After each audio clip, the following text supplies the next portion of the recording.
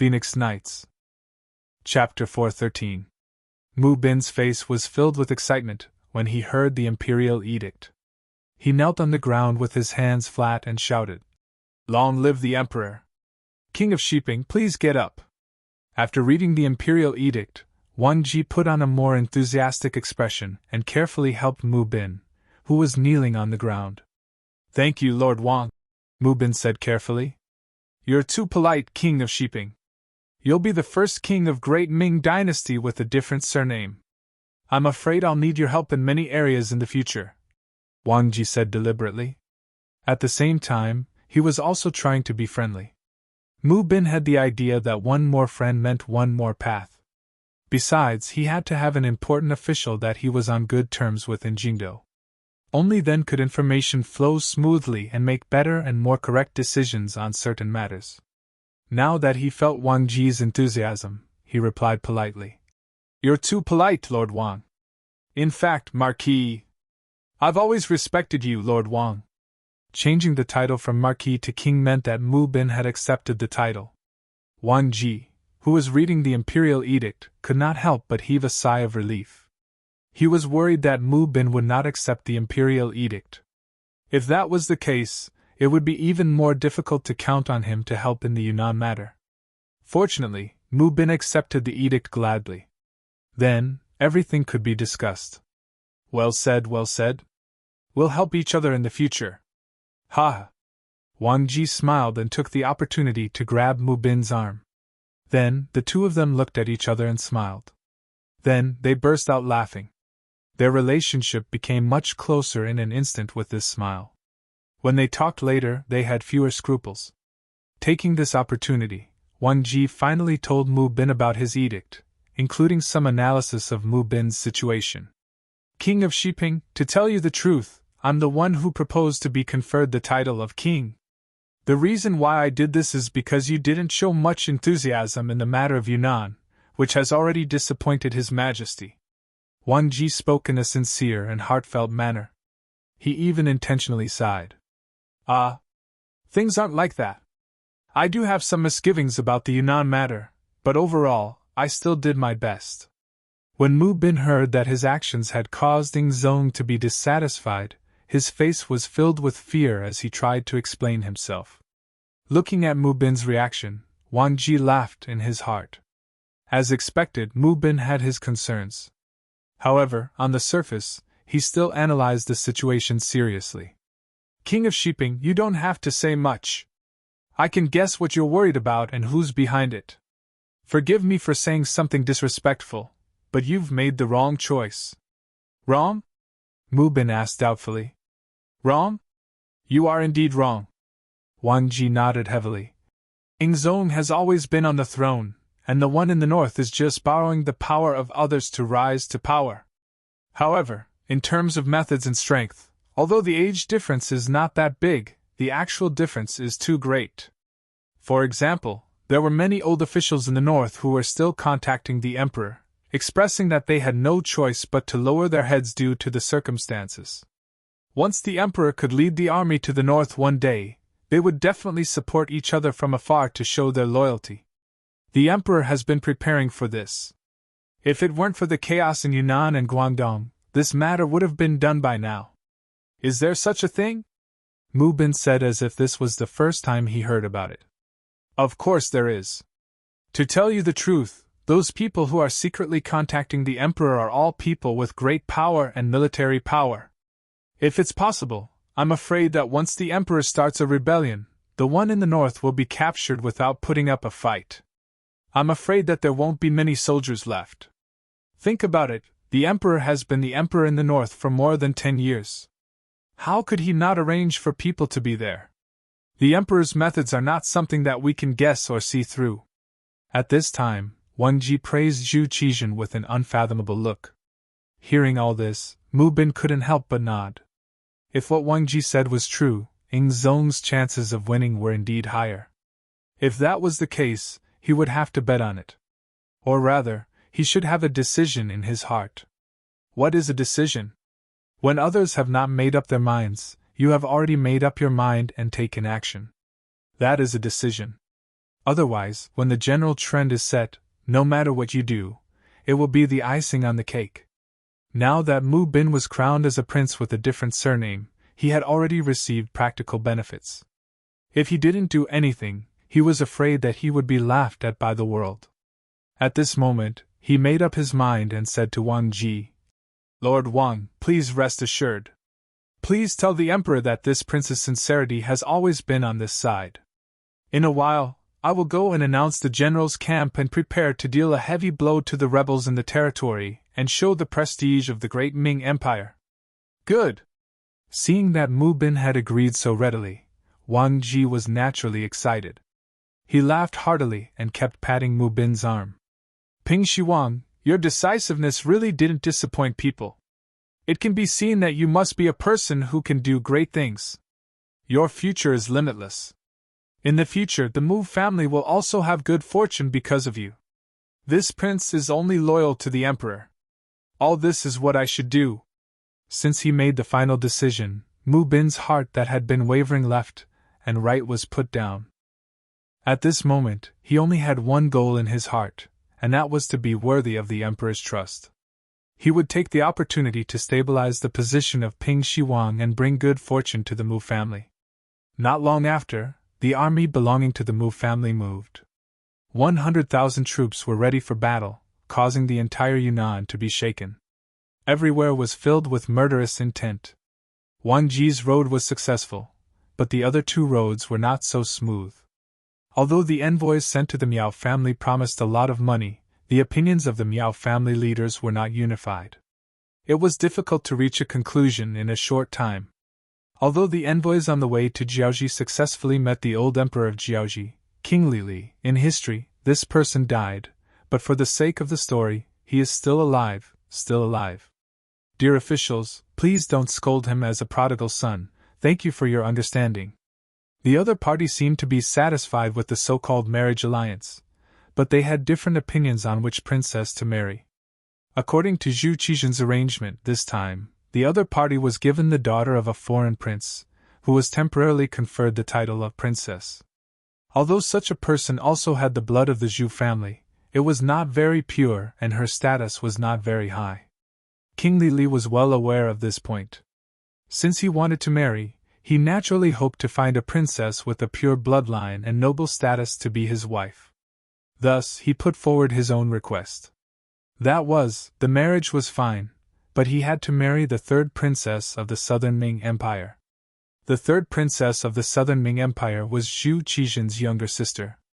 During her birthday, Yang Qindong had even arranged a program for her. Because of her status, she was very noble. Later on, after Zhu Qizhen's army was defeated, although Daizong Zhu Qiyu tried to persuade her to stay, she still followed Zhu Qizhen to Nanjing.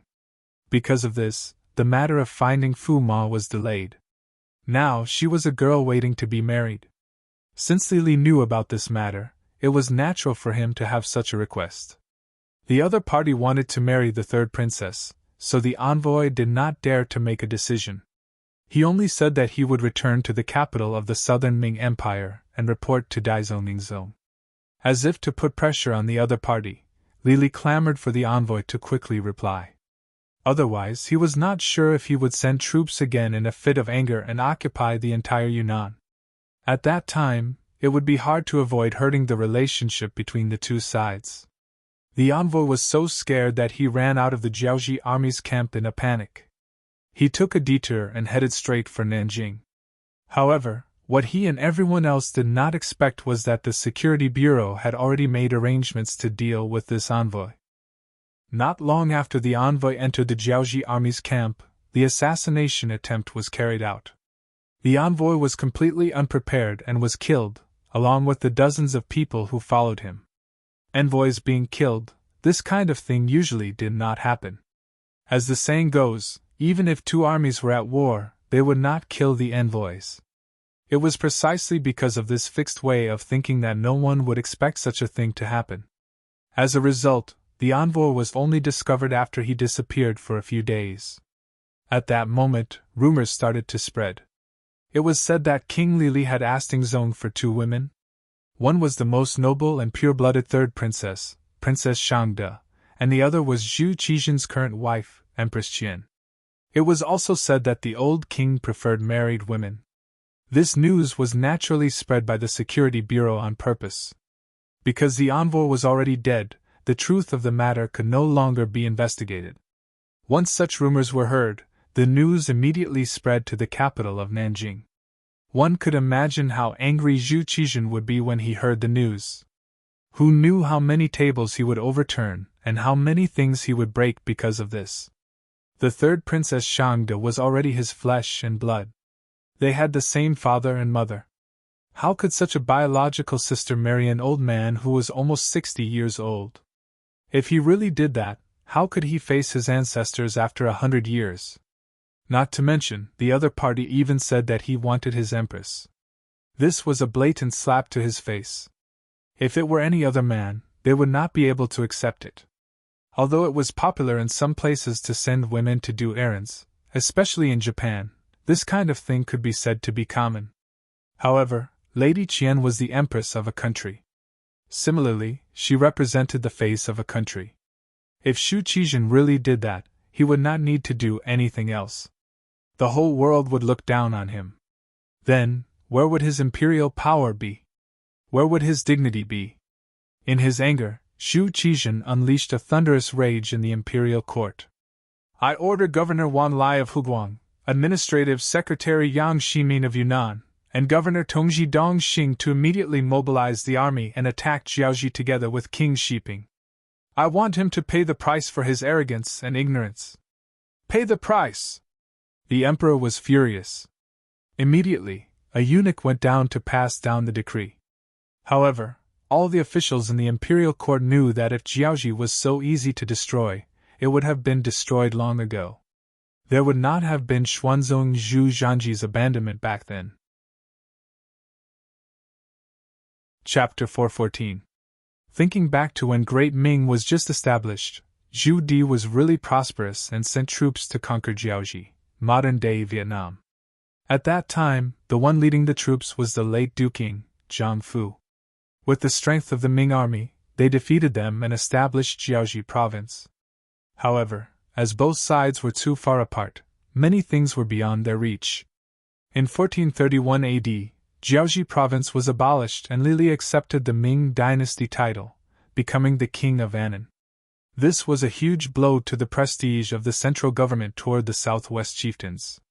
What happened after proved that the negative effects of Xiande abandoning Jiaoji were long-term and fatal. This matter dealt a heavy blow to the Ming dynasty's international prestige in the western region and shook their suzerain status. Losing Annan meant losing the western region. This was something that even Zhu Zhanji did not expect. Since then, Annan had been harassing the border and invading the land. Finally, there was today's humiliation. Zhu Qizhen was still angry as he left court. Beside him was eunuch Chao Jixiang, who looked like he wanted to say something. Chao Jixiang, what's the matter? Noticing the change in Chao Jixiang, Zhu Qizhen stopped and asked with a frown. Even if I die 1,000 times, I will not say anything. However, I am afraid that I will make the emperor angry. When Chao Jixiang heard Zhu Qizhen's question, he knelt on the ground, his face filled with fear. As long as it is for the good of the country and for me, Chao Jixiang can just say it directly. I can forgive you. Zhu Qizhen had a good impression of this eunuch who seemed to be loyal and devoted to him. At least this eunuch was wholeheartedly loyal to him, and did things wholeheartedly for him. He was much better than some officials who only knew how to fight for power and profit. He was also more reassuring. Hearing that he was not guilty, Chao Jixiang kowtowed to the ground and said, Your Majesty, this subject believes that the Yunnan matter is not unsolvable. The reason why the progress of the various armies is slow and they have not achieved victory is because the generals at the front are afraid of the enemy. As they say, the emperor is far away and there is no one to supervise them. Is an imperial decree not enough for them to go all out? This subject requests to send an army supervisor to the front lines to put pressure on them. This way, it would be equivalent to His Majesty having an extra pair of eyes watching them. With His Majesty keeping an eye on them, there would be no need to worry about them not doing their best and not risking their lives. Finally understanding the meaning of Chao Jixiang's words, Zhu Qizhen's brows furrowed deeply. Minister Chao means to send eunuchs to the front lines to supervise the troops? This official is not afraid. The people sent can be arranged to be your Majesty's trusted subordinates. This official will not say anything more about this matter. Chao Jixiang did not admit nor deny. He was afraid that his suggestion would give Ingzong the impression that he wanted to seize power and meddle in the military, so he didn't dare to say anything. Originally, the Ming dynasty had a system of inspecting the army. Every time there was a war, eunuchs would be sent over. On the surface, it was to supervise the army, but in reality, it was to watch over the generals for the emperor and report their performance in the form of secret memorials. Reality proved that with eunuchs supervising the army, the generals at the front lines did not dare to be negligent. Some even purposely showed a very brave appearance in order to gain the favor of the eunuchs. It was so that their names could be passed to the emperor's ears, and then their future would be limitless. However, ever since the defeat of Tumu, for the sake of Ingzong's reputation, everyone put the blame on Wang Jun. There were even people who said that war was not a game. How could there be an outsider guiding an expert? It was also from then on that the idea of eunuchs supervising the army was rejected. This also caused the entire group of eunuchs to revolve around the emperor. Otherwise, without military power, they could be removed and replaced at any time. For the sake of supervising the army, for the sake of seizing military power, these eunuch leaders had thought of ways to solve this problem more than once. However, with Wang Jun's example as an example, it was extremely difficult for them to change their minds. And now, the opportunity seemed to have come. Zhu Qizhen's dissatisfaction with the situation in Yunnan allowed Chao Jixiang, who was following beside him, to see an opportunity.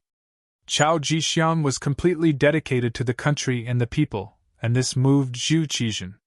He had also felt that the imperial power did not seem to have enough control over the war in Yunnan.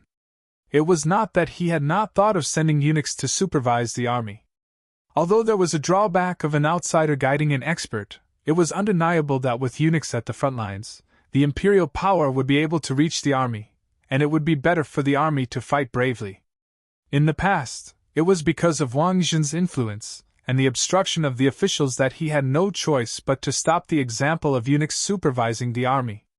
However, now that Jiaozhi was so rampant, no one would say anything if he proposed to send eunuchs to supervise the army.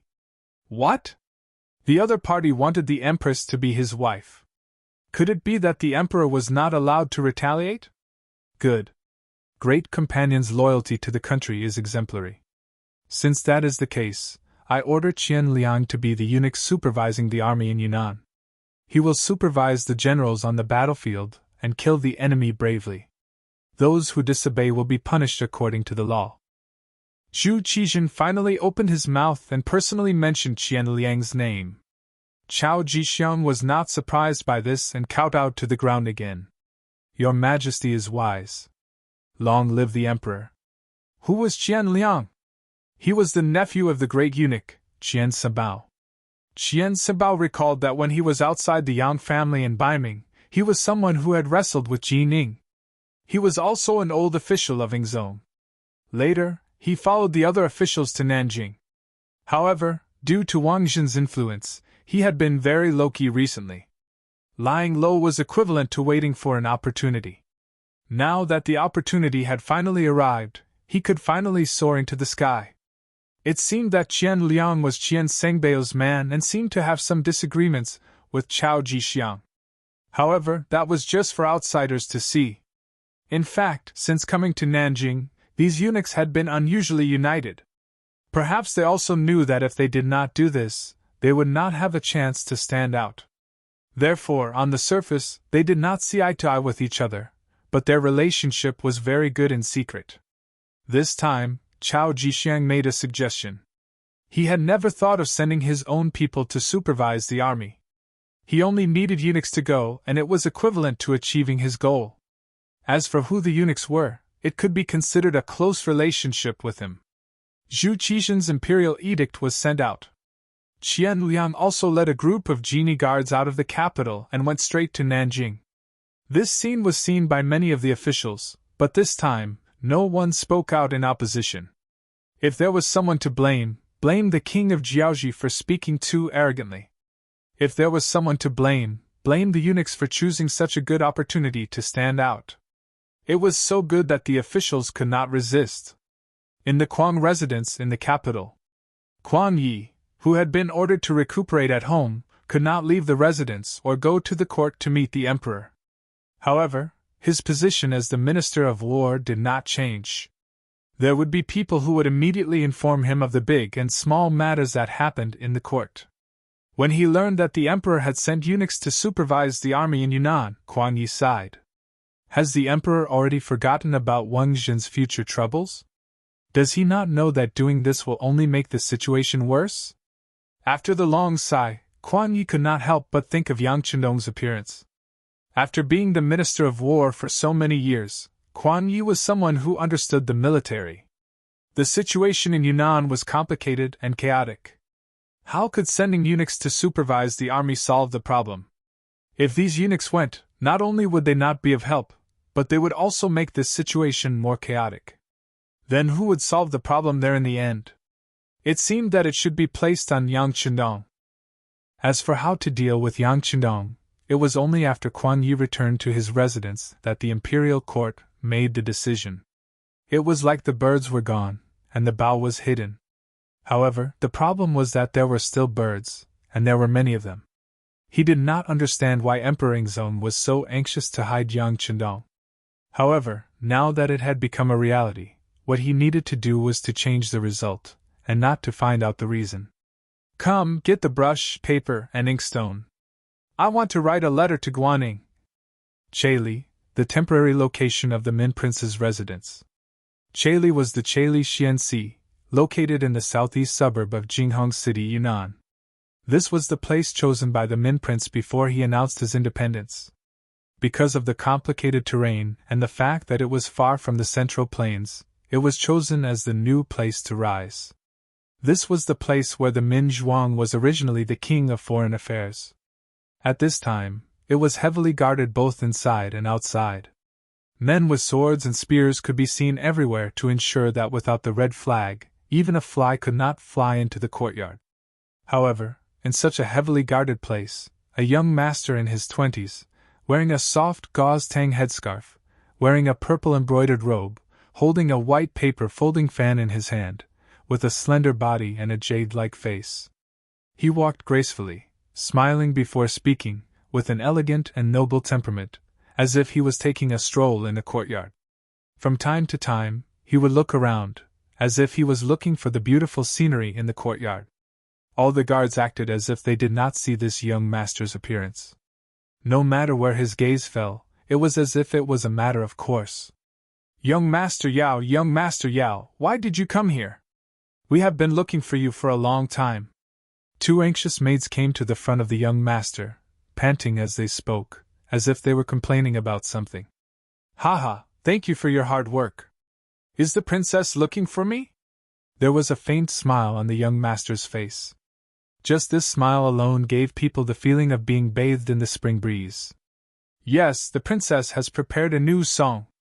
She is just waiting for young Master Yao to appreciate it together. The two maids kept nodding. After saying this, they pulled the young man's arms and walked straight to another courtyard. This young Master Yao still maintained a smile on his face and allowed the two girls to pull him. However, deep in the corner of his eyes, there was a faint killing intent. He was currently memorizing every scene in the courtyard, including how many guards there were, where they were distributed, and so on. Chapter 415. Young Master Yao's surname was Yao and his given name was Yingjun. As a matter of fact, he was as handsome as his name suggested. His appearance belonged to the sunny and energetic type of man. In modern terms, he was the type of fresh meat. He had big eyes and a fair complexion. Many women's complexions were far inferior to his. When such a man appeared, he would often receive the attention of those women. However, what everyone did not know was that Yao Yingjun had another identity. He was the ace spy of the Yangtze Security Bureau. This time, he came to King Min's territory to infiltrate the enemy's territory and obtain inside information. However, he did not expect that the moment he appeared in the Chirizi bureau, King Min's sister, Zhu Lian, fell in love with him at first sight because of his extraordinary charm and temperament. This woman, who was given the title of Forever Victory Group leader, fell in love with him at first sight. Thus, she invited Yao Ingjun to her home. Naturally, Yao Ingjun was eager to see this happen. In this way, he would become a frequent visitor to the prince's mansion, so much so that all the guards here knew him. In addition, Princess Yongxing had previously instructed everyone to be as polite to young Master Yao as they were to her. Thus, she could walk around the mansion at any time without any restrictions. As Yao Ingjun followed the two maidservants to Princess Yongxing's courtyard, he said politely and casually, "It's strange. Why is the courtyard so quiet today? Young Master Yao, you don't know. Several princes have gone to the army camp. It seems that the situation at the front line is a little tense." "Yes, I also heard about it. But no matter what, it doesn't matter. This has nothing to do with us women. Also, young Master Yao, although you are a man, you have a good appearance. As long as you please our princess, you will be able to live a life of luxury." The two maidservants talked one after another. When they saw Yao Ingjun's gaze on them, they could not help but smile shyly. It was clear that his good looks had not only deeply attracted Princess Yongxing, but even these maidservants were also greatly attracted to him. Yao Ingjun was very annoyed when others said that he had a good appearance. However, in order to complete the task, he did not show it on the surface. In fact, he was already thinking about the content of the meeting in the army camp. As King Min Zhuang's most beloved sister, it should not be difficult to know. How could he get the information from it? 5 miles away from Min King's mansion, in the military camp, King Min Zhuang Zhu Huilu, King Guangtong Zhu Huilu, and King Yangzong Zhu Huilu were holding a military meeting with their subordinates. The 3 sons of Zhu had some ability. At the very least, they still had some talented people under them. It was because of the operation of these people that they were able to reach their current scale and become an existence that gave Huang Zong and Zhu Qijin headaches.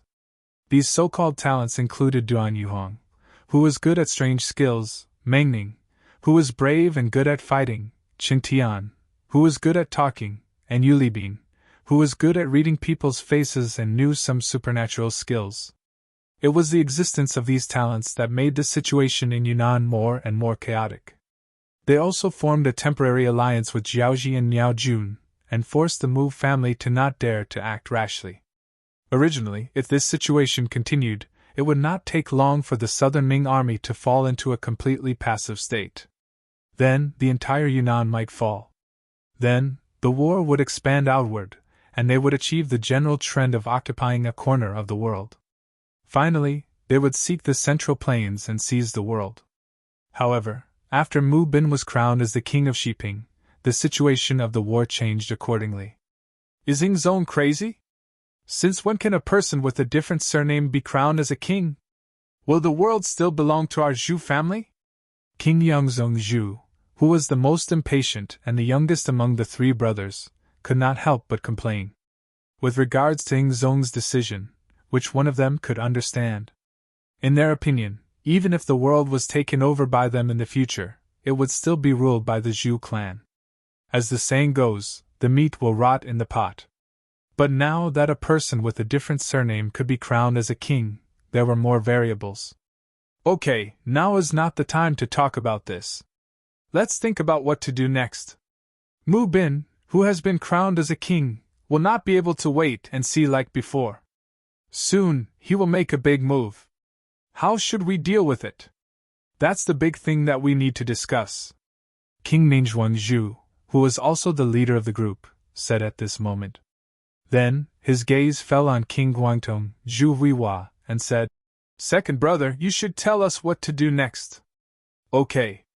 Zhu Huichen nodded at Zhu Huichen, then glanced at the crowd and said slowly, "Mu Bin has been conferred the title of King of Xiping. Even if it's just for this title, he must be our enemy. Previously, we fantasized about joining forces with him and even promised to give him a share of the world. We must change our plans. Fortunately, the negotiations with Jiaoji fell apart. I don't know who helped us a lot, but they actually killed the envoy sent by Yingzong. When Zhu Huihua said this, everyone sneered. Obviously, everyone had the same opinion about this matter. It should be King Lily of Jiaoji who sent people, but the other party did not admit it. In addition, they were allies now, so there was no need to ask the other party to admit anything. The Jiaoji kingdom will not retreat. Instead, they have been forced into a corner. Next, we can discuss how to deal with King Xiping's army together. I think it will be difficult for anyone to gain any advantage in a short time. As for how to deal with the army of the southern Ming dynasty, we still need to discuss a countermeasure. When Zhu Huihua said this, his gaze naturally fell on Duan Yuhong, who was standing below. Duan Yuhong was famous for his strange skills in Yunnan. This person had foresight and considered the future. He had the talent of a military advisor. Now that Zhu Huihua was asking for his opinion, he stepped forward. 3 princes, the army of the southern Ming dynasty is actually not difficult to deal with. When the 3 princes heard such confident words, they could not help but feel their eyes light up. They quietly waited for the next words to appear. 3 princes, it was still difficult to deal with the army of the imperial court.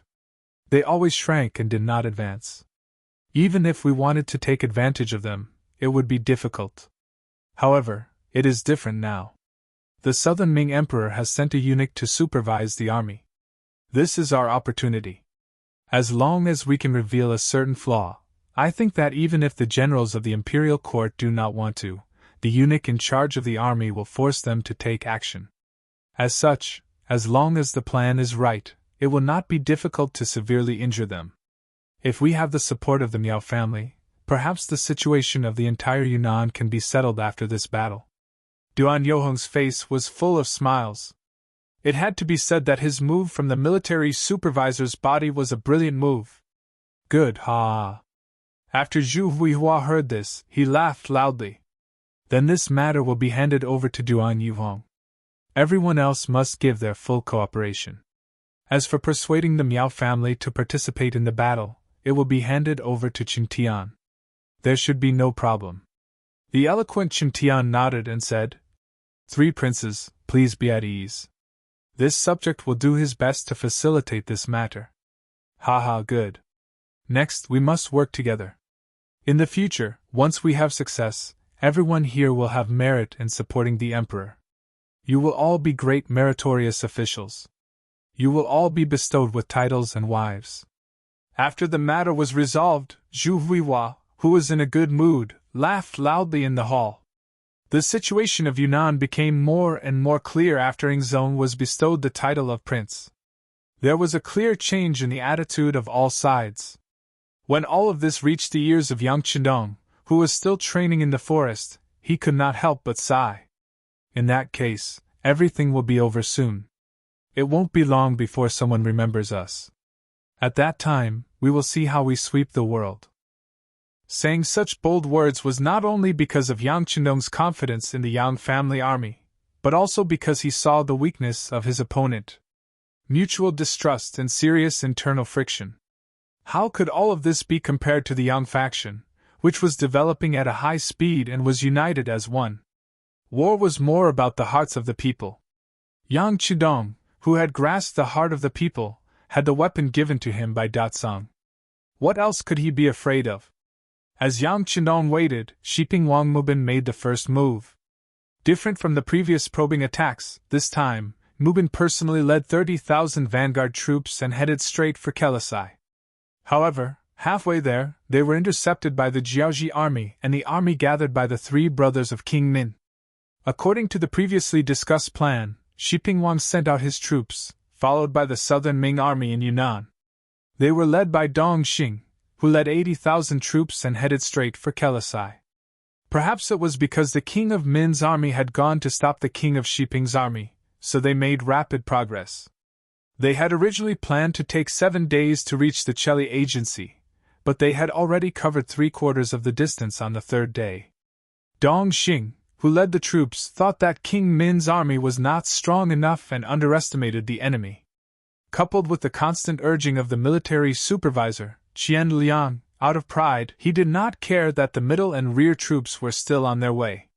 He did not care about the drawbacks of lengthening the battle line and led 20,000 vanguard troops straight to Kelisai.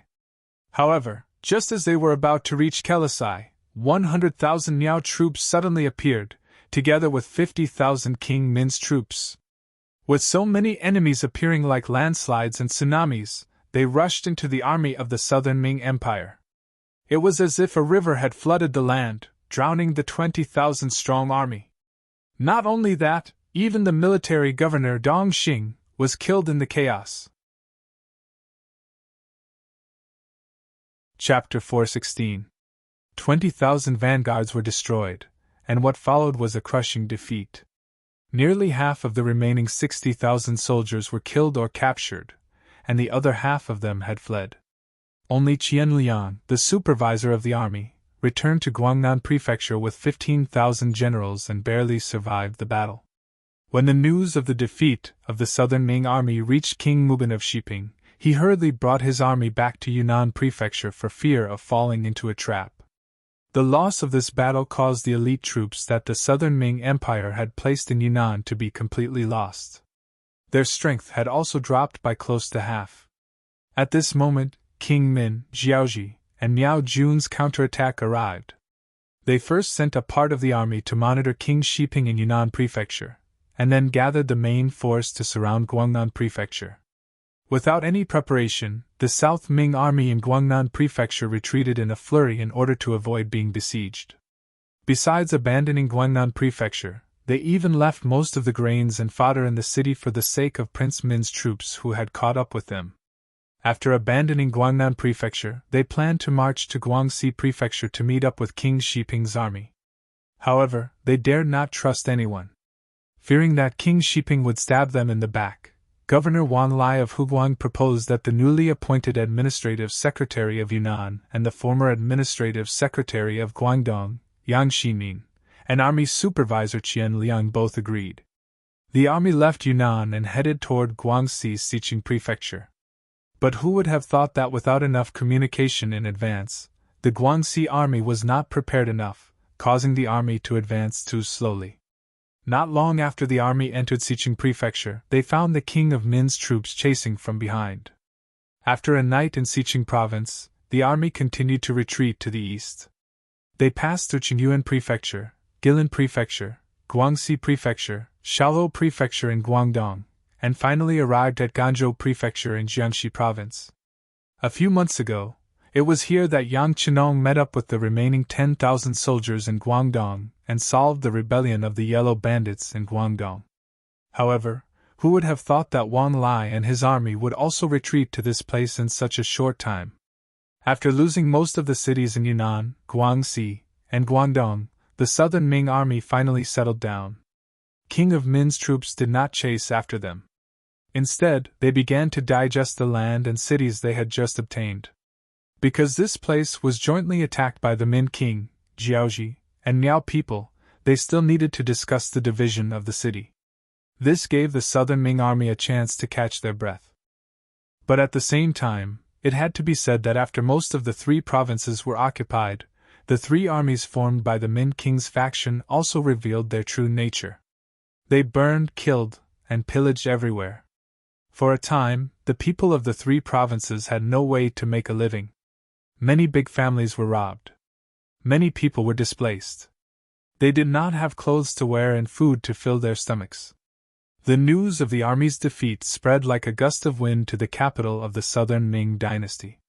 When Zhu Qizhen, who was in the main hall of the palace, heard the news, he fainted on the spot. Not long after, important officials and generals came to the palace. To everyone's surprise, the Minister of War, Quan Yi, who had been ordered to recuperate at home a while ago, was also present. Quan Yi stood in the imperial court without the slightest hint of illness, but his ashen face told everyone that he was in an extremely bad mood. It was not just Quan Yi. There was probably no one in the imperial court who was in a good mood. 1/3 of these officials were important officials in the capital of the northern Ming dynasty. They had come to Nanjing because they trusted Zhu Qizhen. They had originally thought that they would first establish the southern Ming dynasty within Zhong. Then, after working hard, they would counterattack Ming and unify the great Ming dynasty. At that time, they would all have the merit of supporting the emperor, and it would not be impossible for them to be recorded in the annals of history. Who would have thought that two seemingly insignificant civil conflicts in the south would lead to such a consequence? The southern Ming Empire had lost 3 provinces in a row. If it wasn't contained, it wouldn't be long before the entire southern Ming Empire would cease to exist. At that time, let alone returning to the capital, it would be hard to say whether or not they would be able to keep their lives. The sudden turn of events and the terrible situation left everyone speechless. The civil and military officials arrived one after another. Then, they all imitated Kuan Ye's gloomy expression, looking very unsightly. The officials were silent, which was a rare occurrence. The head eunuch, Chao Jixiang, broke the silence with his horsetail whisk. The moment he appeared, the commotion attracted everyone's attention. Chao Jixiang's expression was also not good. He first swept his gaze across the officials, and when he saw that everyone was present, he sighed in relief and said, "The emperor has decreed that Kuan Yi, Wang Zhua, Chen Sun, Xiao Xian, and Shang Lu are to wait in the inner hall. This official obeys." Kuan Yi and the other 4 hurriedly bowed and cupped their fists. Then, they followed behind Chao Jixiang and left the throne room. When the 5 of them left, the other officials looked at each other.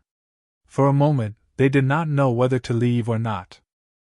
Some of the officials looked at the Minister of Rights, Lu De, and the Minister of Works, Jiang Yuan. Of the 6 ministers, only the 2 of them were left behind. It was inevitable that they would be looked at. In particular, the Minister of Rights, Lu De, left behind many doubtful gazes. Jiang Yuan was the Minister of Works. He could not play a big role in the war. At most, he could supervise the forging of weapons. However, it was said that he had already forged many usable weapons a while ago. They could be used by the army at any time.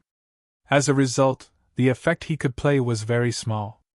Lu De was different. He was the Minister of Rights.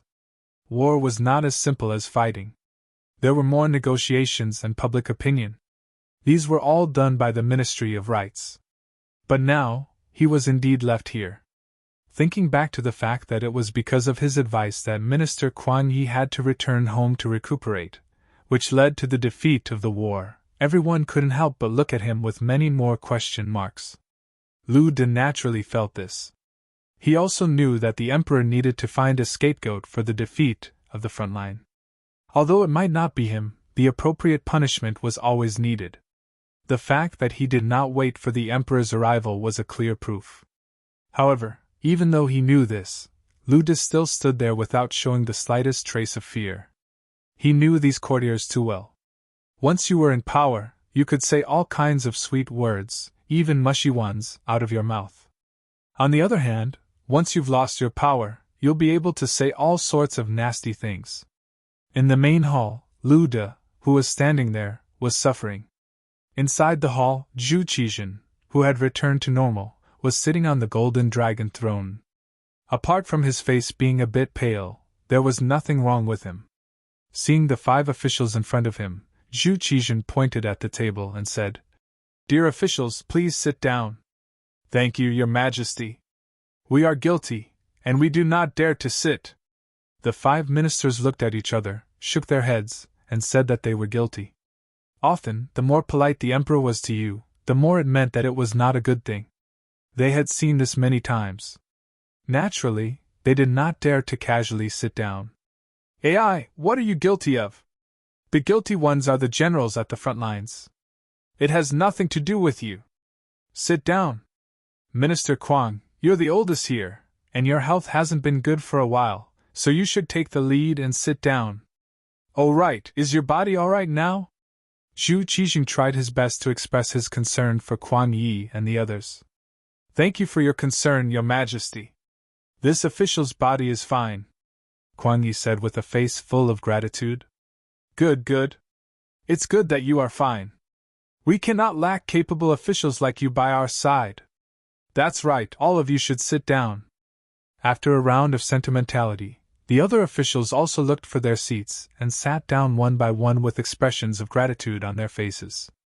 After everyone was seated, Zhu Qizhen let out a long sigh and said, "Dear officials, I'm sure you all know about the defeat of the front lines. It was all Wang Ji's rotten idea that caused us to make a mistake in our strategy.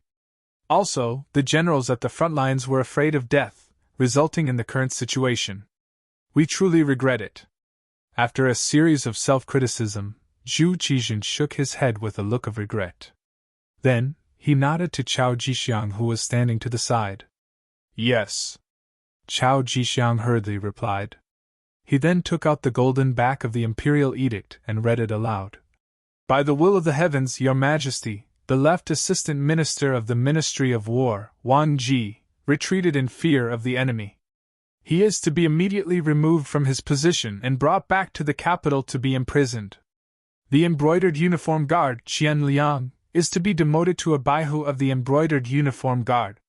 He is to be punished with half a year's salary. The governor of Huguang, Yang Xining, and the other officials are to be punished with a year's salary. They are to be demoted by half a rank and remain in the army." In the imperial edict, all the generals and officials of Yunnan were punished. This was especially true for Wang Ji. He had only been in Yunnan for less than a month, and he had gone from being in the limelight to being a prisoner. The situation had changed so quickly that it made people sigh at the unpredictability of heaven's might and the difficulty of being an official. After punishing all the officials, especially the left assistant minister of the Ministry of War, it was the same as putting an end to the failure of the war. Next, it was time to talk about the current situation. "Dear officials, the traitors Zhu Huiqiang and the others have already caused chaos in Yunnan, Guangxi, and Guangdong. They will soon reach Jiangxi. What advice do you have for us?" Zhu Qizhen's hopeful gaze fell on the 5 old officials. His face was filled with anticipation. What followed next was a period of silence in the inner hall. The southern Ming Empire did not have a large army to begin with.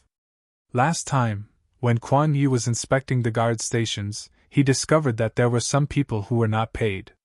As a result, the guards were not at full strength. At that time, the rough estimate was that there were less than 1 million people. Chapter 4:17. They had less than 1 million soldiers. Previously, they had used more than 300,000 soldiers in Yunnan. After several defeats, another 100,000 soldiers were added, but they were still defeated. Looking at it this way, even if the entire southern Ming Empire's army was gathered together, they would only have about 500,000 soldiers, or even less. These people still needed to guard many cities and prefectures, so it was impossible to mobilize all of them. Otherwise, not only Yunnan, Guangxi, and Guangdong, but other places would also riot due to the absence of the military presence. Without a weapon to use, it was like a clever housewife couldn't cook a meal without rice. No matter who it was, it would be difficult to solve the problem in a short period of time. Of course, it could not be solved now, but it did not mean that it could not be solved in the future. For example, they could recruit soldiers again. After the rule of Rinchuanji, the population of the Great Ming Empire was still large. It was not difficult to recruit 1 million soldiers under the command of Rinchuanji. The difficult thing was that they did not have the time. It took time to recruit soldiers, and so did training. If they really recruited 1 million soldiers, it would take at least 2 years to perfect it. It would take such a long time. Would the king of Min's people give it to them? What if they killed their way over during this time? The situation would be even more chaotic. Even if it was too late to recruit soldiers, there was another way that might work. It was to ask for help from Baiming. Today, Baiming did not have any wars because of geographical reasons. And it was said that they had just recruited a lot of soldiers and were training. They should have extra soldiers. If they could borrow 500,000 soldiers from them, the problem of the king of Min could be solved. But the problem was, would they agree? If they really borrowed 500,000 soldiers, would they listen to Yingzong? Don't turn the spearhead and charge to Nanjing. That would really be diverting the calamity. Don't think that Baiming wouldn't do such a thing. Why did the king of Shiping not go all out for a long time? Wasn't it because of them? It was because of their interference that the situation in Yunnan changed. The king of Min's strength was getting stronger and stronger, and now he occupied 3 provinces. It was too late to recruit soldiers, and asking for help was not reliable. No wonder the 5 ministers bowed their heads in silence. They really did not have a better way. Zhu Qizhen was disappointed when he saw the long silence. What's wrong? My beloved subjects, is there really no hope for our southern Ming dynasty? Are we really going to hand over the country our ancestors left to us? If that's the case, how am I supposed to face my ancestors? As he spoke, Zhu Qizhen's eyes actually welled up with tears, an extremely sorrowful appearance. We are incompetent. Wang Zue and the other 4 important officials saw the emperor's actions and were so frightened that they hurriedly got up and knelt on the ground. People always say that if a minister is incompetent, then a monarch is tyrannical. Even the ruler of a country was forced to shed tears, so how could the subjects not be terrified? Zhu Qizhen was moved, but the ministers couldn't do anything about it. This made him even sadder. His heart seemed to be dripping blood when he saw the important ministers kneeling on the ground one after another. He had called a few important ministers over in order to find a chance to strike back.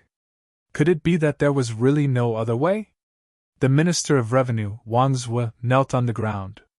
The Minister of Personnel, Chen Sun, knelt on the ground. The Minister of Justice, Xiao Xian, knelt on the ground. The Minister of War, Quan Yi, did not kneel on the ground.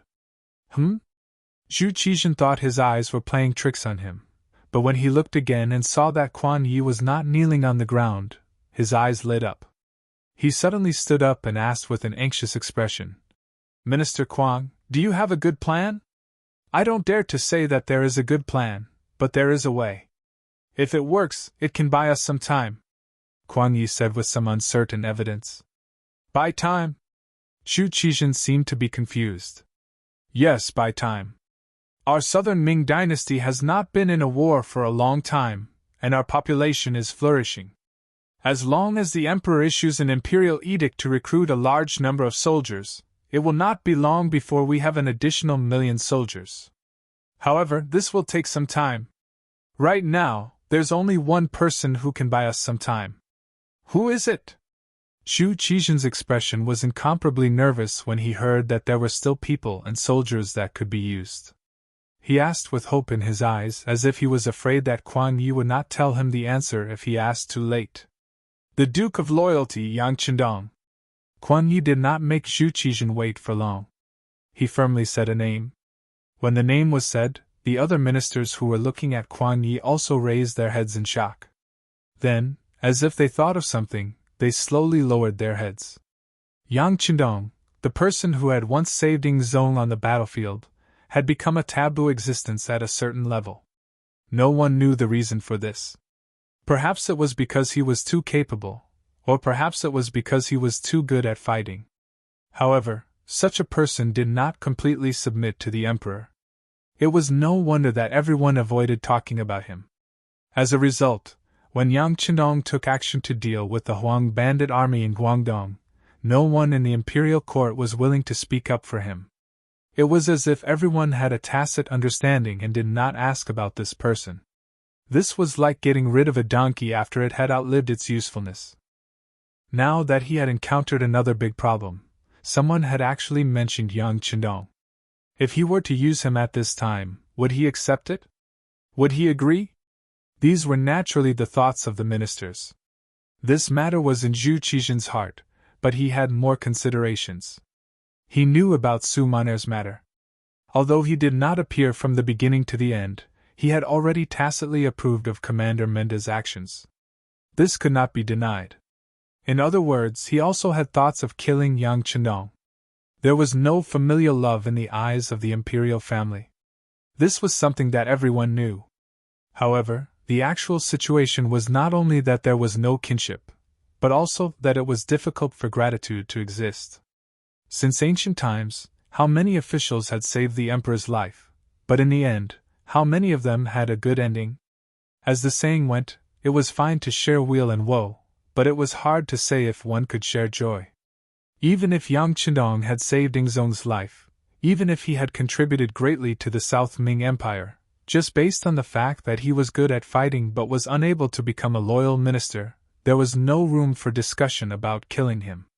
Under various circumstances, Shu Qizhen tacitly approved of Commander Menda's actions. Moreover, he had received a secret report from the embroidered uniform guards saying that Su Munaer had succeeded. Yang Qindong had been staying in the military camp, using the excuse of recuperating, and so on. When he heard this news, Shu Qizhen could not help but feel a trace of sympathy in his heart. However, after a while, he forgot about this matter. Perhaps in his eyes, saving his life was not important. What was important was his throne and whether or not he could inherit the country left behind by his ancestors. It was because he had already sentenced Yang Qindong to death in his heart that this person had long disappeared from his mind. Thus, when the situation was critical, he did not think of this person. Now that he heard Kuang Ye's reminder, doubt appeared in his heart. Could it be that Yang Qindong was not dead? If he was not dead, he could make good use of it now. Beloved official Kuang, where is he now? After Shu Qizhen's thoughts returned to normal, he asked with hope. Replying to your majesty, the Duke of Zhongdan is currently outside Galo Prefecture in Guangdong. I heard that he is sick and is currently recuperating. Over there, my Ministry of War's Guaning, embroidered uniform guards Steward Wei Guang, and Guangdong Guards Commander General Ma Wei are all there. Kuan Yi replied in a low voice and gave a simple description of the situation over there. As for why those people were there, the emperor should be very clear about it. Oh. Jin remembers now. Shu Qizhen suddenly understood and nodded his head. He thought of the secret report from the genie guard a while ago. It said that Wei Guang was thinking of ways to persuade the mercenaries to work for him. At that time, he also thought that this was a good idea. The great Ming Empire was vast and abundant in resources. What good things did it not have? As long as he was sincere enough, it was not impossible to keep those mercenaries who could fight for him. However, he did not receive any secret reports in such a long time. It seemed that the progress of the matter was not smooth. If it was not smooth, then it was good. If it was not smooth, then there was a possibility of Yang Qindong sending troops to quell the rebellion. Otherwise, if he really accepted the mercenaries, it would be equivalent to falling out with them. Shu Qizhen quickly made a decision in his heart. After the court, he would notify the embroidered uniform guards and have them stop what they were doing to the mercenaries. At least on the surface, they would ease the relationship between them. However, this was a method of mending the pen after the sheep had been lost. The important thing was to discuss with Yang Qindong. Thinking of this, he said to Kuang Yi, Jin heard that the Duke of Loyal Valor is sick. Is his illness serious? This? I do not know. I have sent Guaning to visit him, but I have not seen him. He could not even enter the barracks. I think his rank is not high enough. Kuang Yi hesitated as he spoke. If that's the case, we should send an important official over. Shu Qizhen nodded as he said this. Then, his gaze fell on Kuang Yi. Beloved official Kuang, I am afraid that I will have to trouble you to make a trip. If you can see the Duke of Loyal Valor, ask him to take action no matter what. Don't ask him to defeat the rebels, but at least stabilize the current situation and buy time for our southern Ming dynasty to develop. I am old. This time, Kuang Yi did not immediately agree. Instead, he spoke with an ambiguous attitude. Kuang Yi said this because he was complaining. He was complaining about how Ingzong grounded him at home a while ago. Now that he had a use for him, he did not think about the fact that he was almost 70 years old. Chapter 418. When the word old was mentioned, one could see that Ingzong's face instantly turned green. Ahem, how can Minister Kuang say that? Your body is healthy, so I think it's good. Didn't you tell me to rest at home a while ago? You should be fine now. I'm still not feeling well. Moreover, Galo Prefecture is very far from Nanjing. I can't guarantee that I can get there quickly. When Quan Yi saw that Zhu Qizhen had a guilty look on his face when he mentioned his illness, he felt pity for him, and his heart softened. However, when he considered the long journey, he was afraid that he would make a mistake and instinctively wanted to refuse. "It's fine. You can take a carriage there. I will arrange for the relay stations along the way." Quan Yi listened to the announcement. Zhu Qizhen was afraid that if he continued to delay, Quan Yi would find another excuse. Thus, he said in a firm tone, "Minister of War Quan Yi is an experienced strategist. As my right-hand man, you will be conferred the title of Grand Tutor of the Crown Prince, and also the Minister of War." He was conferred an official just like that. The Crown Prince's junior tutor was one of the 3 orphans. At the same time, he was a secondary grade 1 official and also the Minister of War. It could be said that he held great power and was definitely one of the pillars of the imperial court. As soon as the imperial edict was passed down, the other 5 ministers all had looks of envy on their faces. Words of congratulations could be heard one after another. When the imperial edict was given, Quan Yi was extremely touched. Ever since the great Ming dynasty was split into the north and south, there were no longer any primary grade officials in the imperial court. The cabinet was also removed. The ministers of the 6 ministries became the leaders of the officials. He originally thought that he would be satisfied if he could keep his position until he retired. However, he never thought that there would be a day when he would be promoted to Grand Tutor of the Crown Prince, and become a secondary grade 1 official. With such a position, he could definitely be called the leader of the officials. How could he not be excited and moved by this honor? He was so touched that he knelt on the ground. "Thank you for your kindness. I will go home and pack up before heading to Guangdong. Even if I have to sacrifice my old bones, I will persuade the loyal duke to work for the great Ming dynasty and defeat the enemy." "Good." Seeing that Quan Yi was so straightforward, Zhu Qizhen happily stood up and said, "As expected of a loyal minister of the great Ming dynasty, a pillar of the country." Just like that, Minister Kuang immediately packed up and left. Everyone else had to cooperate with him to the best of their ability. In addition, if the Duke of Loyalty and Courage raises any conditions, my beloved subject can also agree to them on our behalf. "Yes, Your Majesty." With Zhu Qizhen's words, Kuan Ye's heart was filled with confidence. He had more confidence in the Guangdong trip. In this meeting with the Emperor, Kuan Yi was conferred the title of Grand Tutor of the Crown Prince, and regained the favor of the Emperor. Outside the Kuang Manor, there was an endless stream of officials who came to congratulate him. It was a scene of prosperity. In comparison, the mercenary camp outside Gao City was as quiet as usual. After more than a month of training, all the cold vanguard soldiers and the auxiliary soldiers had gone through several forest battle drills. This allowed them to have a better understanding of how to fight in the forest.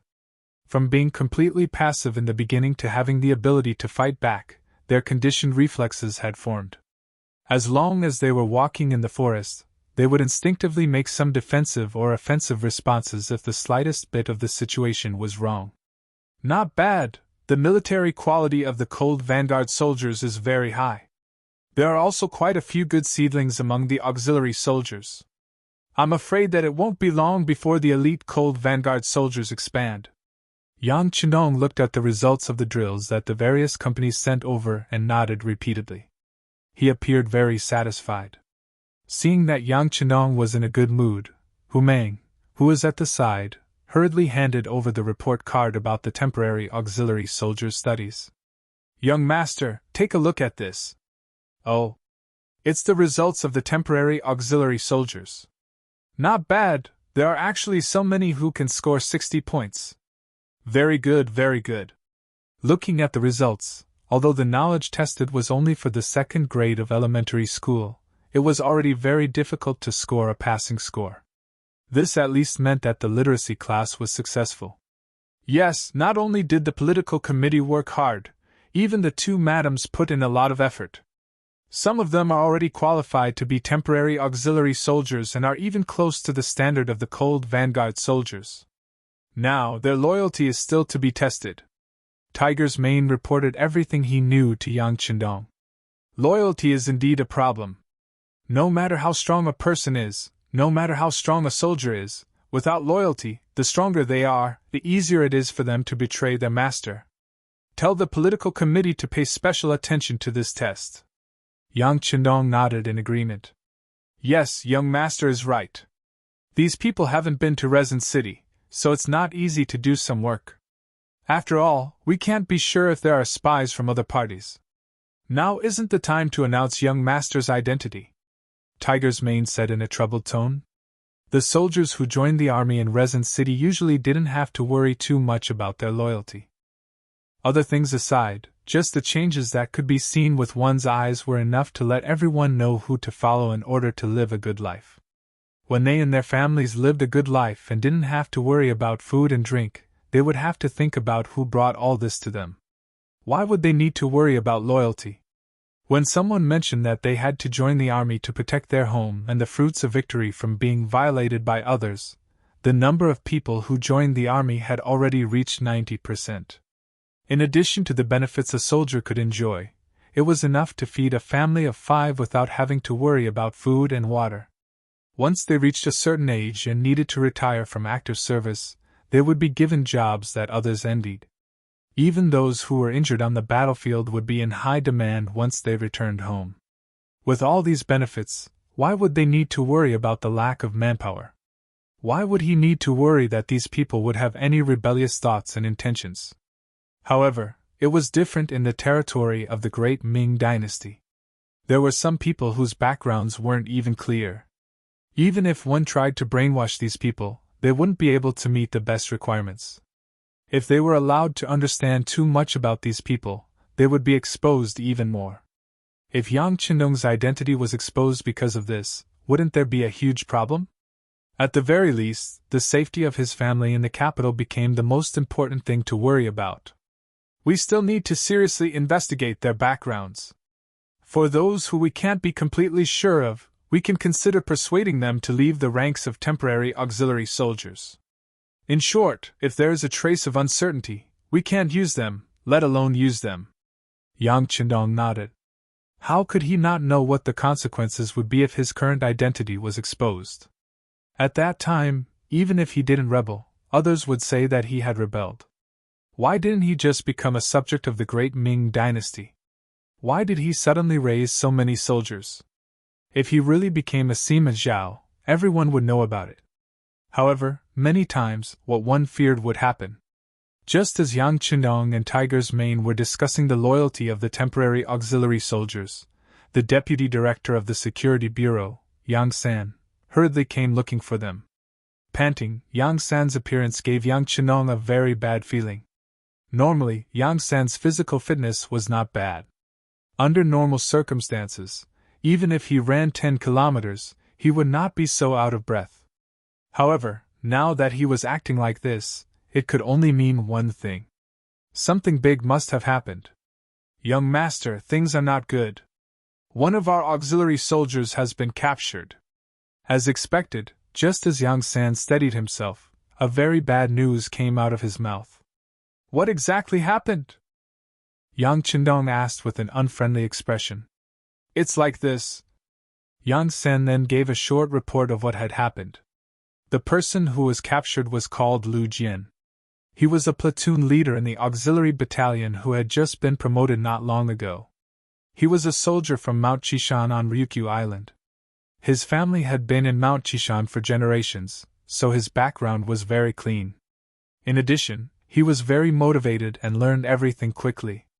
It didn't take long for him to become the squad leader of the auxiliary battalion. A while ago, because of his good performance, he was promoted to platoon leader of the auxiliary battalion. Under normal circumstances, those who could become platoon leader of the auxiliary battalion were qualified to enter the cold front. All they lacked was an opportunity to be tested. This time, during the training of the auxiliary battalion in the jungle battle, Lu Jian's performance was very outstanding. After the training results reached the standard, the battalion commander gave everyone a day off and allowed them to enter the nearby Gao prefecture for a stroll. Lu Jian also took a day off and entered the city with his 5 comrades. This was also one of the military rules. Soldiers were not allowed to enter the city alone to prevent accidents from happening. Once the 5 of them were together, they could more or less take care of each other if anything happened. The chances of accidents happening were reduced to the lowest. Originally, Lu Jian and his group had been together since they entered the city. However, when they came across a rouge shop, Lu Jian thought that he should buy some things for his newly married wife in Mount Qishan. He also heard that the quality of the things in the Central Plains were very good, so he wanted to go in and take a look. However, his other comrades rejected his idea. They all laughed and said that this rouge shop was only for women. It was embarrassing for a man to go in. The others were not willing to go with him, so Lu Jian entered the rouge shop called Song's Rouge Shop alone and asked the other 4 to wait outside for a while. However, once he went in, there was no news of him. It was not until more than 15 minutes later that his 4 comrades felt that something was wrong. They went in together, but they didn't see Lu Jian inside. Feeling that this was a serious matter, 2 of the auxiliary soldiers stayed behind to keep watch outside the rouge shop. The other 2 quickly went out of the city and reported to the barracks. After Yang San received the news, he immediately asked for instructions from Yang Chendong. Chapter 419. Young Master, Platoon Leader Lu Jian is an auxiliary soldier who joined from Qishan. He knows a lot of things. If anything happens to him, I'm afraid the consequences will be unthinkable. After Yang San finished speaking, he reminded him softly. Tiger's mane's expression was also nervous, as if he was afraid that Yang Chendong didn't understand. He added, Young Master, to be able to become a platoon leader of an auxiliary soldier, he basically knows your true identity. I know. Yang Chendong nodded heavily. But you shouldn't underestimate our soldiers. Since he can become a platoon leader, I'm sure that soldier Lu Jian is a person with a strong will.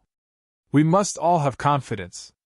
Of course, just in case, they had to find the person, and the sooner the better. How about this? Let's enter the city and see who has the guts to capture our people. After he finished speaking, Yang Chendong's eyes were already spitting out cold flames of anger. It could be seen that he was really angry this time. This wasn't as simple as capturing his people.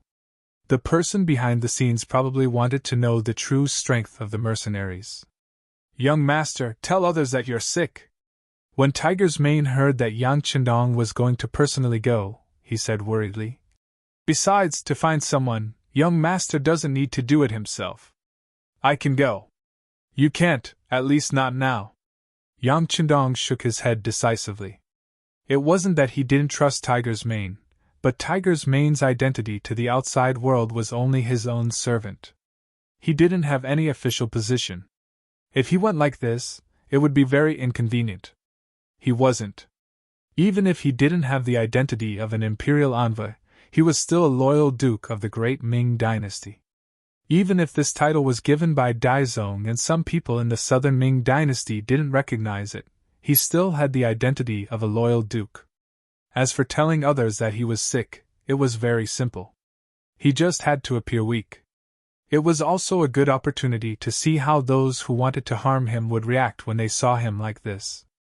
After Yang Chendong made up his mind, Tiger's Man and Yang San knew that they couldn't stop him, so they quickly went to prepare. Since they even dared to capture auxiliary soldiers, they had to be prepared to fall out with them at any time.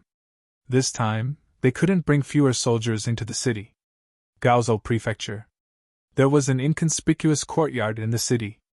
Broken walls could be seen everywhere, reminding people that this place had experienced a war not long ago.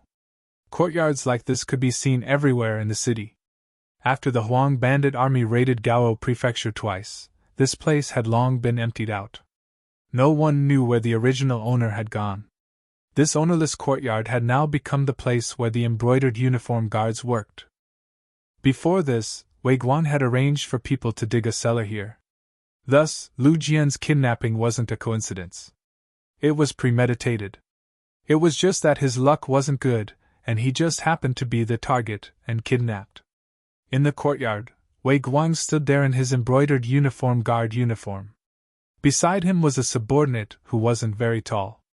At this moment, he was explaining something with a bitter face. You didn't say anything? Didn't we allow you to use your methods? Wei Guang's brows furrowed and he seemed very displeased. Boss, this brat's skin is rough and his flesh is thick. He's very tight-lipped. If we didn't discover him in time, he would have bitten his tongue and killed himself. I think we should slow down and not be too hasty. When the short brat explained this, a trace of envy appeared on his face. Biting his tongue and killing himself? What a tough guy. Wei Guang was also shocked by this news. He sucked in a breath of cold air and said, Lucy, keep an eye on this person. If we really need to slow down, think of a way to send him out of the city. You have to know that he's a mercenary. Once someone finds out that he was captured by us, I'm afraid we'll all have to bear the consequences. Boss, it can't be. We're the embroidered uniform guards. We don't need a reason to capture people. Even if they find out, what can they do to us? Lucy's face was full of disbelief. Maybe they can't do anything to us? Or maybe they won't even care about losing a person. But no matter what, we still need to be prepared. How about this, you go and arrange it. Try your best to send him out of the city and find a safer place. Wei Guang didn't know why, but his right eye suddenly twitched twice. When he spoke these words, he was especially careful. Boss, there's urgent news. Another embroidered uniform guard quickly ran into the courtyard. What's the rush? Where's the steadiness I usually tell you to be? When Wei Guang saw that his subordinates didn't have any discernment, and were so rash, a fierce look flashed across his face. Boss, the mercenaries have entered the city. I heard that the Duke of Loyalty has also entered the city. The embroidered uniform guard ignored Wei Guang's displeased look and told him the news he just received in one breath. What? Wei Guang, who was pretending to be absent-minded, suddenly froze when he heard this sentence. Then, as if he remembered something, he grabbed the collar of his subordinate and said, What did you just say? Repeat it again. With his collar grabbed, the embroidered uniform guard found it difficult to breathe. At this moment, he didn't dare to resist. Instead, he forcefully repeated, The mercenaries have entered the city. Looking at their grandiose appearance, I'm afraid there are no less than 2,000 of them. Among them, there's also a very luxurious carriage. I heard from others that it's the Duke of Loyalty's personal carriage. Bastard, how could this be? With a sudden force, Wei Guang let go of the embroidered uniform guard's big hand. Then, he fiercely stomped his foot and glared at Lucy as he said, Don't move first. Let me go take a look first. That's right, instruct the people here to keep their eyes open. Once they find something wrong, kill them. In short, don't leave any evidence behind. Seeing that Wei Guang was so anxious, Lucy didn't dare to be negligent and immediately nodded. Boss, don't worry. Once something goes wrong, we'll kill them to silence them. The dead tell no tales. Very good, let's go. Seeing that his subordinates understood his meaning, Wei Guang didn't want to stay here any longer. With a wave of his hand, he left the courtyard with nearly 30 embroidered uniform guards. However, what he didn't know was that his every move was being watched by someone. On the roof of a courtyard that was almost a street away, someone was using a high-powered telescope to see everything that was happening.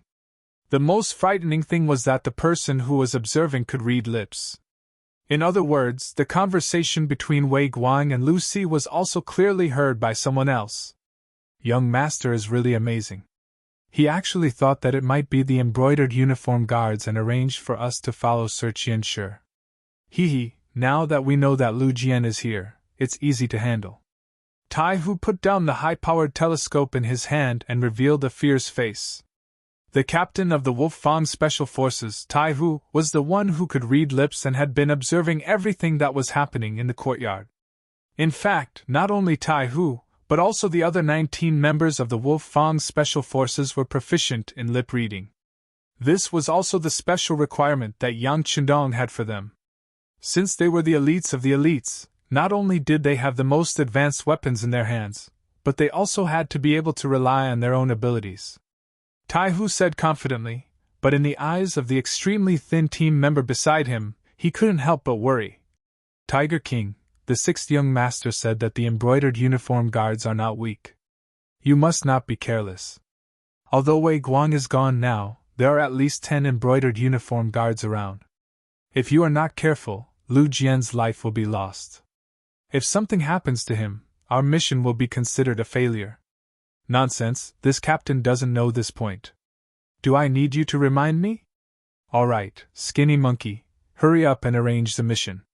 Let King Kong, Violent Ape, Silverhand, and Steel Leg get ready. Also, inform Captain Baizhua of the Ghost Sniper team. Tell them that the opportunity to contribute and kill the enemy has come. Tai Hu said as he slapped the man with the nickname of Skinny Monkey.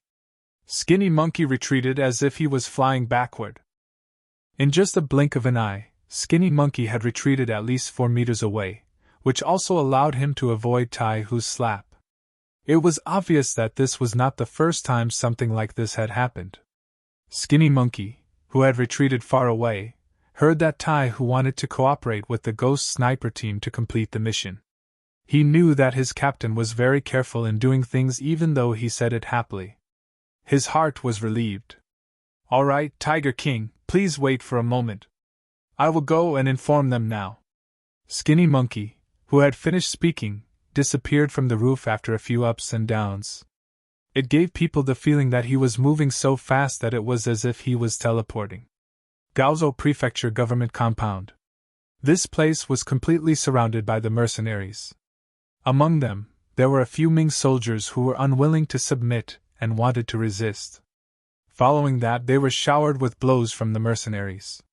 They thought that they were strong, but when faced with the angry elite Lung Feng, they were no different from children facing adults. What are you doing? What are you doing? Are you trying to rebel? The sudden attack caught the Ming army off guard. A few of the centurions of the Ming army shouted aggressively, wanting to use their power to suppress the enemy. Bang, bang, bang, bang. What greeted this voice was a few powerful fists. The centurions who were shouting just now were soon swollen like pigs. Even when they spoke, their voices were no longer as clear and precise. What's going on? Everyone stop! The commotion here quickly attracted the attention of others. Following that, a loud shout was heard. General Yu Guang, who was fully clad in armor, appeared. When he saw that the people who were beaten up were all his subordinates, even the whiskers on his lips could not help but tremble a few times. Who was the one who attacked just now? Who was it? Stand out if you have the guts. Chapter 420. It's me. What do you want? Luo Pe, the commander of the 2nd Regiment of the Lingfeng Army, walked out of the crowd with the rank of colonel. He looked at Yu Guang with a mocking expression. Commander Luo? Yu Guang groaned in his heart when he recognized the person.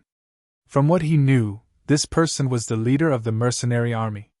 Since he had stepped forward, the situation must be very bad, right? Could it be that they wanted to rebel like King Min and the others? Yu Guang's expression changed again and again when he had this thought. He knew the strength of the mercenary army. They had fought side by side before. At that time, he felt happy to have such an ally and fought to his heart's content. However, when this person became his opponent, he felt the same pressure on his shoulders. Yu Guang's expression changed again, and his aura weakened. When the other Ming soldiers saw this, they couldn't help but lower their heads. Even their commander was about to give in. They didn't know what to do next. As the saying goes, a single soldier can bear the brunt of the enemy, but a whole nest of generals can bear the brunt of the enemy. Yu Guang didn't dare to say anything else. Luo Pe snorted coldly, then glanced at the Ming army in front of him and said, All soldiers, listen to my orders. If anyone dares to resist, beat him up first. If anyone dares to resist with weapons, we will let them have a taste of bullets. Yes. The Lingfeng members standing behind Luo Pe replied in unison. Their aura was truly like a landslide or a tsunami. Okay, 1 battalion will follow me in. The rest will stay outside. Without orders, no one is allowed to leave. After giving the order, Luo Pe strode into the government office. Wherever he went, the Ming soldiers who were originally blocking his way would all move out of his way, afraid that they would provoke him and get beaten up for nothing. Yu Guang originally wanted to stop Luo Pe, but when he saw the murderous aura in his eyes, his legs went soft. He didn't doubt that if he dared to block him, Luo Pe would really kill him. Wasn't Zhaoqing's general, Jia Ping, killed by Yang Qindong? After the incident, the imperial court did not say anything. Could it be that his life was more valuable than others? Yu Guang unconsciously retreated. The other Ming soldiers also retreated with him. It was not until they reached the gates of the inner courtyard that a shout came from behind them. Only then did the Ming soldiers, whose morale was already extremely low, stop. "What's going on? What are you all doing?" The voice behind Yu Guang was like the sound of nature to him, causing him to involuntarily stop in his tracks. Following which, he quickly turned around. "General Ma, the mercenaries suddenly surrounded our magistrate's office. This general tried to reason with them, but they actually attacked us. General, please uphold justice for our brothers. General, please make the decision." The other Ming soldiers followed suit, looking as if they had been greatly wrong. Useless. When Ma Wei saw that Yu Guang only knew how to complain, he couldn't help but feel angry. He thought to himself, if they can attack, can't you guys fight back? However, he naturally couldn't say such words. After all, the mercenaries were considered allies. Moreover, he still wanted to recruit them for his own use. If he really said such words, it would be impossible to recruit them. But no matter what kind of plan he had in mind, since the mercenaries had come knocking on his door, he still had to show his toughness. Otherwise, wouldn't he be looked down upon by others? After softly reprimanding Yu Guang, Ma Wei's gaze landed on Luo Pe. Following which, he sneered, "Isn't this Commander Luo? What's going on? What happened to provoke you to bring an army to surround my magistrate's office? If you can't give me an explanation for this matter, even if you are mercenaries, you will still have to pay the price." Looking at Luo Pe, who was chatting enthusiastically with everyone a while ago, General Ma Wei put down his pride. At that time, he wanted to recruit Luo Pe and wanted some temporary auxiliary soldiers to join his side. Naturally, he could say any kind of soft words and lower his head to anything. However, it was different now. The other party had already killed their way to him. If he still lowered his head, he would be seen as weak. "Pay the price? I think you are the ones who have to pay the price." Facing Ma Wei, who was about to flip out, Luo Pe didn't have the slightest bit of fear. He still had his head held high. "What? Do you really think you are invincible? Please remember, this is the Southern Ming Empire's territory. How can you be so arrogant in our territory? Men, surround them." Ma Wei saw that Luo Pe still didn't give up even after he had stepped forward. He immediately became angry. No matter what, he was still a general of the Guangdong Guards, a dignified third-grade military general. Since he didn't give him any face, so what if he fought to the death? "Lord Guan and Wei Guan have arrived." Just when Luo Pe was about to retaliate, and the soldiers on both sides were about to go to war, a shout came from outside the door. Then, Guaning and Wei Guang each brought a few subordinates into the courtyard. "You came at the right time." The arrival of these two people made Ma Wei sigh in relief. Just now, he was the only one who had to maintain the situation. Now that these two people were here, there was someone to discuss what to do. Most importantly, if something happened, there would be someone to take the blame. "You came at the right time." To Ma Wei's surprise, Luo Pe wasn't afraid when he saw the arrival of these two people. Instead, he looked very happy. He even waved his hand and let Lin Feng, who was guarding here, open a path for the two people to lead the soldiers into the courtyard. Guaning and Wei Guang, one was an official of the Ministry of War, and the other was a Guang of the Brocade Guards. They didn't usually stay in the government office. They came after receiving the news. As the two walked into the courtyard, they frowned and looked at their surroundings with a puzzled expression. "What is going on? Commander Luo is also here? I don't know if you can give a reasonable explanation.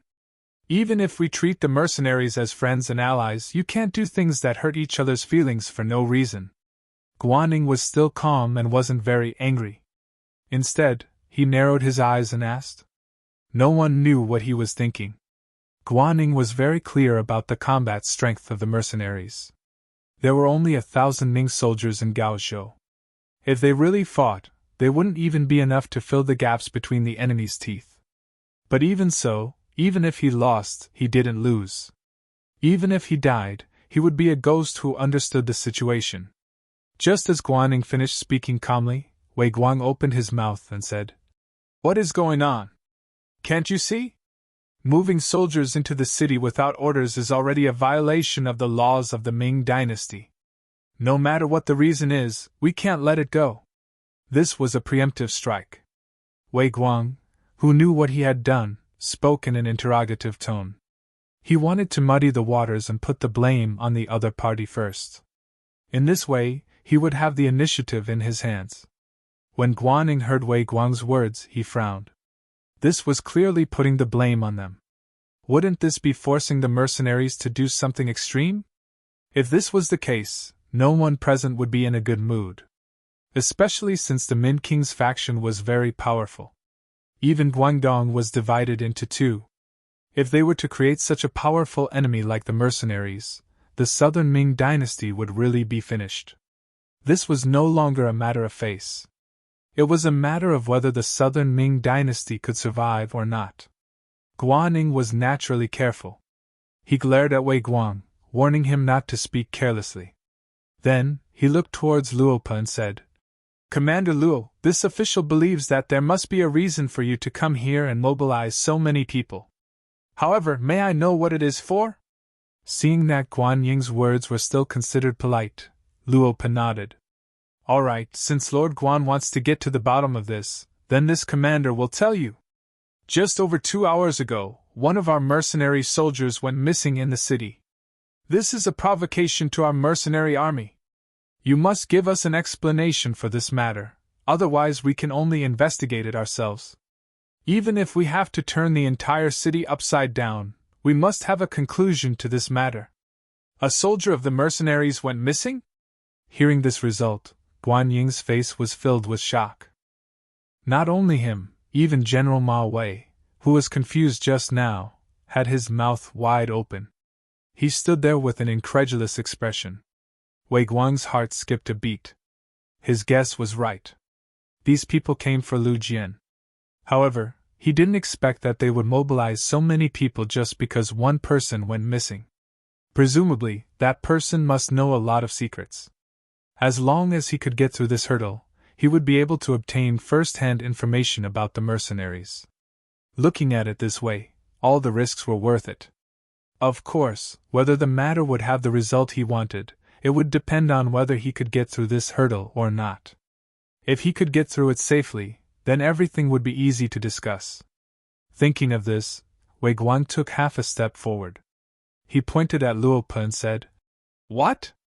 You lost one person and you come looking for us?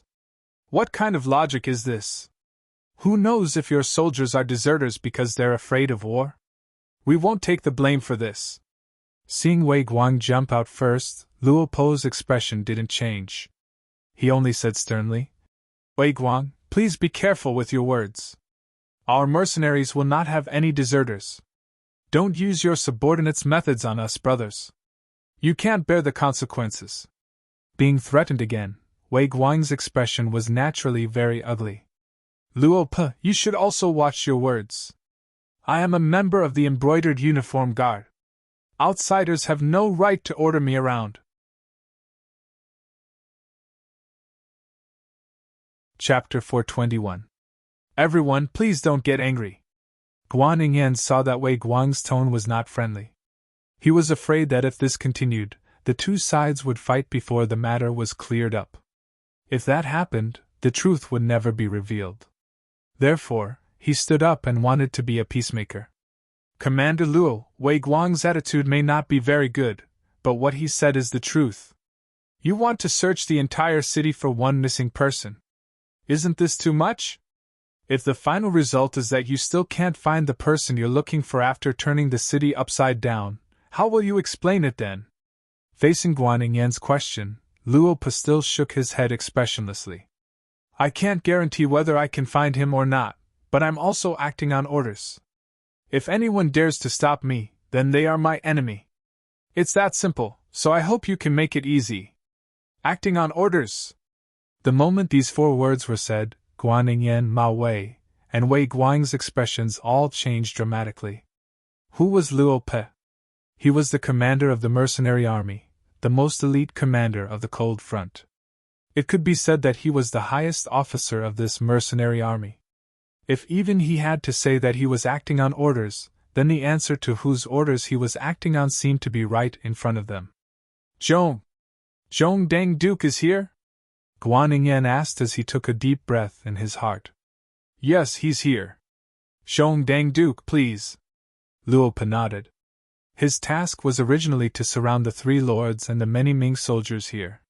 Since he had already done that, then the next stage was not his own stage, but to be handed over to the 6th young master.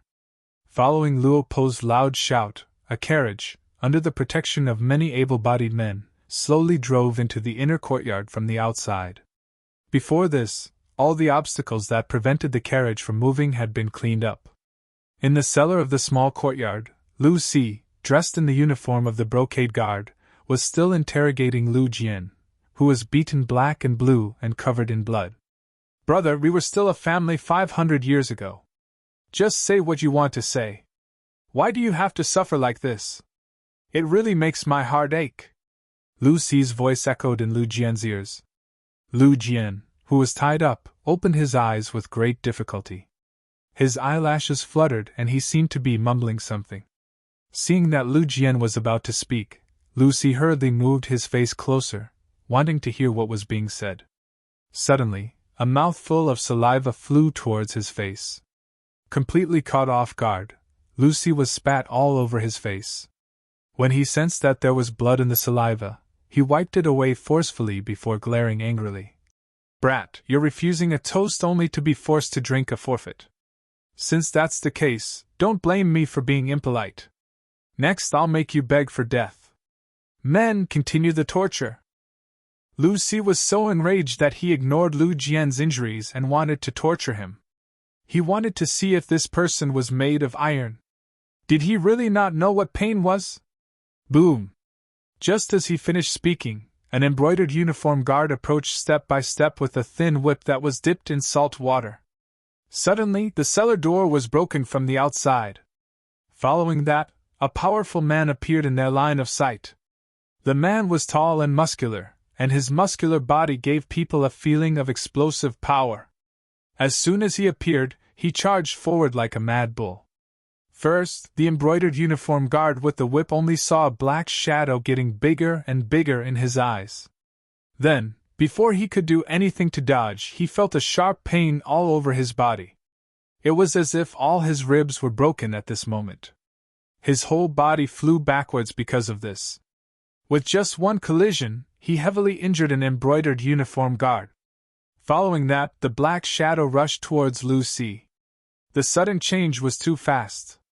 It was so fast that Lu Si only managed to grab the spring-embroidered saber at his waist with his right hand before his whole body flew backwards. His ears were filled with the whistling sound of the wind.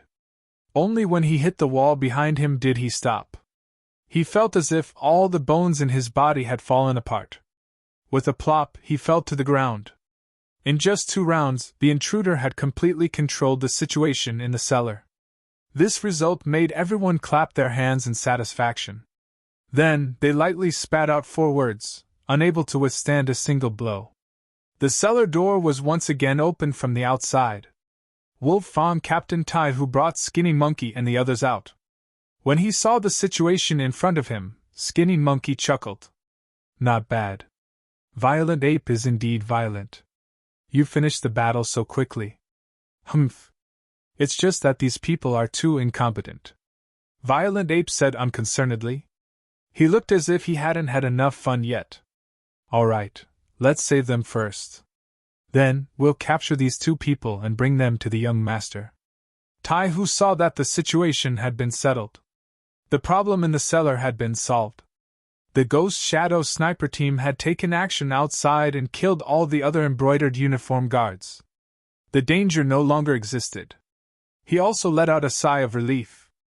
After all, this time they were facing the elite embroidered uniform guards. Moreover, they had hostages in the hands of the other party. If they were careless, it could cause extremely serious consequences and disappoint the young master. Fortunately, the other party wasn't on guard. In addition, they were well prepared. With the help of the Ghost Sniper team, the problem was solved smoothly. At this time, Lucy still had some strength in his body. He heard Taihu's voice in his ears. Immediately, he shouted loudly, "I'm from the Imperial Court's embroidered uniform guards. Who are you? Who allowed you to do this? Do you know that this is a crime that will lead to the confiscation of your family's property and the extermination of your family? You talk too much nonsense." Lucy was still shouting. Skinny Monkey had already walked over impatiently. He lifted his foot and lightly kicked Lucy. In an instant, Lucy stopped moving. Obviously, this kick had knocked him out. The inner court of the magistrate's office. As the luxurious carriage drove in, it quickly began to clear the place. All unrelated people were kicked out. Even the bodyguards beside Guaning, Ma Wei, and Wei Guang were not left behind. Regarding this, the three naturally wanted to resist. However, when Qiuvi led the first guard team to attack Peng Yu, Ba Daojiang, and the other team members attacked together, how could those people be a match for them? They were either beaten to the ground or half kneeling on the ground with bloody noses and swollen faces. In short, there wasn't a single good person. Seeing that the strength of his subordinates was so weak, Guaning straightforwardly ordered everyone to leave. Since they couldn't win, it was better not to test the waters. It would be embarrassing. The inner court finally quieted down. Other than the three so-called Southern Ming officials and the first guard team, there was also the luxurious carriage that had been parked there without any movement. After calming down, Guaning decided to face everything that had happened. He cupped his fist and asked in a very respectful tone, "Is the Duke of Loyalty in the carriage?" "It's me." After a short pause, a voice finally came from the carriage. Then the curtain was pulled open by Tiger's Mane and Beta Persei, revealing Yang Qindong, who was wearing a green robe inside. Compared to the last time they met, Yang Qindong's face was pale, his eyes were dull, and his cheekbones seemed to be protruding a little. It was as if he had completely changed into a different person.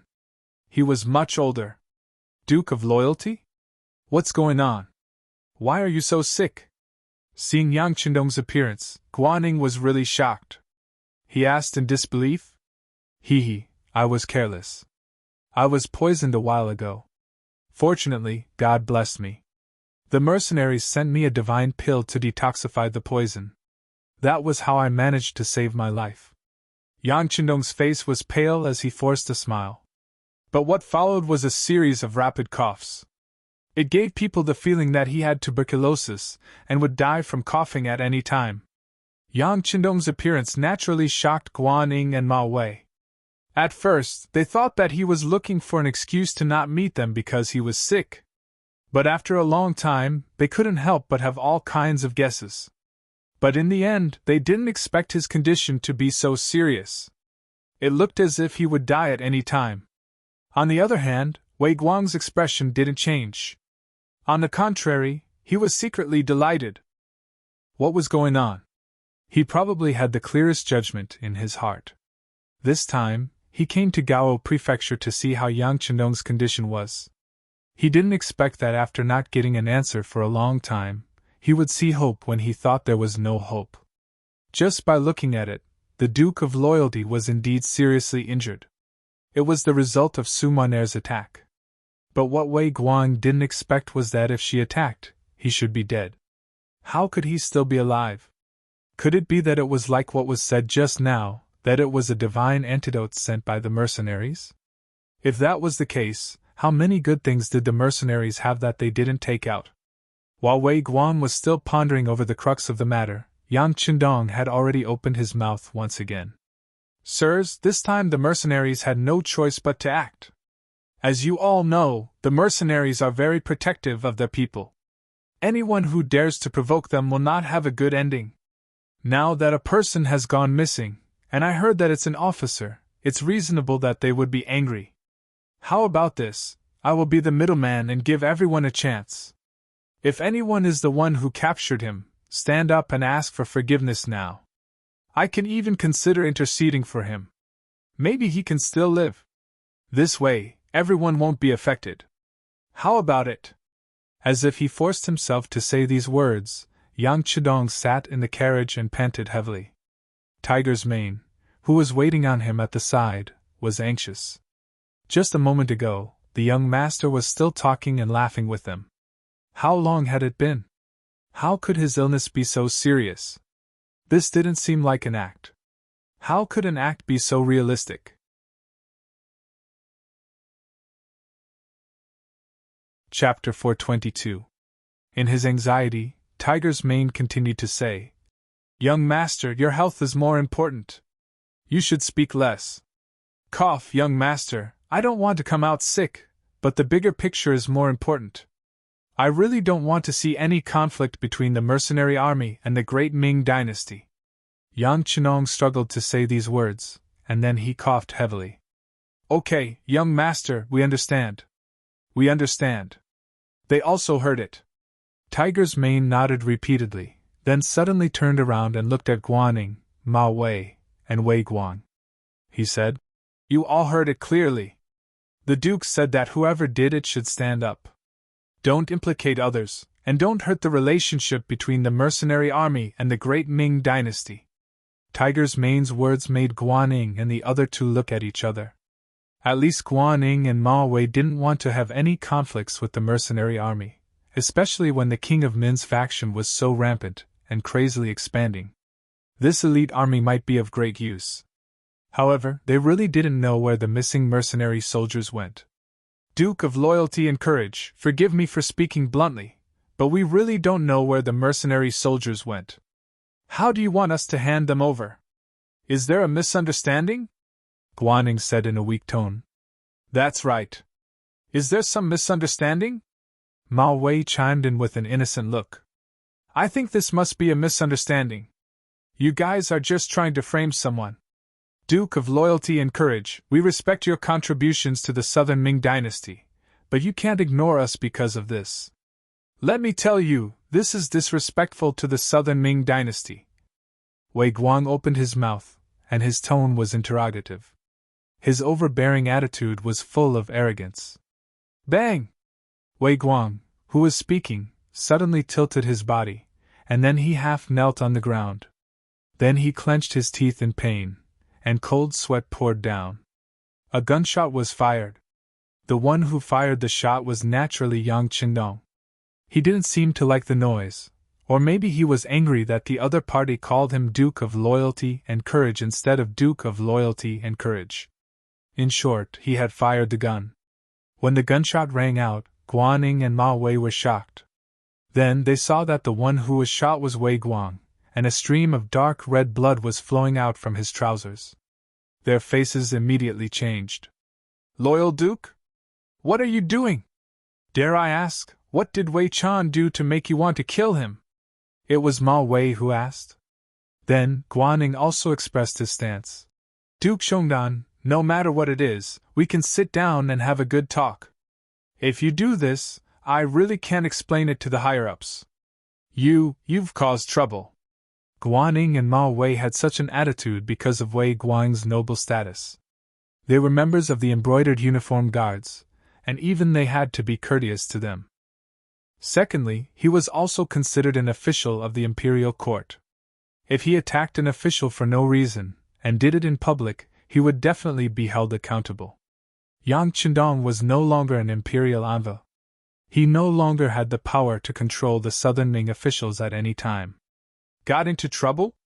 Yes, I did get into trouble, but it's not me, it's him. Yang Qingdong's voice rang out again. Tiger's mane, have they arrived? Bring them up. Yes, Tiger's mane replied. He turned around and saw Chiu Vi lightly nodding. Good, bring them up. Yang Qingdong's calmness and Tiger's mane's unhurried manner fell into the eyes of Guaning, Ma Wei, and the kneeling Wei Guang, causing them to have a look of confusion. Only Ma Wei's heart involuntarily skipped a beat. Then, he shook his head forcefully. It was impossible. The place where Lu Jian was imprisoned was very hidden. It was impossible to find him so quickly. Besides, he had already instructed Lu Si to silence him if things went wrong. What was there to be afraid of? It must be something else. Yes. It must be. Comforting himself, Wei Guang's expression became much calmer. When he raised his head again, he had already recovered his initial calmness. However, all of this calmness instantly crumbled when he saw the people being escorted in. Lu Si, who was wearing a turquoise brocade robe, was escorted out. At the same time, a few brocade guard brothers who had stayed behind to guard the courtyard were also escorted out. Wei Guang could even name these people. As soon as they appeared, he felt as if his head had been blown off. The person who was brought over was indeed Lu Si. Originally, his head had been lowered, thinking that he was definitely going to die. However, when he raised his head and saw Wei Guang, who was wearing a large red python robe, a flying fish robe, a black gauze hat, a belt around his waist, and an embroidered spring saber at his waist, his originally dim and lifeless eyes instantly lit up. "Boss, save me! Save me! They saved Lu Jian and killed a few of our brothers!" Lu Si's shouts continued, but at this time, everyone's gaze naturally fell on Wei Guang. Even Guaning and Ma Wei, who did not know what had happened before, understood at this moment what had happened. They also finally knew that someone had kidnapped the mercenary soldiers, and the mastermind behind this was Wei Guang. The soldiers were kidnapped. No wonder the mercenaries were so angry and mobilized so many people. At this moment, Guaning and Ma Wei seemed to understand the mercenaries' actions. However, their understanding was one thing, and they would definitely not express any opinions on this matter. The brocade guard was one of the most trusted subordinates of the emperor. How could others meddle with it? Even if they did something wrong, there would definitely be someone from above to vouch for them. It was not something that military officials of their level could interfere. Since they could not interfere, they could only stand aside and watch the show. From a certain point of view, Guaning and Ma Wei were even happy to see Wei Guang suffer. "Shut up!" Hearing that Lu Si's shouts had no intention of stopping, Wei Guang endured the gunshot wound on his leg and yelled loudly. Then, he looked at Yang Chendong in the luxurious carriage and said with a strong appearance, "That's right, we captured him. It was only because he violated the laws of the Ming dynasty that we had to capture him. But you guys, why did you dare to kill the brothers of the brocade guard? Do you know how big of a crime this is?" Bang! Just as Wei Guang wanted to gain the upper hand by a show of strength and wanted to question Yang Chendong, another gunshot rang out. The unprepared Wei Guang's left leg was also shot. He was originally half kneeling, but now he was completely kneeling on both knees and became shorter. "How bold, capturing a mercenary soldier for no reason and still daring to argue with reason. You really deserve to be killed." Yang Chendong's face turned ashen. Perhaps it was because his body was too weak, or because he was really angry, but his face gave people a terrifying feeling. When Yang Chendong said that he deserved to be killed, Tiger's Mane nodded his head and nodded towards Ba Daojiang and Ping Yu of the first guard team. The two of them strode to the kneeling Wei Guang and lifted him into the air with one arm each. What are you doing? What are you doing?" "I am the commander of the brocade guard, Qian Shi. I was personally appointed by the emperor. I am an official of the imperial court. You have no right to do anything to me, no." As if he felt something, Wei Guang struggled and shouted loudly, explaining the severity of the situation. "Deal with them one by one, from small to large cough." Yang Chendong didn't pay attention to the shouting Wei Guang, but after saying this to Hu Mang, he leaned back, gasping, and his chest was constantly undulating at this moment. "Young master, you need to take care of your body." Hu Mang blurted out this sentence unconsciously. It seemed that Yang Chendong's acting was too good, and he was speaking from his own feelings. However, Guaning and Ma Wei, who were about to plead for leniency, shut their mouths when they heard this. Yang Chendong was sick like this. Logically speaking, he should be recuperating, but he still walked out. This showed how important this matter was. Wei Guang brought this upon himself. If they pleaded now, it would seem that this matter had something to do with them. But who knew if the angry Yang Chudong would take care of them as well? Since it was none of his business, he could just let it go. If there were any benefits to be gained from telling him, he could still take the risk and give it a try. But the people of the embroidered uniform guards had always been ungrateful. Even if they spoke up for him now, when they committed a crime in the future, they would not be lenient. If that was the case, why take the risk? No one spoke up for Wei Guang and the others. Tiger's mane was naturally more straightforward when it came to doing things. First, he and Beta Persei each took a machete. Then, they came in front of the ordinary embroidered uniform guards who were brought here.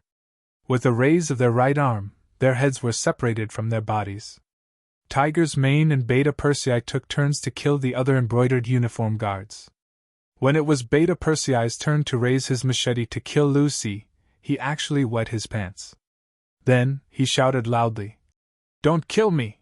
I know who poisoned the Duke of Loyalty!" Beta Persei, who had already raised his machete and was about to swing it down, suddenly stopped. It was as if he had been immobilized. "Lucy, do you not want to live anymore?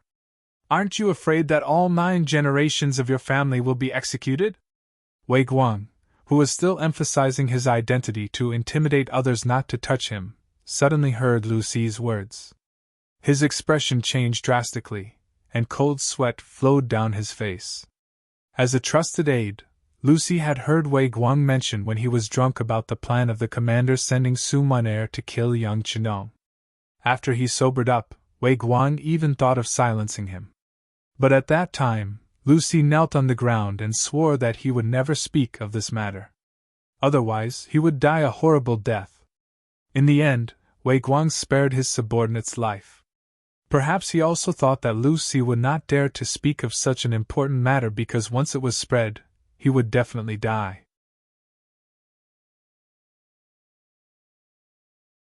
Chapter 423. But who would have thought that he would finally say it in front of so many people? The consequences would be unimaginable. Wei Guang still wanted to say something to scare him, but Ping Yu and Ba Daojiang, who were sandwiching him, received a signal from Tiger's mane and each of them punched him in the stomach. The intense pain made him shut his mouth immediately and groan in pain. Wei Guang did not speak, but Lucy stood there and laughed loudly. "Execute my entire family? I'm sorry, but my ancestral home is Yunnan's Cheli department. When the Min King rebelled, everyone in my family was killed. No one was spared, so I'm the only one left. What's there to be afraid of?" Lucy seemed to be venting something. After shouting, he suddenly turned to look at the side of the carriage and fell to his knees. "This lowly one is Lucy, serving in the brocade guard. I have done many heinous things. I know that I have sinned deeply. However, the heavens are virtuous. I want to turn over a new leaf and start anew. I hope that the Duke of Loyalty can give this lowly one a chance. The heavens are indeed benevolent. Tell me everything you know. As long as it's true, I'll let you live. I'll even give you enough money to live the rest of your life. But remember, don't try to bite me. Otherwise, don't blame my gun for not recognizing you." Cough, cough. Yang Chudong's voice slowly came out. Then, the carriage turned around and faced the direction where Lucy knelt on the ground. As the carriage turned around, he gave a signal to Tiger's mane. "Thank you, Duke of Loyalty, for your understanding," Lucy said with a slightly emotional tone. He believed that since the Duke of Loyalty had made a promise in front of so many people, his life should be saved. With the thought of surviving a calamity, he raised his head and said loudly, "Loyal Duke, the people who wanted to take your life were the embroidered uniform guards. They were afraid that your contributions were too great and would endanger the Emperor, Pu Qi." Lucy seemed to want to continue speaking, but a steel saber had already pierced through his back. The tip of the saber continued to drip blood after piercing through his chest. I. Lucy used the last of his strength to look sideways. When he saw that the person who killed him was actually his superior, Wei Guang, There was a strong unwillingness in his eyes. After smacking his lips twice, he leaned back heavily with his eyes staring at the sky. He couldn't be more dead than he already was. The person who killed Lu Si was Wei Guang. Just now, for some reason, Ping Yu and Ba Daojiang, who were originally holding him down, suddenly loosened their grip, giving him a chance to catch his breath. Then, he heard Lu Si's voice. How could Wei Guang listen to him when he was telling the truth? Lu Si no longer had any relatives. Naturally, he was not afraid of being executed. However, his family members were all in Nanjing. If something really happened to them and he died, what about his family members? For his family, Wei Guang, who forced himself to take a breath, suddenly flew up and used the last trace of internal qi in his body to stab Lu Si, who was telling the truth, through his heart. Lu Si was finally dead. Although before he died, he said that it was the genie guards who killed Yang Chendong. Fortunately, he didn't say the real mastermind behind the scenes. Everything was delayed. Wei Guang let out a long sigh of relief in his heart. When he raised his head to look at Yang Chendong, his voice was fierce and resolute as he said, "That's right, I did it. I arranged for someone to poison you. I just didn't expect your life to be so tough that you still didn't die. But it doesn't matter. It seems that you only have half of your life left. Haha, you will spend the rest of your life in pain. In this way, my goal has been achieved. I have achieved it." After saying this, Wei Guang, who was laughing, suddenly put the spring embroidery saber across his neck, as if he was going to die. "Hurry up and take the saber!" Yang Chendong shouted anxiously. But in the end, it was still too late. Without waiting for the others to do anything, the saber had already slit its owner's neck. Then blood splattered. Wei Guang fell to the ground with a plop, without a trace of life or breath. Wei Guang had committed suicide. This scene made Guaning and Ma Wei's hearts jump. The change in front of their eyes was so fast that it was completely out of their expectations. However, they quickly calmed down and thought through everything. For Guaning, he even had a draft in his mind on how he was going to report today's matter to the court. It was nothing more than Wei Guang, who was jealous of the Duke of Loyalty's contributions, sending people to poison him. Then, seeing that he didn't die, he sent people to capture the mercenary soldiers, wanting to know how deeply the Duke of Loyalty had been poisoned. However, everything was discovered by the Duke of Loyalty. Then, he committed suicide in front of everyone. Regardless of what Guaning and Ma Wei thought, after seeing Wei Guang commit suicide, the resentment in Yang Chendong's heart could be considered to have been vented a little. Su Maner had already said that the person who arranged for her to come to Yang Chendong's side and asked her to wait for an opportunity to make a move. The person who sent the poison bun was the commander of the embroidered uniform guards, Menda. This time, Wei Guang came to the sect to clarify this matter. The embroidered uniform guards were the emperor's personal guards. Only the emperor had the authority to kill the people there. Otherwise, no matter how heinous the crime was, it wasn't something that others could casually touch. It was the same for Yang Chendong. Although he already had a certain level of strength and could be said to be above many other officials, if he killed Wei Guang, it would be equivalent to giving Zhu Qizhen a big slap in the face. Yang Chendong wasn't willing to do such a thankless thing unless it was absolutely necessary. As such, Wei Guang committing suicide was naturally the best outcome. As for why he was able to break free from Ping Yu and Ba Daojiang's restraints and kill Lu Si with his crippled legs, it was naturally the result after Yang Chendong gave Tiger's mane a hint with his eyes. In these few years, the tacit understanding between the two was still very strong. Yang Chendong didn't need Lu Si to tell the truth because he already knew the truth. On the other hand, if the truth was revealed, would he seek revenge on Menda? If he did, would Zhu Qizhen have any thoughts and allow such a thing to happen? As such, this was the current scene. Wei Guang killed Lu Si and then committed suicide. Yang Chendong could remove himself from this matter completely and also take the opportunity to knock Menda and Zhu Qizhen down, letting them know how difficult it was to kill him. This time, they were lucky to pass, but they might not be so lucky next time. Since his goal had been achieved, Yang Qindong naturally didn't need to stay here. Waving his hand, Tiger's Mane and Beta Persei put down the curtains of the carriage, and then the large group of people left the magistrate court and Gao prefecture. Along the way, neither Guan Ying nor Ma Wei stood out to say anything. Yang Qindong was indeed sick, and it was quite serious. This was all seen with their own eyes. Not to mention, this illness was poisoned by the brocade guards. As such, how could they still ask Yang Qindong to leave with the mercenaries? Not to mention, now that the king of Min was powerful, they still pointed at Yang Qindong in their hearts as a shield. They believed that with the existence of these mercenaries, even if the king of Min wanted to conquer Gaozhou and Laizhou, he would have to consider the strength of these mercenaries first. They successfully returned to their own military camp. Yang Qindong was completely different from before. His illness had long disappeared, and when he appeared in front of everyone, he was full of energy. "How is Lu Jian?" Yang Qindong asked Tiger's Mane as he walked towards the infirmary. "Young master, Lu Jian only suffered some superficial injuries. He will be fine after a good rest." "Oh yes, he didn't say anything when he was tortured by the brocade guards. He is really a tough man," Tiger's Mane said with a face full of admiration. "Not bad, no wonder he can become the platoon leader of the auxiliary troops. Tell him that after he recovers, let him report to the Cold Front Regiment. He has already passed the loyalty test." Yang Qindong nodded satisfactorily, then opened the tent of the infirmary.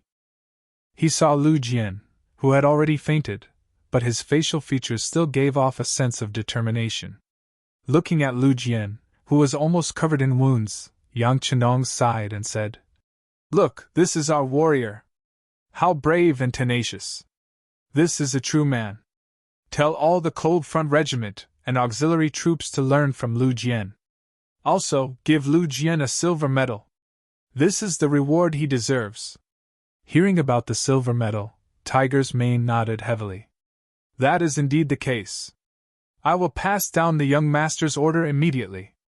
At this moment, Lu Jian was still in a coma. However, if he woke up and heard these words, he would definitely be extremely excited. One must know that the military medal not only represented personal glory, but it could also be converted into cash when faced with difficulties. This was set by Yang Qindong before he announced the medal system. This was because he was afraid that the country's heroes would face difficulties one day. If that really happened, a high-grade medal could be exchanged for a large amount of silver, enough to solve most problems and difficulties. 1451 AD, late July. After more than 10 days of bumpy travel, Quan Yi, the southern Ming crown prince and minister of war, finally arrived at Gaozhou prefecture of Guangdong. The reason why it was a few turns was because some of the cities from Nanjing to here were already occupied by the king of Min. He had to change his route several times along the way. Quan Ye's entry into Gao prefecture was a secret. Even his journey was very secretive. No one knew if the king of Min had placed any spies in southern Ming. If the route was made public, who knew how many times he would have to face assassination? It was even uncertain if he could safely reach Gaozhou prefecture. Because it was hidden, when Quan Yi suddenly appeared in Gaozhou prefecture, it really shocked Guan Ying and Ma Wei.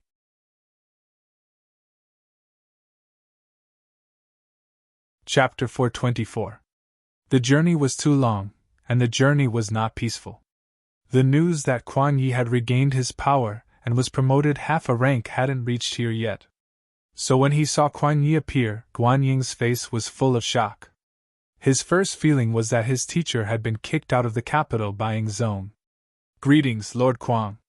Ma Wei also broke out in a cold sweat. He also didn't know what had happened to this old minister recently. However, since he was here, he still had to be respectful. After leaving here, he would immediately send someone to the capital to find out more about Quan Yi. Quan Ye's eyes fell on the two's expressions. This old man who was over 60 years old was extremely wise and far-sighted. With a single glance, he saw through the two's thoughts. Chuckling, he said, "Generals, there is no need to be surprised. This old man came to Gao prefecture under the emperor's orders." "Oh, right! The emperor empathized with my loyalty and bravery and specially conferred me the title of Grand Tutor to the Crown Prince. Guanning Ma became excited when he heard the Crown Prince's words. He clasped his hands and said, "Congratulations, teacher. Congratulations, Lord Kuang." Ma Wei also quickly changed the way he addressed Kuang Yi. He no longer called him Lord Kuang like before, but Minister Kuang. "Congratulations to you too." Kuang Ye's wrinkled face smiled. He had seen Ma Wei's performance just now. His attitude towards these people was only perfunctory. Firstly, this was not a direct descendant that he had nurtured, and secondly, the other party was the commander of the Guangdong Guards, a martial official of the 3 ranks. If he was too close to the other party, once this news reached the court and reached the emperor's ears, who knew what kind of adverse effects it would bring? Maintaining a certain distance, and only maintaining the relationship of a superior and subordinate was how an evergreen official should behave. "Teacher, something happened a few days ago. I have secretly reported it to the imperial court, but I don't think you know about it." After the pleasantries, Guanning said carefully, "What is it?" Kuan Yi had a bad feeling when he heard that Guanning had secretly reported it to the imperial court. He knew that ordinary small matters couldn't be reported, especially when the situation was so unstable. Trivial matters couldn't be reported. He also understood Guan Ying's character. Guanning was far-sighted and would not be entangled over such a small matter. Now that Guanning had brought it up in such a serious manner, it could not be anything good. "Teacher, Wei Guan of the Imperial Court's Brocade Guard has died. He committed suicide in front of us." The reason for his death was, although he didn't know why Kuan Yi was here, given the current situation, if the Minister of War didn't stay in the capital to organize and command the army, but instead came to Gaozhou, a place that seemed like it was about to be abandoned, something big must have happened. Based on his analysis and intuition, Guanning believed that it had something to do with Yang Chendong and the mercenaries. Therefore, he first told him about Yang Chendong being poisoned. Guanning was indeed capable. At the very least, he had good foresight. After he finished speaking, he saw the shock on Kuan Ye's face. "Wait, what did you say? Was the Duke of Loyalty poisoned?" Wei Guang even admitted that he did it? "Well, Minister, you must be tired from traveling so far. I will go arrange for a banquet." When Ma Wei heard this, his expression changed again and again. He felt that the teacher and disciple had something important to talk about. It was really awkward for him to stand there with his status, so he found an excuse to leave. Kuan Yi was very satisfied with Ma Wei's tactfulness. However, his thoughts were more on Yang Chendong. "Guanning, how is the Duke of Loyalty?" "Not too good. I took a look at him that day. His complexion was not good, and his body was very weak." Guanning answered honestly. "Aya, what should we do?" Hearing that Yang Chendong's body was in such a bad state, Kuan Ye's expression was full of hatred. He had seen Yang Chendong countless times. This kind of young man seemed to always have an inexhaustible amount of energy. Even a small illness would not affect his body. However, from Guan Ying's description, he seemed to be like a lamp that had run out of oil. One could imagine how severe the poison was. Thinking that the southern Ming Empire's hopes were mostly placed on Yang Chendong, if something really happened to him, there would be no link between the southern Ming Empire and the mercenary army. For the current situation, it was definitely not a good thing. He said angrily, "What do the imperial bodyguards want to do? Get rid of the donkey after it has outlived its usefulness?" Wei Guan alone would not have such ability and courage. There must be someone behind him. However, they did not think about it. If something really happened to Yang Chendong, who would be able to quell the Min King's rebellion? The person behind this is really... At this point, Kuan Yi stopped talking because he suddenly thought of the person behind the Imperial Secret Service. For a big matter like dealing with Yang Chendong, without that person's permission, normal people would not have the guts to act on their own. Could it be that this was really his intention? Once the thought appeared in his mind, it could not be dismissed. Thinking about it carefully, that person did have a reason to act. Yang Chendong was ultimately too young and so capable. The existence of such a person was originally a huge threat and pressure. The emperor was still young, but once he grew old and that person was still alive, would his descendants be able to suppress Yang Chendong? If they could not, what would happen? What Yang Chendong lacked now was experience and enough merit. However, he was still young. Once he was given enough power, these could be made up for. Once he had everything he needed, it would be even more difficult to control him. This led to the poisoning incident after the Huang bandit army incident was over. It seemed to make more sense. There was another problem. If it was really his intention, why did he not tell him when he received the order to come this time? Even if it was just a hint, it would be good, right? He would not let him be in such a passive position, right? It wasn't impossible to think of other ways to solve this problem. Now that he had come to Gao Prefecture and was seen by so many people, it would not be long before Yang Chendong received the news. When that time came, what should he do? If he did not meet the other party, how should he talk? The emperor was afraid of him and wanted to poison him. Would he still dare to put such a person in an important position?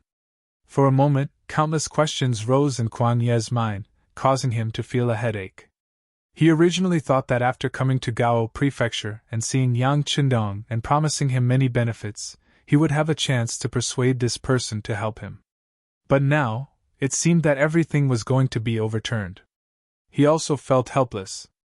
Teacher. Seeing that Kuan Yi seemed to be in a daze, Guaning carefully called out to him. HM? What's wrong? Kuan Yi regained his senses and asked Guaning. Teacher. You must have an important mission for coming here this time, but I wonder what the mission is. If you want to put the Duke of Loyalty in an important position, shouldn't you reconsider? Guaning did not go into too much detail. But to smart people, there was no need to be so thorough. Many times it was best to stop at a certain point. That's right. Kuan Yi nodded, then said, Come, bring me a brush and ink. This official wants to explain everything that happened here to the emperor, then send someone to send it out at the fastest speed possible. The news of Kuan Ye's arrival in Gao Prefecture was immediately reported by the city's security bureau to the mercenary camp 5 li outside the city. Tiger's Mane excitedly brought the news to the military tent. When he saw Yang Chendong, he excitedly said, Young Master, Minister Kuan Yi is here. Haha, as you expected, we will be of great use. He's finally here? After hearing this, Yang Chendong's expression was calm as if everything was within his expectations. But then he shook his head. Things have changed. Wei Guang's death and the words that Lucy said before he died, even if we don't care, I'm afraid that others will. Sigh, it seems that if we want the plan to go smoothly, we have to continue pretending to be sick. Continue pretending to be sick? Why? Tiger's Mane asked with a puzzled expression. Tiger's Mane, young master, let me ask you. In your heart, are you afraid of a lively enemy or a sick enemy who could die at any time? Hearing Yang Chendong's question, Tiger's Mane was puzzled, but he still answered instinctively. Of course it's a lively enemy. But what does this have to do with us? Tiger's Mane, who had just finished speaking, immediately shut his mouth. Obviously, he had thought of something. Seeing Tiger's Mane's enlightened expression, Yang Chendong laughed and said, Okay, you're not too stupid. Okay, go and inform the brothers in the first and second guards. Tell them that once Kuan Yi comes, tell them to act more angry and sad. As for what to do, go and teach them. I saw that your performance last time was very good. Hearing this new mission, Tiger's Mane said with a bitter face, Young master, it's not that my performance was good, but your acting last time was too good, so much so that I believed it was true. All right, then let's do as you say. Yang Chendong laughed loudly. He casually sent Tiger's Mane away, then picked up the pen and continued to write a letter home. The letter was written to Su Maner, who had already been sent to Crimson City. The two of them had only been together for a short while, but because of some things, they had no choice but to separate. They were like newlyweds, it was impossible to say that they did not miss each other. Of course, writing a letter to Su Maner was not a privilege that only she enjoyed. For example, second Madame Chiao Yin and fourth Madame Lady Xiang, who were in the Yang family manor in the capital, would also communicate with Yang Qindong from time to time. Even Luan Xiaoyu, who had always been in Crimson City, would also communicate with Yang Qindong from time to time. But this time, when he wrote to Su Maner, Yang Qindong did not say any words of love. Instead, he told her in detail about how he had pretended to be poisoned. He also said that he had arranged for people to keep an eye on the capital and Nanjing of the southern Ming dynasty. He wanted to see if there was anyone who could redress the Su family's reputation. If there was, then it was worth it for him to pretend to be sick. On the other hand, it would mean that the other party did not keep their promises. Since that was the case, he would have to seek justice himself.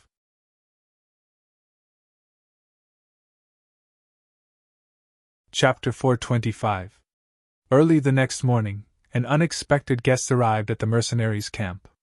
Guaning and Ma Wei were standing behind the old man. As soon as they appeared, the gate of the mercenary camp was opened. Commander Luopa came to greet them in person.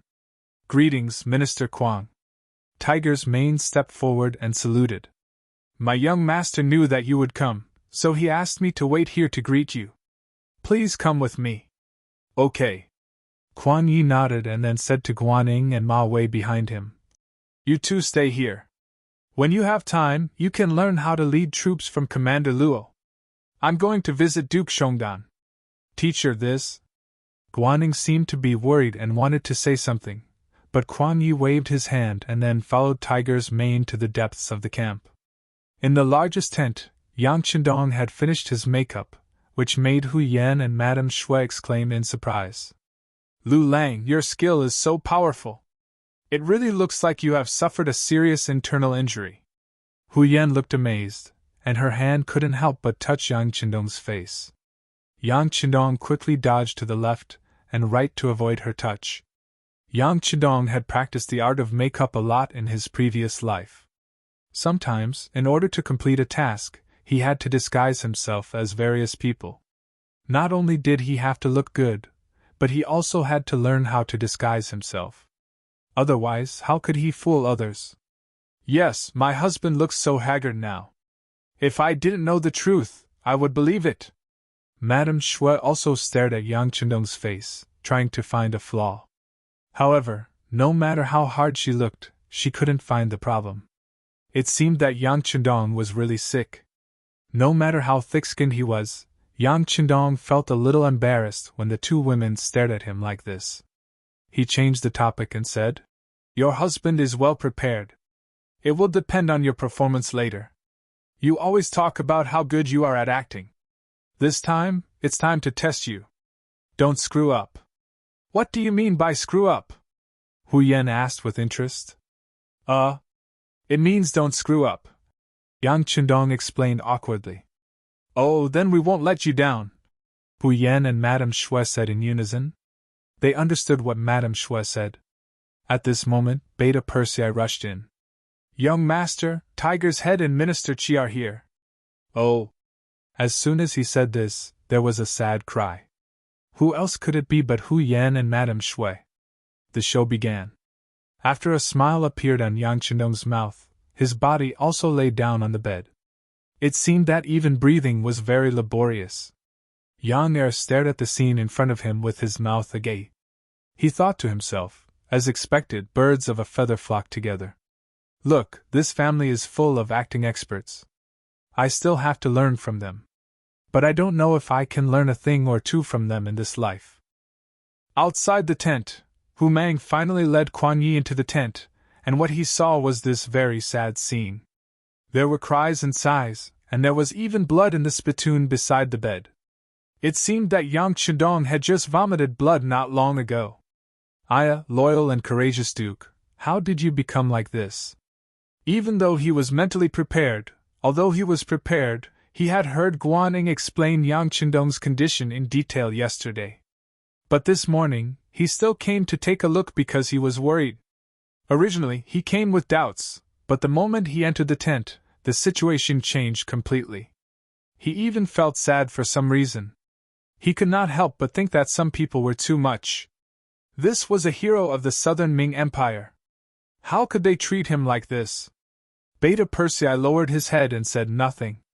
He moved a chair to the side of the bed, as if to let Kuan Yi sit down. But the sound of the chair slamming on the ground showed his attitude towards Kuan Yi. He was extremely unwelcome. Beta Persei. Don't be rude. Yang Chendong, who was on the bed, opened his eyes with great effort and scolded softly. Then he forced a smile and said to Kuan Yi, Minister Qi is here. Hurry. Take a seat. You can leave too.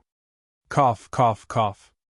With the help of Hu Yan and Lady Shui, Yang Chendong got up with great effort and sat down with his back against a large futon. Then, Hu Yan and the others tactfully left. Beta Persei did not want to leave, but Yang Chendong said, You can leave. Minister Qi is a good person. He won't harm me. Beta Persei reluctantly left the tent. Kuan Ye's face turned red when he heard that he wouldn't harm him. Of course, he knew what Yang Chendong meant. Kuan Yi felt sad when he thought about how the originally handsome and lively young man had been plotted against and ended up like this. He thought about how he had been wronged when he was ordered to stay at home to recuperate. The words, Heaven's might is unpredictable, involuntarily entered Kuan Ye's heart. Although he felt indignant, in Kuan Ye's heart, the emperor was the emperor. He could not let anyone question him, not even himself. After suppressing the complicated emotions in his heart, he looked at Yang Chendong with a face full of concern. Duke Zhongdan, regarding the matter of Wei Guang's poisoning, I have already written an urgent letter to the capital. I will definitely give you an explanation. Forget it. He's already dead. Besides, Minister Kuan, do you really think he has the guts to do all this? Yang Chendong's question hit the nail on the head, leaving Kuan Yi speechless. If he said no, it would be the same as criticizing the emperor. If he said yes, it would be an insult to his and Yang Chendong's intelligence. This was a question that couldn't be answered and couldn't be answered. Kuan Yi sighed and did not dwell on this question. Instead, he spoke in a comforting tone for Yang Chendong. Duke Zhongdan, you have been wronged recently. I also heard that some people are still calling you Duke of Loyalty and Courage. I was angry about this and gave the order. Although your title of Duke of Loyalty and Courage was given by King Yu, since we have recognized him as the Dai Zone, his title is naturally reasonable. If anyone dares to call him that in the future, you can punish them. Kuan Yi was trying to comfort Yang Chendong by saying that he was on Yang Chendong's side. However, he was only on Yang Chendong's side psychologically. Many people would often say, You are a good person, and I support you spiritually. However, Yang Chendong did not need such a good person card. Politics was not a game. It was not a matter of good for you, good for me, good for everyone. In order to achieve their own ideals, those who opposed could become mortal enemies. It was common to even fight with swords. Just because you're a good person, how can you lower your head and accept everything when you've been wronged? Therefore, after listening to Kuan Ye's words, Yang Chendong quickly counterattacked. Sai, it's just a title of duke. It's not like Prince Shiping was given the title of prince. There's no need to be so calculative. Hiss! A cold breath came from the bottom of his heart and went straight to his head. Kuan Yi widened his eyes and looked at Yang Chendong in disbelief. There was hesitation and doubt in his eyes, but more than that, there was fear and horror. This young man actually wanted the title of prince and envied Prince Mubin of Shiping. However, did he not know that since the establishment of the great Ming dynasty, Mubin was the only prince with a different surname who was still alive? There was only one prince after so many years. Yang Chendong actually wanted to be one of them. His courage and desire were beyond the reach of ordinary people. It was no wonder that the emperor was wary of him. For such an ambitious person, even if Kuan Yi was in the emperor's position, he would also be wary of him. He might even do something regardless of the consequences. Kuan Yi was stunned. In Yang Chendong's eyes, he forced a smile on his pale face. Minister Kuang, it's just a joke. You don't believe it, do you? Haha, how could that be? This old man was just amazed by the courage of the Duke of Loyalty and Courage. Kuan Yi chuckled perfunctorily. However, in his heart he thought, who would believe that you are joking? How can some things be taken as a joke? In just a few words, Yang Qindong had already stated his expectations. This also made Kuan Yi realize that after using him last time, he threw him to the side and even sent someone to poison him. He was afraid that he had already hurt his feelings. If he wanted to use him to send troops, he would have to pay a heavy price. The position of prince was one of the requirements. Even though he had expected Yang Qindong to demand an exorbitant price when he invited him again, he did not expect such an outrageous request. At this moment, even Kuan Yi wanted to retreat. Today's trip was to see the condition of Yang Qindong's body.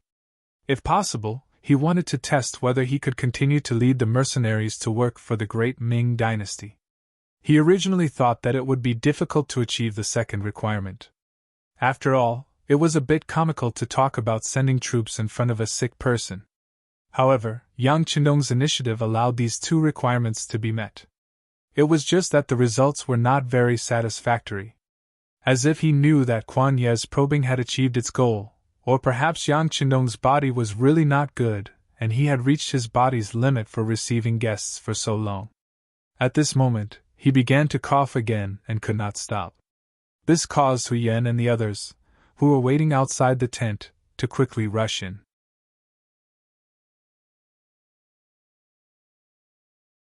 Chapter 426. As soon as these people came in, Kuan Yi knew that he had to leave. He wanted to see if there were any other ways to solve the problem. But when he saw Yang Qindong's attitude and his current physical condition, he knew that it was meaningless to say anything more. Kuan Yi left. Just like when he came, Tiger's mane sent him out of the barracks. Yang Qindong stopped coughing, shook his head, and said, "It's hard work to pretend to be sick. I hope I can fool this old guy." His words made both Hu Yan and Madame Shui laugh. This was their husband. When he was serious, he was a little scary, but sometimes he was very cute. Yang Qindong did this to deceive Kuan Yi, and he also took the opportunity to put forward his request. In fact, Kuan Yi was indeed deceived. Yang Qindong's makeup skills were too good, or it could be said that the things in the warehouse were too good, so good that they could not be found in this era. That was why he could deceive everyone. "Teacher, how is Duke Shongdan's condition?" On the way back to the city, Guaning asked in a low voice. When he saw Kuan Ye's gloomy face after leaving the barracks, he felt a little nervous. After all, a while ago, he was not respectful to Yang Qindong, and even wanted to trick him. What he did was likely to ruin his teacher's plan, and he was a little worried about it. "He's really sick," Kuan Yi answered in a low voice, and the image of Yang Qindong's terminally ill flashed in his mind. "Then, I wonder if I can still lead troops into battle?" Guaning continued to ask in a low voice. This was the main point he was concerned about. He had already received the news that King of Min's faction had begun to deploy troops and generals while stabilizing the current results. They were preparing to expand the results of the war. As one of the occupied areas, Guangdong was obviously intolerable. That was to say, even if they did not take the initiative to attack, it would not be long before King Min took the initiative to deal with them. "Lead the army to fight?" Kuan Yi shook his head. "Who knows? However, if you want him to fight, you have to agree to one of his conditions. You have to become a king like Shiping Wang Mu Bin," Kuan Yi whispered when he saw that no one else was around. "What? Crowned king?" Guaning almost couldn't hold himself back and yelled out. However, he quickly shut his mouth. From his expression, it could be seen that he was frightened as well. Who was Mu Bin? He was the descendant of the Mu family, and had been loyal for generations. He was forced to be a king because he was going to pacify Yunnan this time.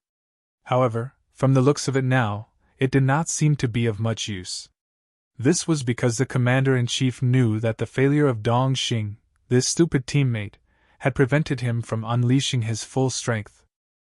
But in any case, Mu Bin, who was crowned as a king, was like a nail nailed to the back of King of Min, so that they could not attack Nanjing with all their strength. From this point of view, the crowning as a king had some effect. Who was Yang Chidong? Although he was also the descendant of the Yang family, and was also a loyal family, he just saved the leader of the mercenaries by coincidence. He did not have any real power in his hands, so why should he be a king? Of course, it was a bit too much to say why. After all, Yang Chenong saved Ingzong's life, and defeated the Walla's invasion on behalf of Ingzong. Now, he had the merit of pacifying the chaos in Guangdong, which was also a great achievement. But because of this, he could not be a king casually. Everything was because he was too powerful. He was so powerful that it was a little scary. Unlike Mu Bin, whose influence was only in Yunnan, he was nothing outside of Yunnan. Because of Yang Chendong's power, once he was crowned as a king, it was hard to predict what the consequences would be. Thinking of this, Guanning did not dare to say anything. And these were also seen by Kuan Yi. He could not help but sigh in his heart. There were some people in the great Ming dynasty who were crowned as kings, such as Zhongshan Prince Su De, Kaiping Prince Chang Yechen, Chiang Prince Li Wenzhong, Ningyi Prince Deng Yu, Dongou Prince Tang He, Qianing Prince Mu Ying, and now Shiping Prince Mu Bin. But except for the last one, the others were all crowned as kings after they died. Yang Chenong was a living person. When he thought of living people, he could not help but think of Yang Chenong's weak body. Kuan Yi thought in his heart that perhaps this person would not live for long. In this case, crowning him as a king did not seem to be an unrealistic idea. Kuan Ye's heart became hesitant at first.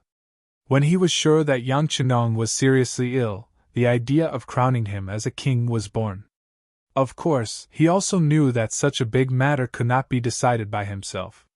He still needed to ask the emperor for instructions. And so, after sending out the urgent letter yesterday, another urgent letter was sent out after he returned to the study of the Gaozhou government. Ping in Beijing, Japan. The imperial city of Japan was also called the Imperial Palace of the Great Inner City. It represented the highest power in Japan, and was also the political, cultural, and economic center of the country. As the 102nd Emperor of Japan, Yenren was known as the Emperor of the Garden. This kind of name was very common in Japan. The people here were also very used to naming people after places, such as the foot of the mountain, the mouth of the river, the bridge, and so on. The Emperor of Japan was originally the most noble existence in this country. In fact, this was indeed the case to the outside world. Many orders were issued by the Emperor of the Garden and known to the people. But in reality, Yenren was more of a puppet-like existence.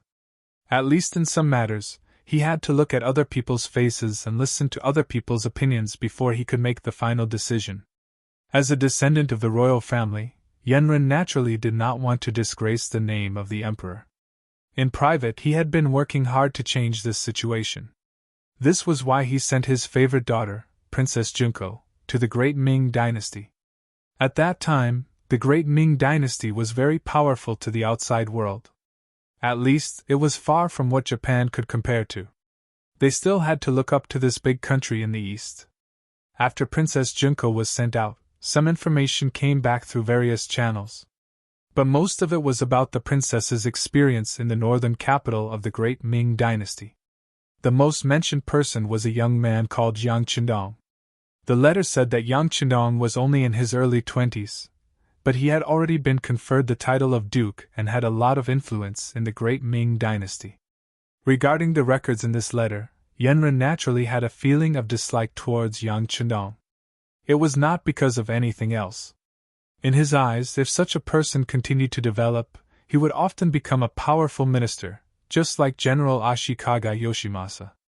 It was just that no matter whether Yenren liked Yang Chendong or not, when Shaolin suddenly came to the palace and brought back an important news, the emperor was finally shaken and had a better understanding of the name Yang Chendong.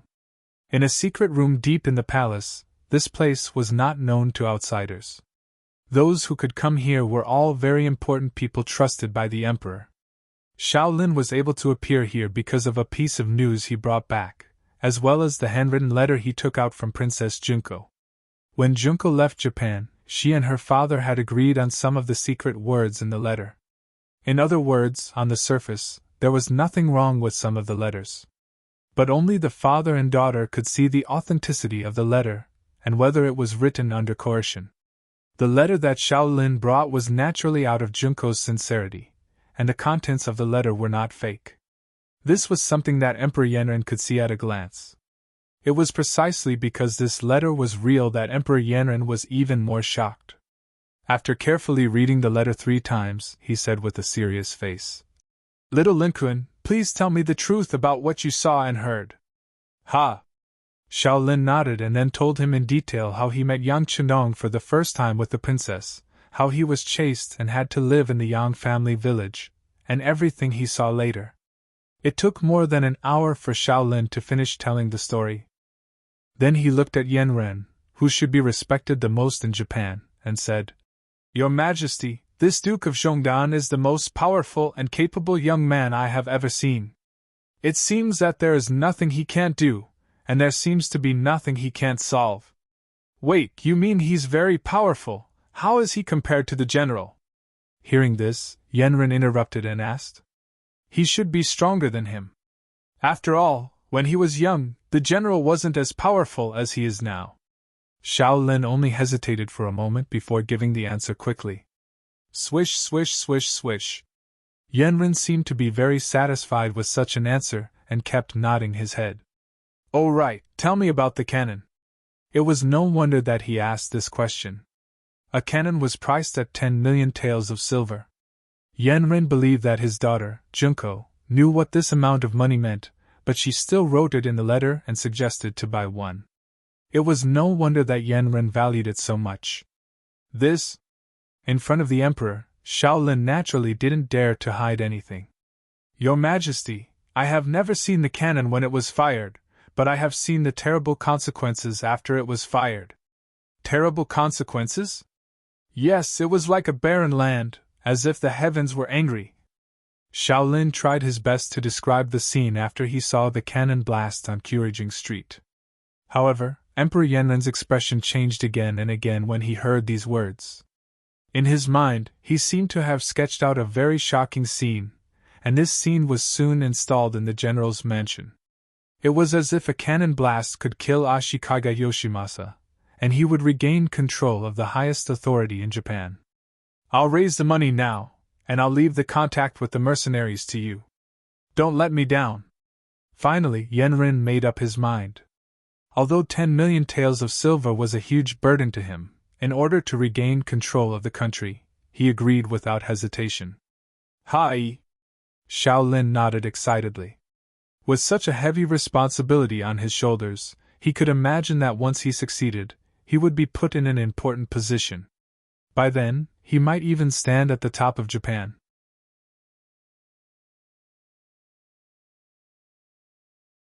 Chapter 427. The mercenary camp outside Gao Prefecture. The Emperor of Japan agreed to buy cannons and prepared 10 million taels of silver for this purpose. The news had already been sent to him. After reading it, Yang Chendong only ordered everything to proceed according to plan and handed it over to Commander Gao Xiong to handle. He threw this piece of information aside. Compared to Japan, which was far away at sea, Yang Chendong was more concerned about the situation in front of him. He was more concerned about whether or not he could be crowned king. Originally, Yang Chendong did not have such extravagant hopes. He only thought about how to use war to expand his military strength and get more things he needed. After all, if Ling Feng wanted to develop, it would not be possible without a sufficient population base. He did not want to use outsiders and trusted the Han people more, so he could only set his sights on the great Ming. Facts had also proven that war was indeed the best way to test the strength of an army. At the same time, it was also the best opportunity to expand the army. He had obtained so many soldiers and taels of silver just by wiping out a motley crew of yellow bandits with only a few 100,000 people. This made Yang Chendong see the benefits that war could bring to him. However, he did not expect that the situation in Yunnan was so critical that Ingzong Qizhen threw aside the laws of the ancestors and gave Marquis Shiping the title of King of Shiping. One should not underestimate this title of king with a different surname. Once he had the identity of a king, he could open his own mansion and have his own army. Although the number of people could not exceed 3,000, for Yang Chendong, once he had this kind of power, there were probably not many places in the world that he could not go. There were too many benefits to becoming a king, so it was not an example. This made Yang Chendong very excited. However, he also knew that even if Mu Bin could be crowned king with a different surname, it was only a special event in a special period. It was not hereditary, so it was destined that the title of King of Shiping was only effective on Mu Bin. Otherwise, his descendants would not be able to enjoy such treatment. Even Mu Bin had so many backup plans when he was crowned king. If he wanted to be crowned king, it would be even more difficult. Not to mention that Zhu Qizhen had always been afraid of him. In this regard, the two brothers, Zhu Qizhen and Zhu Qiyu, had the same attitude. However, with the example before him, no matter how difficult it was, Yang Chendong had to fight for it. To him, this was definitely an opportunity. In the words of the commoners, if they missed this opportunity, they might not be able to find it again. With this goal in mind, when Quan Yi came to visit him, he mentioned that he was very envious of Quan Yi being conferred the title of king. At the same time, he pretended to be seriously ill in order to increase the chances of this matter becoming a reality. Of course, if he really wanted Zhu Qizhen to relent, just doing this was not enough. In other words, the more complicated the situation on the battlefield was, the more danger the southern Ming Empire was in, and the higher the chances of success would be. Therefore, during these days, Yang Chendong had been paying attention to the movement of Prince of Min's faction. After waiting for days and nights, they finally made a move. The Miao people were the first to react. This time, the Prince of Min's faction was able to defeat the southern Ming army in progress at lightning speed. The Miao people's help was completely inseparable. It was because of the Miao family's courage to fight, kill, and charge that the southern Ming army was defeated and lost a large amount of territory and land in a very short period of time. At that time, there was no such thing as 56 ethnic groups being one family. As a minority, they were often limited from birth. Their birth meant that they would not have much success in their lives. Things like being high up in the imperial court, that was something that they did not even want to think about. As a result, each generation was worse than the previous generation. In addition to the bad living environment, the lives of the Miao people were getting worse day by day. It was not until Zhu Qizhen established the southern Ming dynasty in Nanjing that he increased taxes in order to achieve his goal of recuperating faster. This made the Miao people, who did not have a good life to begin with, live in an abyss of suffering under the heavy burden. Wherever there was oppression, there would be resistance. Just as the Miao family was suffering, the Prince of Min's messenger came and promised many benefits, which made some of the leaders of the Miao family tempted. After that, they started the war. When they left their hometown and went all the way to Guangdong, they finally knew what was called wealth. In comparison, it seemed that their previous lives were too poor. Under sudden wealth, it would often make a person dizzy and change their way of doing things. This was the case for the Miao army. They didn't have to spend much effort to take down a few cities. After grabbing a lot of good things, the greed in their hearts couldn't be suppressed. Gradually, they started to like the feeling of looting. The main force of the Prince of Min's faction was still digesting the cities in their hands and constantly recruiting soldiers to consolidate their strength. When the Jiaoji army was taking down cities, they did not forget to transfer good things and some people to their own country. Only the Miao army did not care about cities and did not think about conquering the world. They were more interested in the benefits in front of them. It could be said that they were short-sighted or unambitious. In short, they were the fiercest when it came to attacking cities. Often, after taking down a city, they would loot for a few days. Then, they would leave the city and move on to a new target, continuing the pace of attacking cities. As they looted and moved, it was the Miao family, who had the least number of people, that caused the most damage. In less than a month, they had destroyed more than a dozen cities and state capitals, and the number of people affected by the disaster had reached more than 1 million. The Miao army, which was divided into several groups, was like a swarm of locusts. Wherever they went, the crops would be destroyed and the people would be displaced. Supposedly, the south of the great Ming dynasty had not experienced any wars for many years. The people were still rich. If it were other armies that came here, it would not be difficult to raise military provisions. However, the bad thing was that the people who came were Miao people.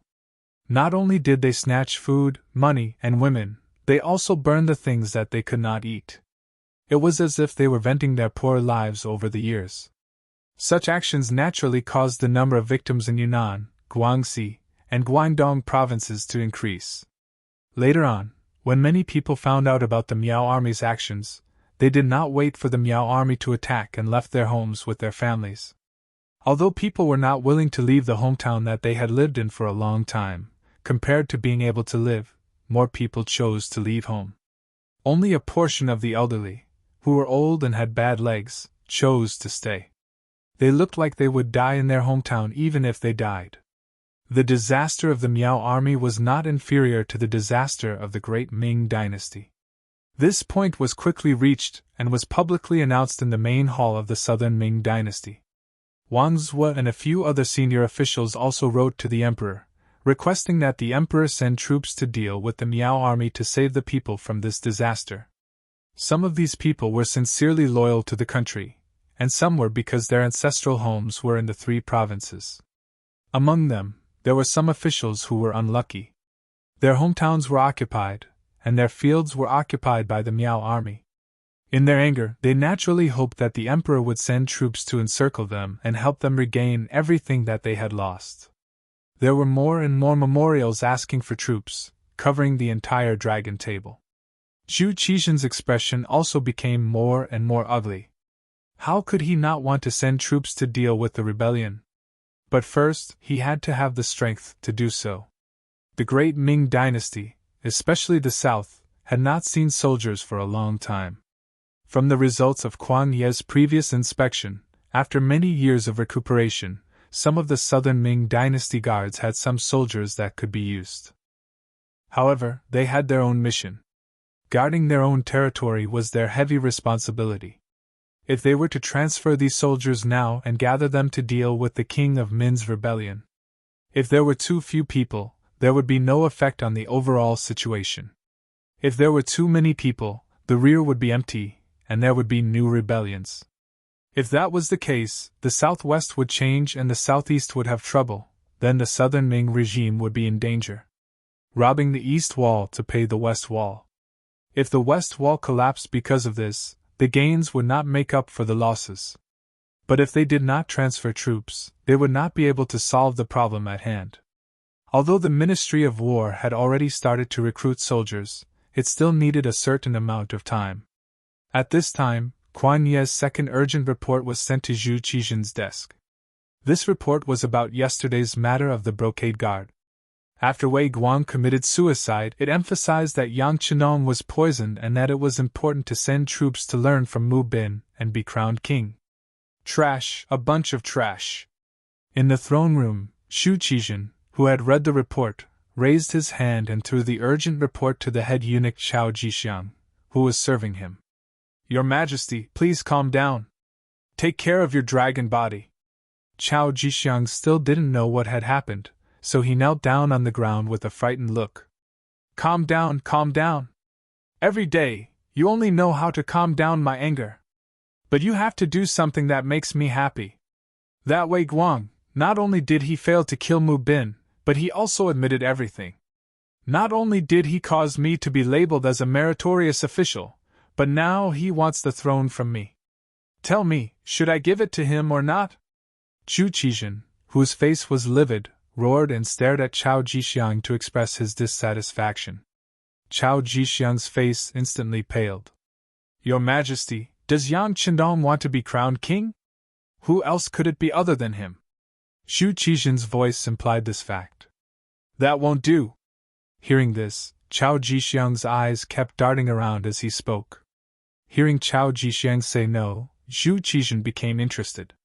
My dear minister, why do you say no? Chao Jixiang, who was kneeling on the ground, quickly crawled forward and came to Zhu Qizhen's feet.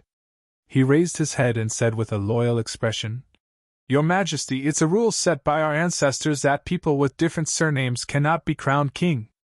King Shiping is an exception, but it turns out that it's not very useful to be crowned king with different surnames. Moreover, if we give it to whoever wants it, the world will be in chaos. Once the world is at peace, how will we deal with them? I'm afraid we can't get rid of them. Chapter 428. Chao Jixiang's voice was still echoing in Zhu Qizhen's ears, but the unlucky Emperor Ingzong didn't say anything.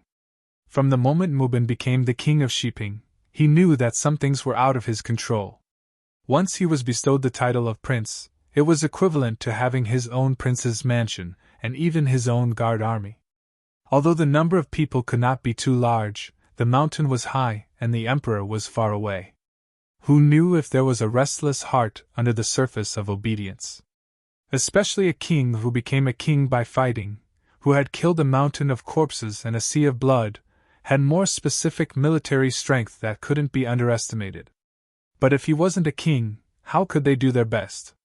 Marquis Mubin of Shiping was already the boss of Yunnan. There was nothing left to be conferred, nothing to be rewarded. If he wanted to use him as a bystander, there was no other way except for this move. He had no choice but to do this. Although the effect was not very good, in any case, with Mubin watching from the rear, it also took a lot of energy from King Min's side, so they couldn't attack the hinterland of the south. A king's title only played a role of restraint. Zhu Qizhen was a little dissatisfied in his heart, but what could he do? He was the emperor, the son of heaven. But if he didn't have enough strength, how many people would listen to him? For the emperor, being a king for the sake of fighting was tantamount to giving away part of his power, which might be regarded as a disgrace. At the very least, none of his ancestors had ever done such a thing. But it was still better than being forced to perish. If he persisted for the sake of face and finally let King Min's side come to Nanjing, at that time, he would really be a sinner of the Zhu family, and he would have no face to see his ancestors. Thinking that the current situation was so erosive and difficult, Zhu Qizhen began to seriously consider what Quan Yi said about Yang Chendong's proposal. My dear minister, how is Duke Shongdan's health? Also, I asked you to find a way to contact the mercenaries. Is there any progress? When these things were mentioned, Chao Jixiang's face became very ugly. He, who was originally clamoring that he couldn't be conferred the title of king, quickly lowered his head and said, Your Majesty, please calm down. This subject is incompetent. Chao Jixiang couldn't be blamed for saying that. Whether it was Yang Chendong or the mercenaries, the embroidered uniform guard hadn't made any progress in such a long time. Needless to say, the mercenaries had perfect military discipline. Furthermore, the soldiers who were qualified to serve in Crimson City had all been seriously tested in terms of loyalty. In addition, they did not go out on their own, so it was even more difficult for outsiders to find out about them. Even though the embroidered uniform guards seemed to be everywhere, they were unable to do anything in the face of such a disciplined army. Naturally, it was difficult for them to achieve any results. As for Yang Chendong's place, it was heavily guarded.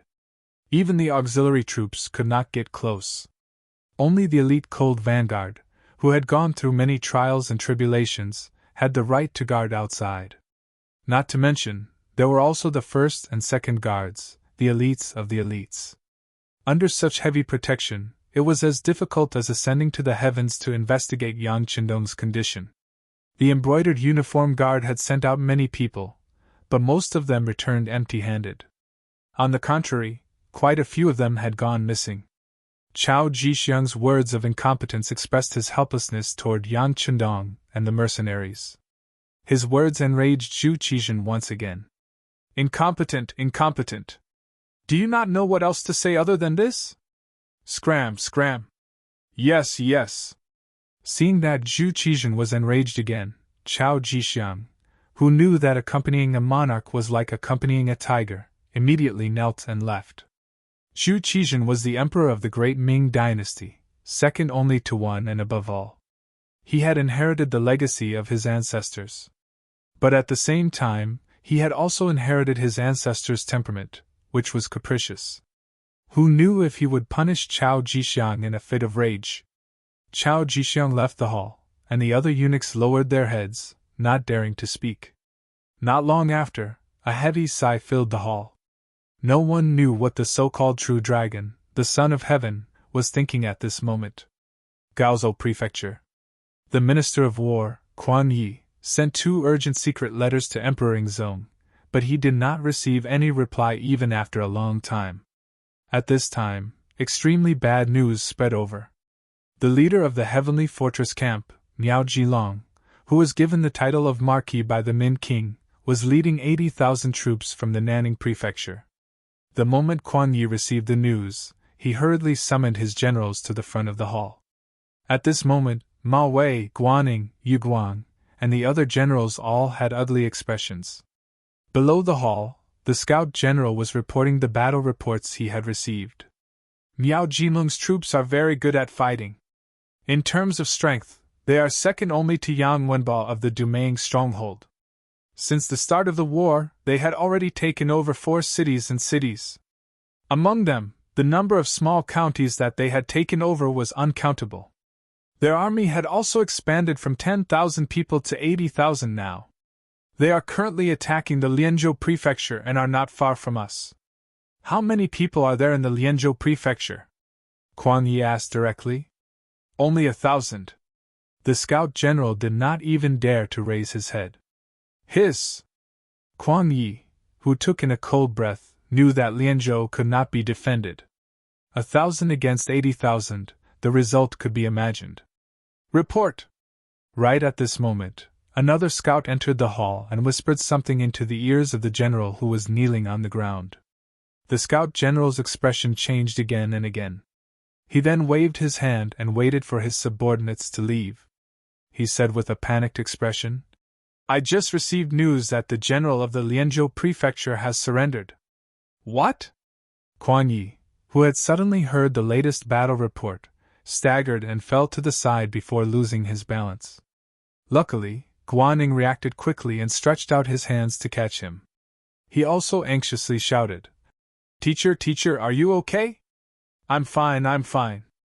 Quan Yi, who took in a strong breath, his chest heaved up and down a few times. Then, he steadied himself and waved his hand at Guaning. Then, he angrily scolded, Bastards, a bunch of bastards! They received the kindness of the emperor and did not think of repaying it. They should be killed, their families should be wiped out, and their families should be wiped out!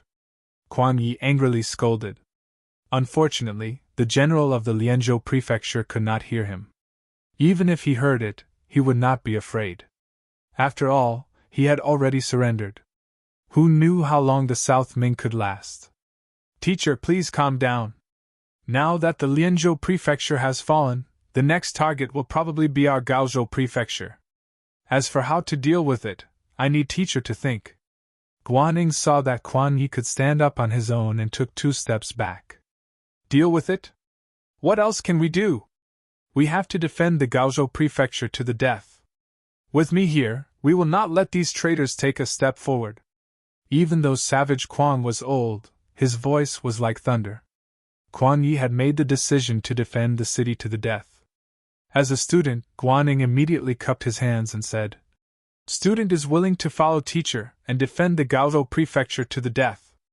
Guanying's words were heard by Ma Wei and Yu Guang. The 2 exchanged a glance before cupping their fists and saying, We will follow the orders of the minister and defend Gaozhou Prefecture to the death. We will fight to the death and not retreat. Ma Wei and Yu Guang did not have a choice. Even though they were in the Gaozhou Prefecture, their families were not here. Their original place of defense was not Gaozhou. If they really surrendered like the Lianzhou Prefecture general, once the news spread, their families would not be able to survive. Even if it was for the safety of their families, they had no other choice. Furthermore, with the minister of the Ministry of War here, even if they wanted to surrender, they had to be able to control the army. Hearing the words of the generals, Quan Yi's expression became better. Good. His Majesty will definitely know of your loyalty. After we defeat the enemy this time, this official will definitely ask for rewards for all of you. Thank you, Minister. Guaning and the other two lowered their heads and cupped their hands. However, whether or not they would really listen to this so-called request for merit was another matter altogether. First, they agreed. Then, Kuan Yi wrote an urgent letter to be sent to Nanjing. After reporting the situation here, he looked at Guaning and the other two and said, "Immediately seal the city. At the same time, gather the youths in the city and help the soldiers defend the city." In the Gaozhou prefecture, there were at least 40,000 people. Among them, there were 5,000 youths. If used well, it would be a significant force. "Teacher, should we inform the Duke of Loyalty and ask him to come to the city to help us defend the city?" When Guaning saw that Kuan Yi didn't mention Yang Qindong, he thought that Kuan Yi was too anxious to remember, so he reminded him. "Them? Sai, we can just send someone to inform them. However, if they are not willing to enter the city, we cannot force them." Kuan Yi thought about Yang Qindong's request and shook his head as he said half-heartedly. He didn't think that the little fox Yang Qindong would be willing to help him defend Gaozhou prefecture before he received a confirmation. Outside the Gaozhou prefecture, in the mercenary camp near the Laizhou prefecture, the battle report from the front line had already been sent here. Yang Qindong naturally knew that Miao Jinlong had led the troops here. They are finally here? Yang Qindong's attitude was completely different from Kuan Ye's. When he heard this, he didn't panic at all. Instead, he looked as if he already knew this would happen. "Young master, are we going to beat them up?" Hu Meng, who was standing at the side, asked excitedly. From his words, it was not whether they should fight or not, but whether they should beat them up. Just this point alone showed how confident he was in winning. Actually, it was not only Tiger's Mane. The 7,000 Yang army soldiers all thought the same. The auxiliary soldiers of the Cold Front were even more so. With their advanced weapons, they could look down on the world and not reject any strong enemy. Even the temporary auxiliary soldiers were full of confidence after being trained for such a long time and learning excellent tactics. They only wanted to gain military merits in one battle and become an auxiliary soldier. They wanted to become a member of the elite Cold Vanguard as soon as possible and be envied by everyone.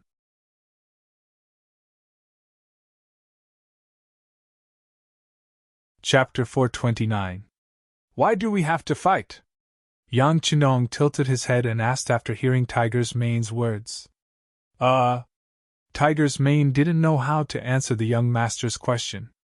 Fortunately, Yang Qindong didn't point at him to answer. Instead, he said slowly, "Young master's goal was to force Xu Qijun to bow his head. Isn't the appearance of these people the best time to do so? If we chase them away right away, the problem will be solved. How can we force them to bow?" "Yes, young master is right. Tiger's Mane is too naive." Tiger's Mane was smart.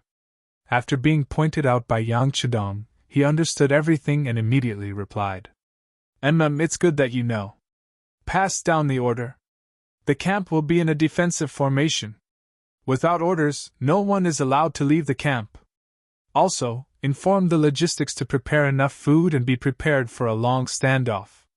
Yang Qindong knew that Tiger's Mane wasn't the only one who wanted to send out troops.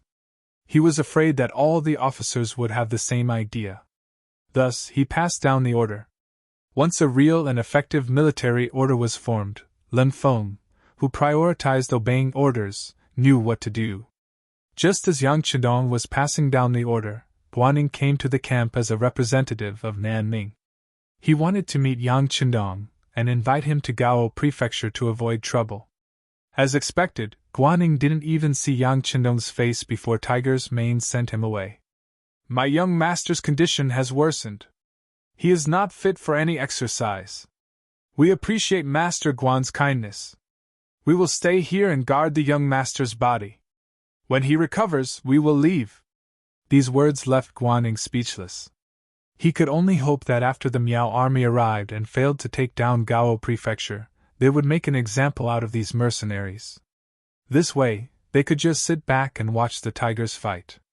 Gaozhou prefecture and Yang Qindong's troops had all made defensive preparations. 3 days later, Miao Jinlong's 80,000 soldiers finally appeared in the southwest. Miao Jinlong was from the Miao tribe and was born in a big family.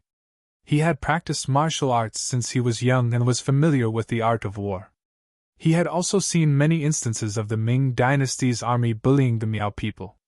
He had always wanted to fight for the rights of the Miao people one day and hold his head high. However, the great Ming dynasty was too powerful. How could the Miao tribe, who had a weak population and territory, contend against them? He originally thought that this was just a childhood dream that he would never be able to realize in his lifetime. But who knew that the situation changed so quickly? The prosperous great Ming dynasty was divided into two.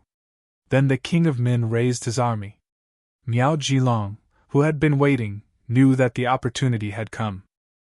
He rose in revolt and became the first group of people in the Miao tribe to support the king of Min. He expressed his stance early and took practical actions. After a while, he gained the favor of the king of Min, Miao Jilong, who was conferred the title of Marquis, led 10,000 Miao soldiers and was unstoppable. After winning every battle, the army grew stronger and stronger. Now, they had 80,000 soldiers and became a very important force in the king of Min's faction. Some things, if you don't do it, you won't know. Maybe it was because he had been trapped in the Miao tribe for a long time. Miao Jilong had always thought highly of the Ming dynasty.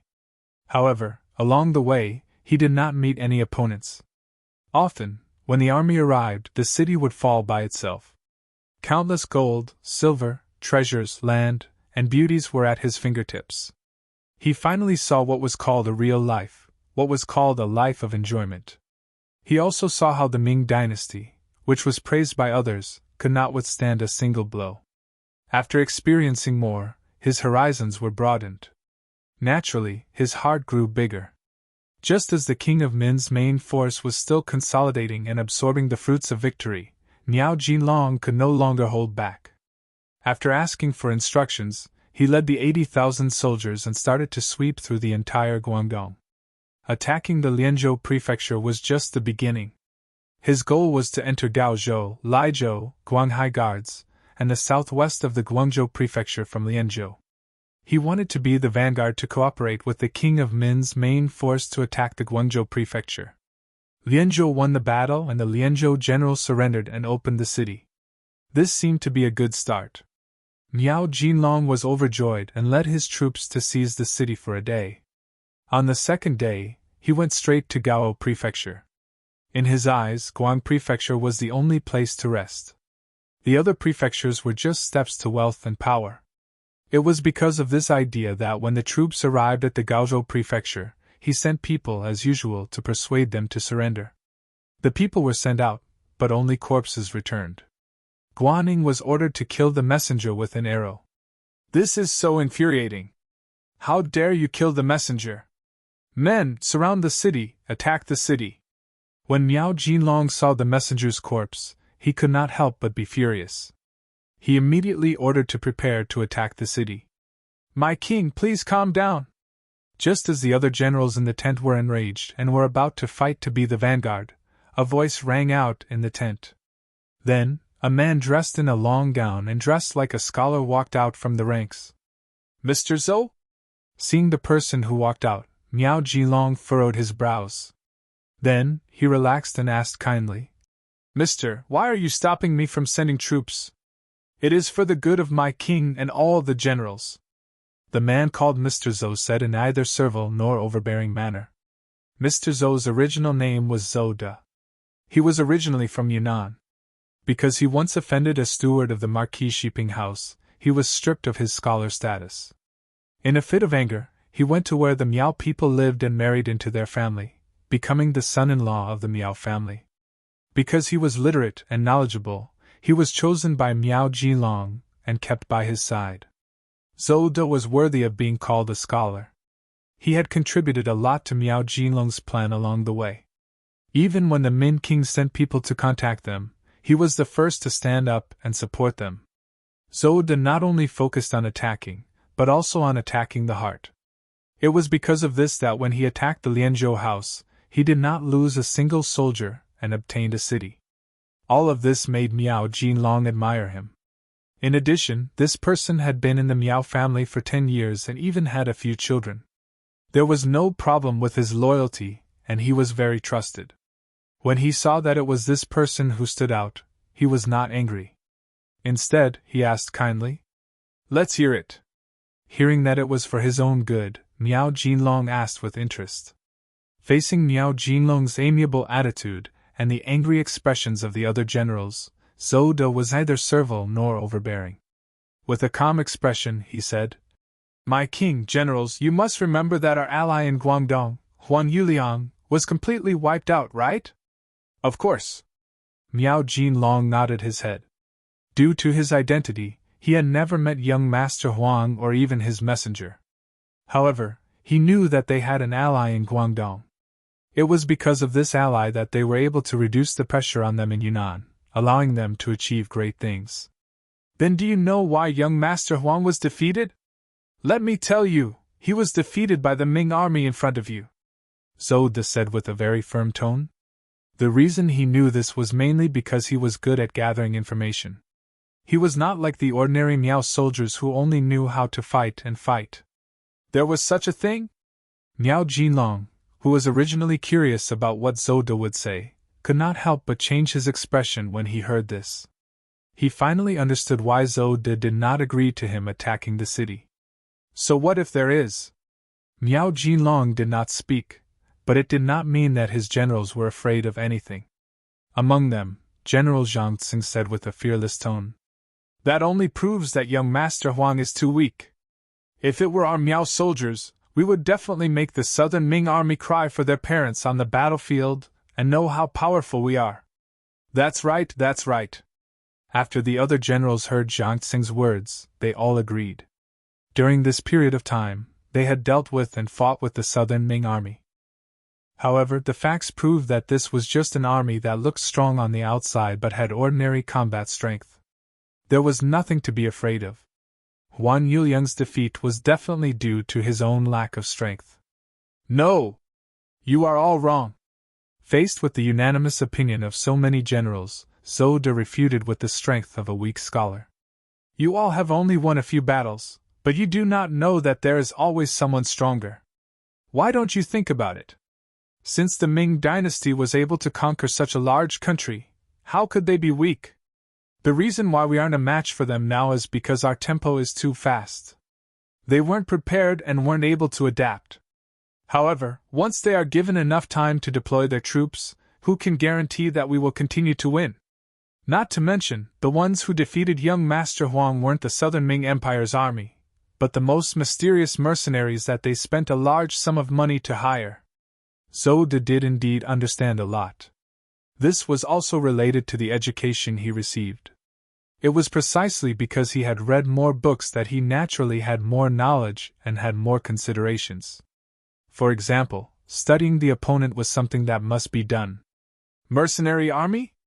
When the generals heard this new name for the first time, they all looked at each other with a puzzled expression. Zhou De did not expect them to understand anything. He only needed to tell them what he knew. As for what to do next, whether or not they had to continue attacking the city, it was not something that he could decide. "Yes, it is the mercenary army. It was this army that once saved the life of the Southern Ming Emperor, Yingzong's life on the battlefield. It was also this army that defeated the Walla cavalry that wanted to enter the capital of Baiming. It was also this army that defeated young Master Huang, who was very influential in Guangdong. These are their achievements after they made their debut." He spoke truthfully about everything that he knew. Then Zhou De continued, "If we want to attack the city, we will definitely not be able to avoid them. How much confidence do we have?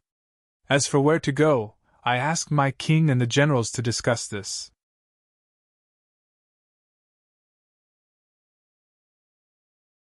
Chapter 430. Zhou De shut his mouth and did not want to argue with anyone about this matter. He was originally a Han Chinese, but because he was treated unfairly and could not survive, he came to the Miao tribe and became the son-in-law of the Miao tribe. A person like him actually had a very low social status. He couldn't even be considered the head of a family. How many people would think highly of him? If Miao Jinlong did not see that he did have some ability and put him in an important position, he would not be qualified to enter the tent for discussion, let alone argue with others. Zhou De shut his mouth, which made the others unable to find an object to argue with for a while. They all looked at King Miao Jilong. The Miao tribe also had a very strict hierarchy, especially when it came to major matters such as the deployment of troops on the battlefield. The king's order was the final order. Everyone's eyes were on him, which made Miao Jilong silent. Although it seemed that the journey was very smooth, and the army was also growing step by step. From the original 10,000 people to the current 80,000 people, it was a strong army. However, no one knew better than Miao Jilong about his own strength. The so-called expansion of the army was just these soldiers who were forced to join.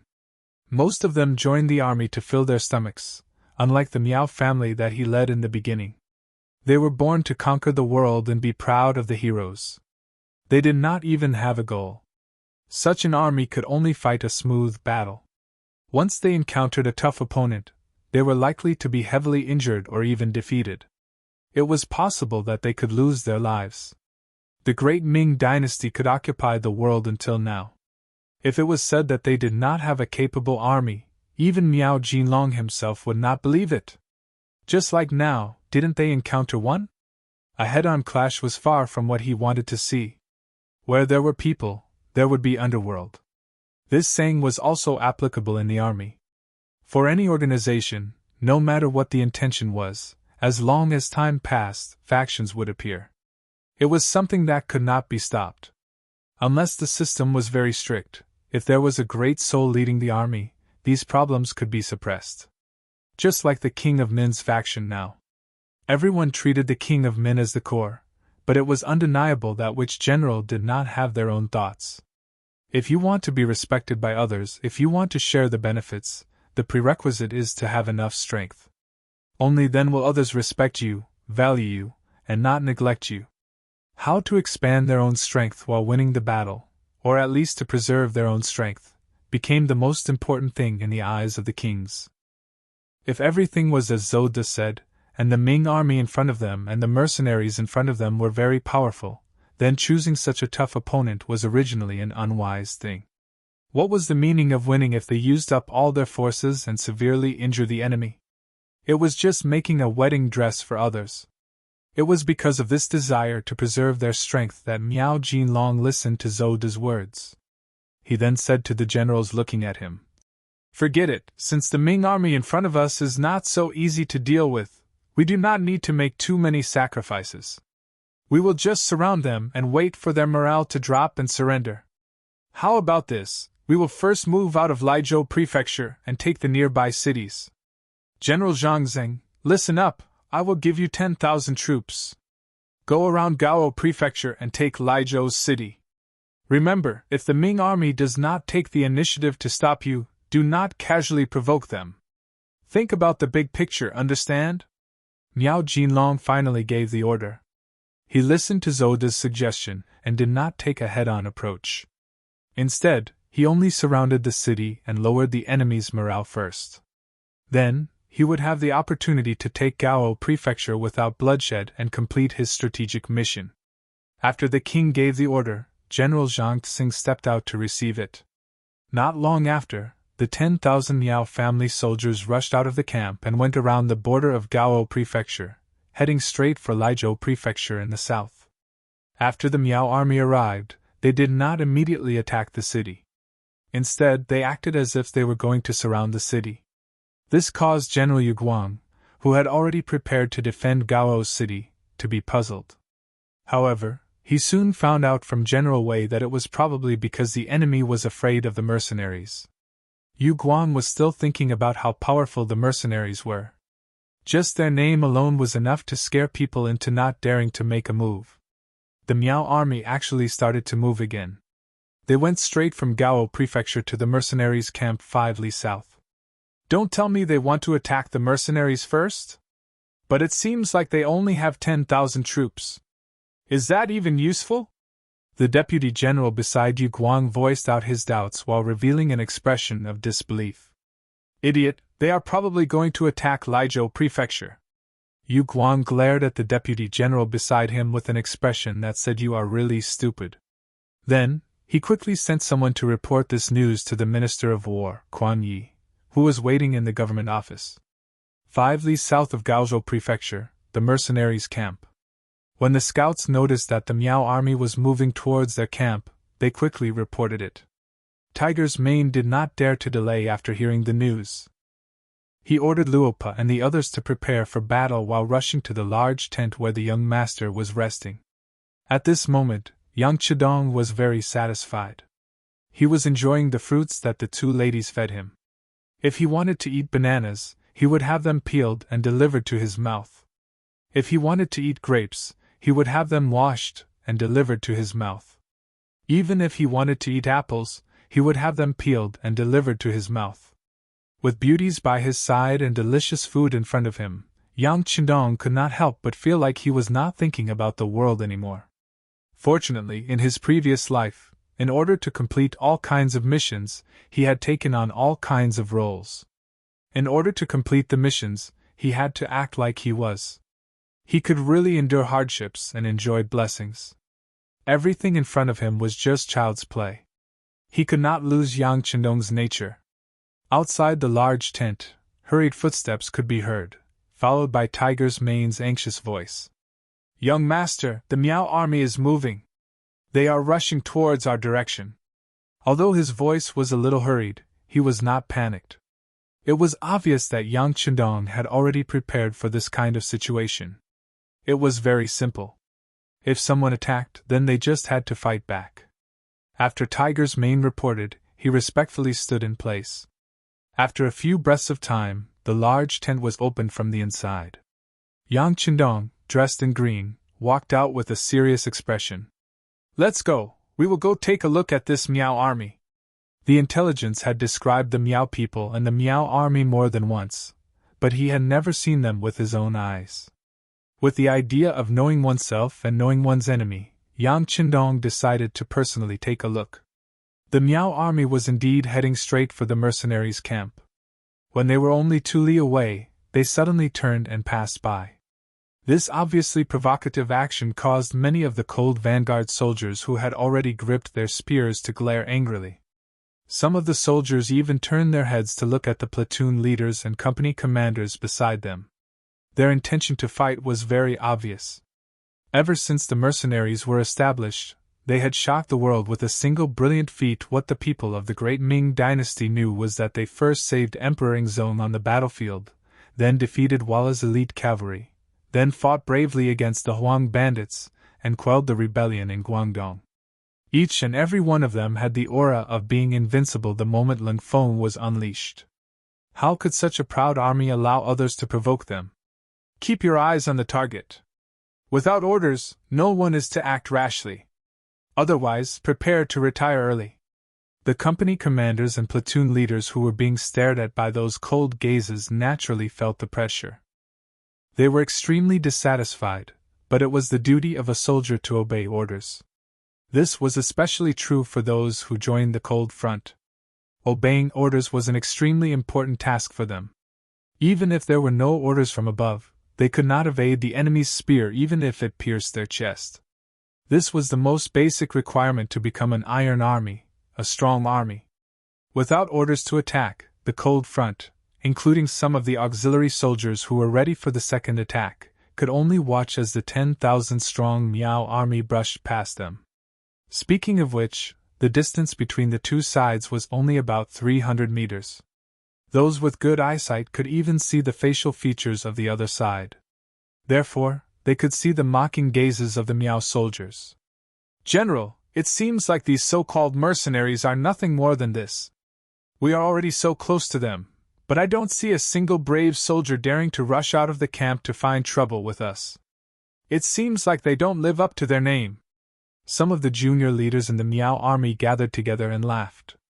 General Zhang Xing, who was riding on a horse and walking in the middle of the group, also laughed when he heard the discussion of his subordinates. "That's right, they don't even have the courage to walk out of the camp. In my eyes, they are just a bunch of cowards. Once we take down Liezhou Prefecture, I will naturally tell the king to start with these mercenaries. Ha ha ha, I want to see what that scholar Zhou has to say when the time comes." General, you're wise. The group of junior leaders hurriedly flattered. Following that, the 10,000-strong Miao soldiers walked past the mercenaries' camp with high morale. Each of them seemed to walk with their heads held high, as if they were extremely arrogant. Young master, it seems like they don't have any intentions of attacking us. They are going to Lizhou Prefecture. However, there is no one there. The city is also empty. What are they going to do there? Hu Meng watched as the 10,000 Miao soldiers walked past the front of the military camp. After walking for 2 hours in a grandiose manner, he saw through their purpose.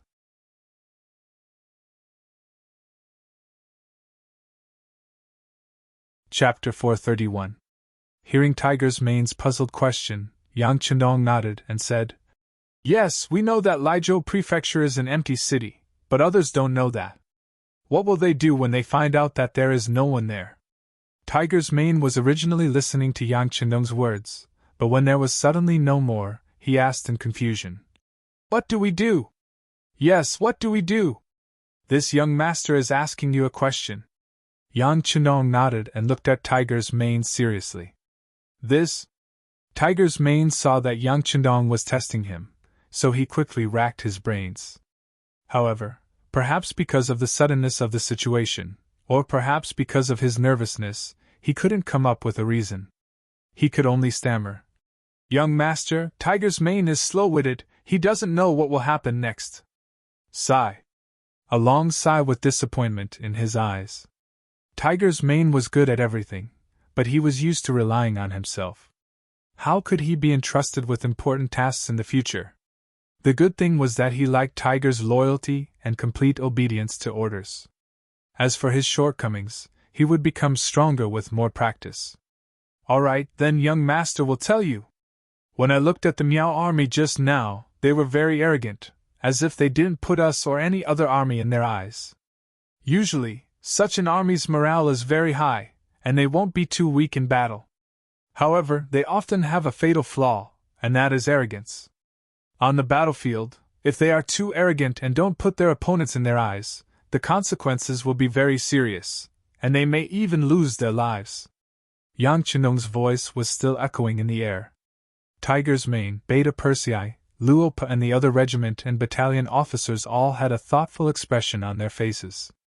They also seemed to be wondering if their own army was too arrogant. Would they also make the mistake of underestimating the enemy? Seeing that everyone was deep in thought, Yang Chendong's eyes revealed a satisfied expression. It was almost impossible for an army to remain undefeated for its entire life. There were too many factors involved, such as morale, willpower, advanced weapons, whether the commanding general gave the correct orders, whether the soldiers were united, whether they were brave, whether they dared to risk their lives on the battlefield, and even factors such as the right time, location, people, whether they had a good reason for their actions, whether they were righteous, whether the army had a soul, whether the soldiers had faith, whether the soldiers were of the same mind, and so on and so forth. It could be said that victory in this war was not determined by who had more people or whose weapons were more advanced. It was just like during the war's war, of course. Our armies is main was main was main's main. This was his main was main. The cold front had too many advantages. For example, their advanced weapons, strict training, strict military laws, and uniform thinking and behavior among the soldiers. However, this did not mean that every battle could be won. Changes were ever present. How to deal with and resolve these sudden changes was also the key to victory. Beating them down was even more necessary. A person could have a lofty and unyielding character, but he couldn't have an arrogant heart. Otherwise, he would fall sooner or later. It was just a matter of time. Using today's opportunity, Yang Chendong was knocking on the heads of the various regimental and battalion-level officers. Seeing that everyone was deep in thought and understood his intentions, he continued, "A proud army will never return empty-handed. However, an operation without a goal or plan was often the cause of failure. Take this 10,000 Miao army for example. If they return empty-handed after going to Liezhou Prefecture and reunite with the Miao army's main force, then even if they fail, they will not be at fault. On the other hand, if their arrogance is at play and they want to take something back to deal with us, then their calculations will be wrong, and the consequences will be very serious. Young master, are you saying that when the Miao army returns empty-handed they will attack us? But isn't that a little too bold? Tiger's mane finally understood the meaning behind Yang Qindong's words and asked with a face of disbelief. These words came from Yang Qindong's mouth. If it was anyone else, Tiger's mane would not have believed it, and would even say that the other party was just trying to scare them. Are you brave? Ever since they left Yunnan, they have not met any opponents. How can such an army not be proud? What's so strange about them making some bold moves? Yang Qindong said all of this confidently. He only needed to confirm that the 10,000 Miao army would definitely attack them. Since Yang Qindong had said so, Tiger's mane immediately said excitedly, Young master, then let's prepare properly and teach them a lesson when they come. Yes, preparation is a must. However, there's no need to be too nervous. Didn't Gao Xiong bring some newly developed mines from the munitions factory when he came? Bury some of them. If they dare to come, let them know what it means to scatter flowers from heaven. Yang Qindong was not completely sure that the 10,000 Miao army would attack them. Before he had any definite information, there was no need to make the soldiers so nervous. All he needed to do was to bury the mines and prepare for defense. If they really came, the effect would be surprisingly good. When the Ling Feng army attacked together, the 10,000 Miao army would basically be useless. Yes. Yang Qindong's words were equivalent to an order. The 2nd Regiment commander of the Ling Feng army, Luo Pe, who had been standing at the side for a long time, immediately nodded in agreement. Then, he watched as the young master left. However, they did not leave even after a long time. Instead, after Luo Pe and political commissar Kong Jie had a discussion, they decided to pass on Yang Qindong's words to every battalion, company and platoon leader. They wanted to let them know that it was okay to have pride, but having pride would easily lead to failure. At the same time, they also discussed some actions that might be needed to take in the upcoming events. Since the 6th young master said that the Miao army would attack them because of their victory, it did not matter if it would happen or not. The necessary preparations must be made. Previously, when Gao Xiong brought a ship to Liezhou Prefecture to pick them up, he brought a lot of guns, ammunition and crossbows. Now they were all equipped and brought into the army. Every Ling Feng army was also equipped with 5 bullets. It was enough to deal with some large battles. However, no one knew what would happen next. No one knew when the next replenishment of ammunition would be. In order to ensure that there was enough ammunition, Luo Pe suggested that unless absolutely necessary, it was best to use cold weapons first. This was perhaps the Ling Feng army's weakness.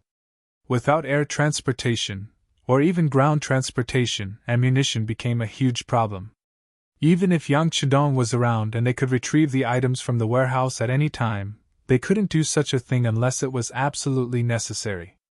It wasn't like they could find a good excuse every time something happened, not to mention that there was only one Yang Qindong, but there was more than one cold front team now. Political Commissar Kong Jie agreed with Luo Pe's suggestion and the Ling Feng army began to get busy. First, they dug the mines. In order to prevent others from seeing them, they worked in the dark. At the same time, other than Ling Feng Wuxing's 4 companies of the 1st Battalion who were still using advanced firearms, the other 2 battalions' 8 companies, a total of 800 Ling Feng soldiers, also took out their sharp bayonets and prepared for close combat.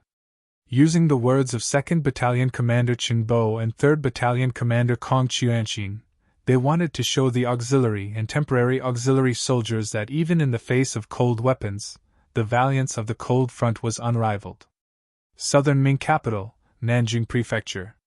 Quan Yi rushed all the way here and finally placed it in front of Zhu Qizhen's dragon desk. When he heard what Quan Yi said, that Miao Jinlong and his army of 80,000 had started to head south, and after taking over the Lianzhou Prefecture, they headed straight for the Gaozhou Prefecture, Zhu Qizhen could no longer remain calm. According to his thoughts and the analysis of some of the court officials, Min, and Min had already taken over Min. The king of Min had just obtained most of the territories in Yunnan, Guangxi and Guangdong. It was time to stop and digest them. At least in the short term, there should not be any military action. However, it seemed that they had underestimated the enemy's appetite and ambition. In the court, when the officials heard the news, they all panicked. Especially the newly appointed left assistant minister Chen Ruyan. He was so nervous that he was sweating profusely. Quan Yi was not in court. The former left assistant minister Wang Ji had misjudged the situation and had been arrested and interrogated. However, because he was still in Shiping Manor in Yunnan and because the road back was full of King of Min's rebel army, he was not immediately taken back to Jingdo for interrogation. With the loss of two important figures, Chen Ruyan was promoted to the position of left assistant minister and also to manage the affairs of the Ministry of War. Normally, Chen Ruyan would be overjoyed to receive such a position. However, in such a dangerous situation, taking over the Ministry of War was like taking over a mess. How could he not be frustrated? Luckily, Chen Ruyan was quite capable. In fact, in history, he had once held the position of Minister of War. Even if the situation was a little dangerous, with his strong ability, he had come up with some good countermeasures. For example, when the entire southern Ming dynasty started to recruit soldiers, any male between 16 and 40 years old could sign up.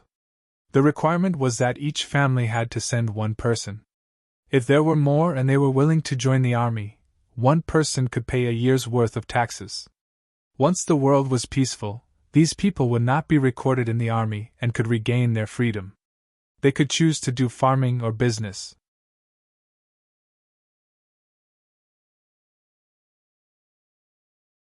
Chapter 432. Chen Ruyan's policy was very good, and it attracted a large number of people to join the army. Statistics showed that the newly recruited soldiers in the southern Ming Empire had reached 1 million. This was because the financial pressure of the Ministry of Revenue was too great. Otherwise, it would not be difficult to double this number. This was the benefit of having a strong foundation. It had to be said that the great Ming Empire was still very powerful. If it was not for the appearance of Yang Chendong, it would be like history. It would not be a big problem to continue for a few hundred years. The actions of the Ministry of Military Personnel were seen by Zhu Qizhen of Yingzhong, and he praised them twice. Now, they only needed to wait for the training of these recruits to be completed before they could enter the battlefield. With so many fresh troops, it would not be a problem to wipe out the King of Min's rebel army. But at this time, the King of Min's faction, who was estimated to be biding their time, made a move. If they could not be effectively controlled, it would not take long for them to reach out for a yard after getting an inch. The other rebel army would follow suit. It was afraid that before the training of the recruits was completed, the King of Min's faction would kill their way to the front of Nanjing Prefecture. The southern Ming Empire's regime might face the danger of ending. With the danger of the country being destroyed, how could Zhu Qizhen not be anxious? With a trace of blood in his eyes, he looked at the officials in the court. Dear officials, is there any way to control the situation? It doesn't need too long. It can last for a year. No. 9 months is enough. Zhu Qizhen asked anxiously, but what he got was silence. These officials could usually speak some reason or even twisted reason when they encountered problems. In the face of military affairs, the officials now had a very good interpretation of what it meant to be a scholar meeting a soldier. In the face of the King of Min's faction who did not talk reason at all, it seemed that any method was useless. Just like 2 days ago, the Minister of Rights, Lu De, had proposed that they should first negotiate with the King of Min. Of course, this kind of negotiation was fake. The real thing was to stabilize the situation and delay time. Although this policy made Zhu Qizhen somewhat unhappy, considering that it could maintain the situation and buy more time to prepare, he gritted his teeth and agreed. But who would have thought that when Lu De solemnly arranged for someone to do this, the envoy sent out a firm refusal before he even arrived in front of Prince of Min? Under such favorable circumstances, with the cooperation of Jiaoji and Miao Jun, only a fool would agree to sit down and negotiate with the southern Ming Empire. The standard of negotiation was that everyone's strength was equal, and no one could do anything to the other. Only then could such a method be used. When one party's power was too great, it would be difficult to negotiate. It was precisely because the method had already been tried that all of the officials shut their mouths, looking as if they were unable to come up with a solution. In fact, it wasn't that there was no way. At least, there were two paths in front of Zhu Qizhen. First, they had to take the initiative to submit to Ming, and then cede a few provinces in a peaceful situation. This way, they would be able to obtain the help of Zhu Qiyu, the acting head of Ming. Then he could borrow troops to destroy the king of Min's faction. Second, they had to agree to Kuan Ye's condition of giving Yang Chenong the throne. This way, as long as the mercenaries were willing to help, even if they couldn't immediately suppress the king of Min's rebellion, they could buy enough time. After the training of the new recruits was completed, the southern Ming Empire would be at peace. However, Zhu Qizhen didn't want to choose the first of these two paths. His cousin had seized the throne while the other party was in a precarious position. This had already made him very unhappy. If Yang Shan had not suddenly disobeyed him and disappeared, he would not have acknowledged the fact that the other party was Emperor Ming even now. If he lowered his head now, wouldn't it prove that he was inferior to the other party? If that was the case, people who didn't know the situation would think that the other party was the legitimate one. This was definitely not what Zhu Qizhen wanted to see. Even now, he still wanted to kill his way to the southern Ming Empire and unify the great Ming Empire. Wouldn't this be his own goal and hope? As for the second point, Zhu Qizhen also didn't want to give Yang Chenong the title of king with a different surname. Yang Chenong was really too outstanding. He was so outstanding that Zhu Qizhen was very afraid of him. If taking the first path was to end one's own future goal, then choosing the second path was to end one's own grave. Yang Chenong was only 21 years old and he was already given the title of king with a different surname. If he still needed him in the future, how would he reward him? Could it be that he had to give up the throne? Moreover, once he was given the title of king with a different surname, it would easily create a situation where he couldn't get rid of his subordinates. If he wanted to solve this problem in the future, he didn't know how much he would have to pay. As for what the genie guard said about Yang Chenong's poor health and being poisoned, Zhu Qizhen didn't dare to fully believe it. Yang Chenong had given him too many surprises, so it was reasonable that he couldn't fully believe it. This led to the gathering of the ministers, wanting to see if any of them could come up with a better idea. But now, Zhu Qizhen was somewhat disappointed. Incompetent, incompetent! He cursed in his heart. Zhu Qizhen had to choose the lesser of two evils. It was time for him to make a decision. In the end, his heart was biased toward the second choice. Forget it, end the court. The 6 ministers and the imperial censor stay behind to discuss matters in the side hall. Zhu Qizhen called the several important officials to the side hall. Naturally, there was only one matter, and that was to discuss the matter of giving Yang Chenong the title of king. Since no one could think of a better idea, they could only consider this matter. Fortunately, Mu Bin had been given the title of king with a different surname before. This wasn't the first time he had done such a thing. In other words, it wasn't the first time he had lost face. So what if it happened again? Those who could become important officials were all quick-witted and good at reading people's expressions. Otherwise, they wouldn't have been able to keep their positions. When Zhu Qizhen summoned them, they all guessed the emperor's intention. So when they entered the side hall, they all lowered their heads and didn't speak. Obviously, no one wanted to mention this matter first to avoid tarnishing their reputation.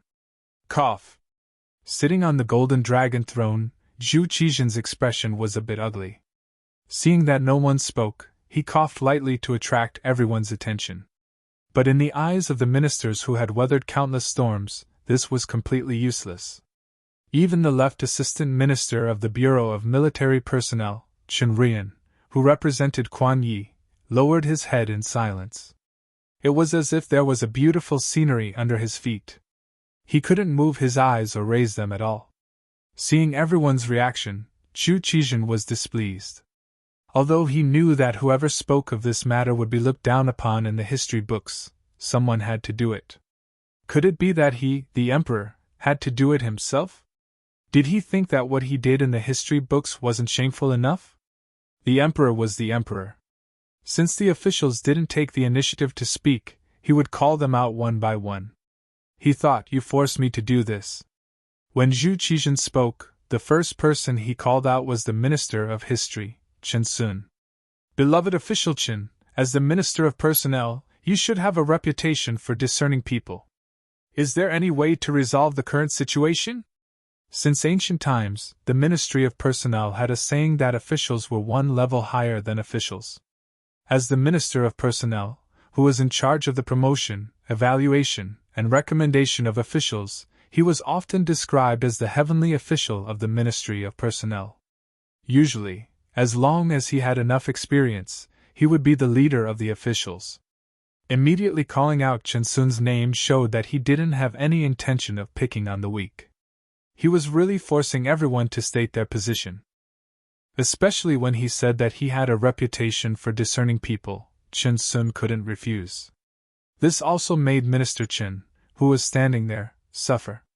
Although Zhu Qizhen's words were gentle, if one carefully thought about the meaning behind them, as long as one wasn't a fool, one could sense the threat.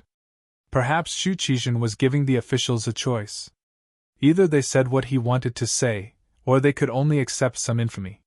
Or they could take it head on, and be prepared to lose their position. One was fame, and the other was benefits. They had to choose one.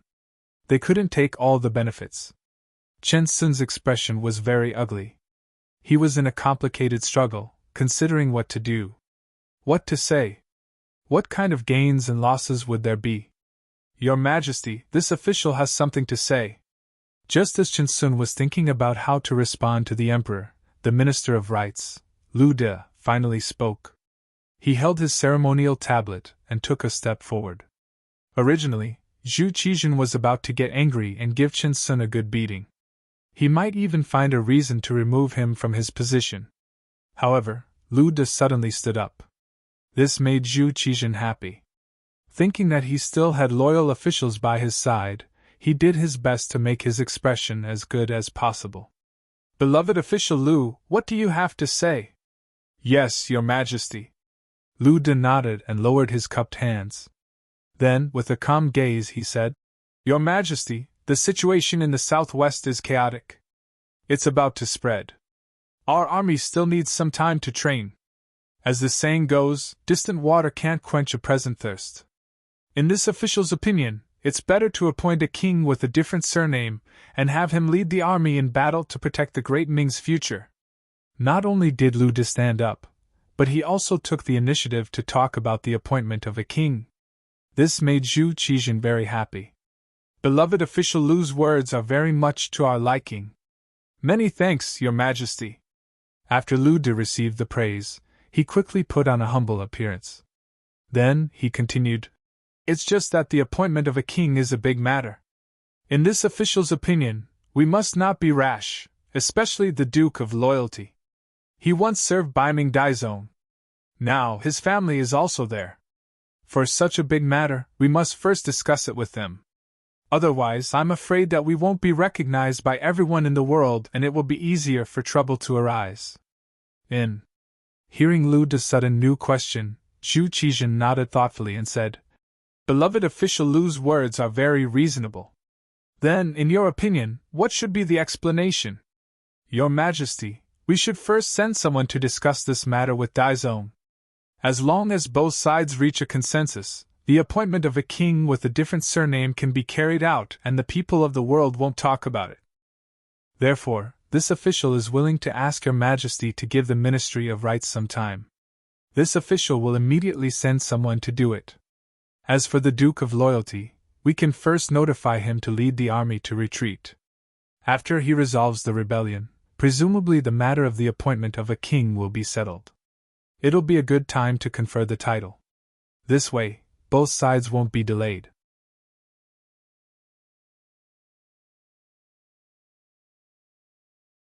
Chapter 433. It was as if Lu De had already thought of a countermeasure. As he spoke without hesitation. When the conditions were right, success would come naturally. That's true. Zhu Qizhen nodded after Lu De's explanation. However, a few more questions popped up. He couldn't help but ask. If that's the case, will the Duke of Zhongdan be willing? Also, how confident are you in convincing Bai Ming?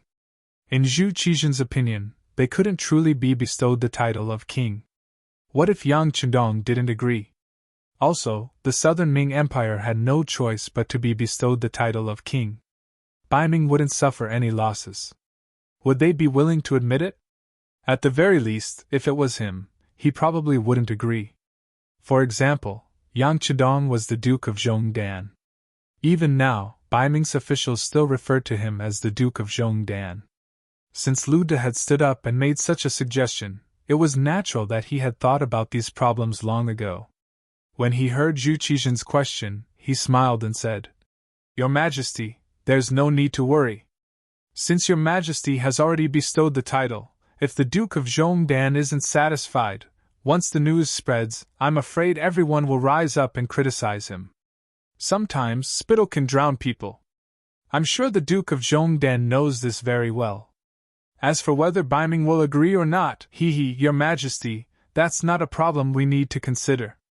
If they don't agree, you can tell the Duke of Zhongdan and let him deal with it. In short, Your Majesty is wise. Lu De didn't say what if. However, Zhu Qizhen already understood. If Bai Ming didn't approve of the title of king, Yang Chendong would definitely be very angry. This was a good opportunity to drive a wedge between them. If things didn't go well, it was possible for both sides to fight. At that time, he would really be able to reap the benefits. Thinking that if Yang Chendong and Bai Ming were to fight to the death, it would be a chance for the South Ming Empire to rise again. Immediately, his face lit up with joy as he said, Beloved official Lu is indeed worthy of being this subject's backbone.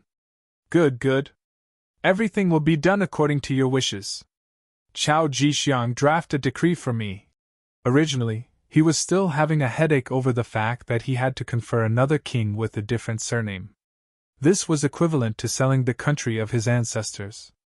Even if one day, he became strong again and took everything back, who knew how the history books would record this matter, and whether the future generations would scold him? But after hearing Lu De's words, the bad thing became a good thing. He didn't need to pay any price to solve the problem. He even made a strong enemy for Bai Ming. Such a brilliant plan made him very satisfied. Now that Zhu Qizhen was satisfied, the ministers were free to leave. As Lu De walked among them, he could clearly see that the Minister of Revenue, Wang Zue, was looking at him with disdain. Yang Chendong had once saved Wang Zue's life on the battlefield. This was something that everyone knew. A while ago, Yang Chendong and Lu De had quarreled over the matter of Hangzhou's prefectural magistrate, Shenbuki. This was something that everyone knew. Just from this aspect alone, the two of them already disliked each other. However, this was not the main problem. The main problem was that Lu De's words today were clearly plotting against Yang Chendong. Even though there were only a few important ministers present, today's conversation would definitely be recorded in the history books. Presumably, Zhu Qizhen would be the first to speak of this matter, so as to prevent the future generations from placing such a scheme on him. In this way, the matter of Lu De plotting against Yang Chendong would naturally be spread soon. At that time, given the personality of the Duke of Loyalty and Courage, would he forgive Lu De? This was why there was a trace of disdain in Wang Zue's eyes when he looked at him. In his opinion, if he wanted to use Yang Chendong, he should use him well. He should use his emotions and reason with him. There was no need to worry that he would not do his best for the imperial court and the South Ming Empire. After all, from Wang Zue's point of view, Yang Chendong was still a minister of the great Ming Empire. It was just a coincidence that he met the mercenaries. However, if he was plotted against like this, it would be a different story. The consequences would be very serious. Wang Zue's gaze towards Lu De was somewhat complicated, even somewhat disdainful.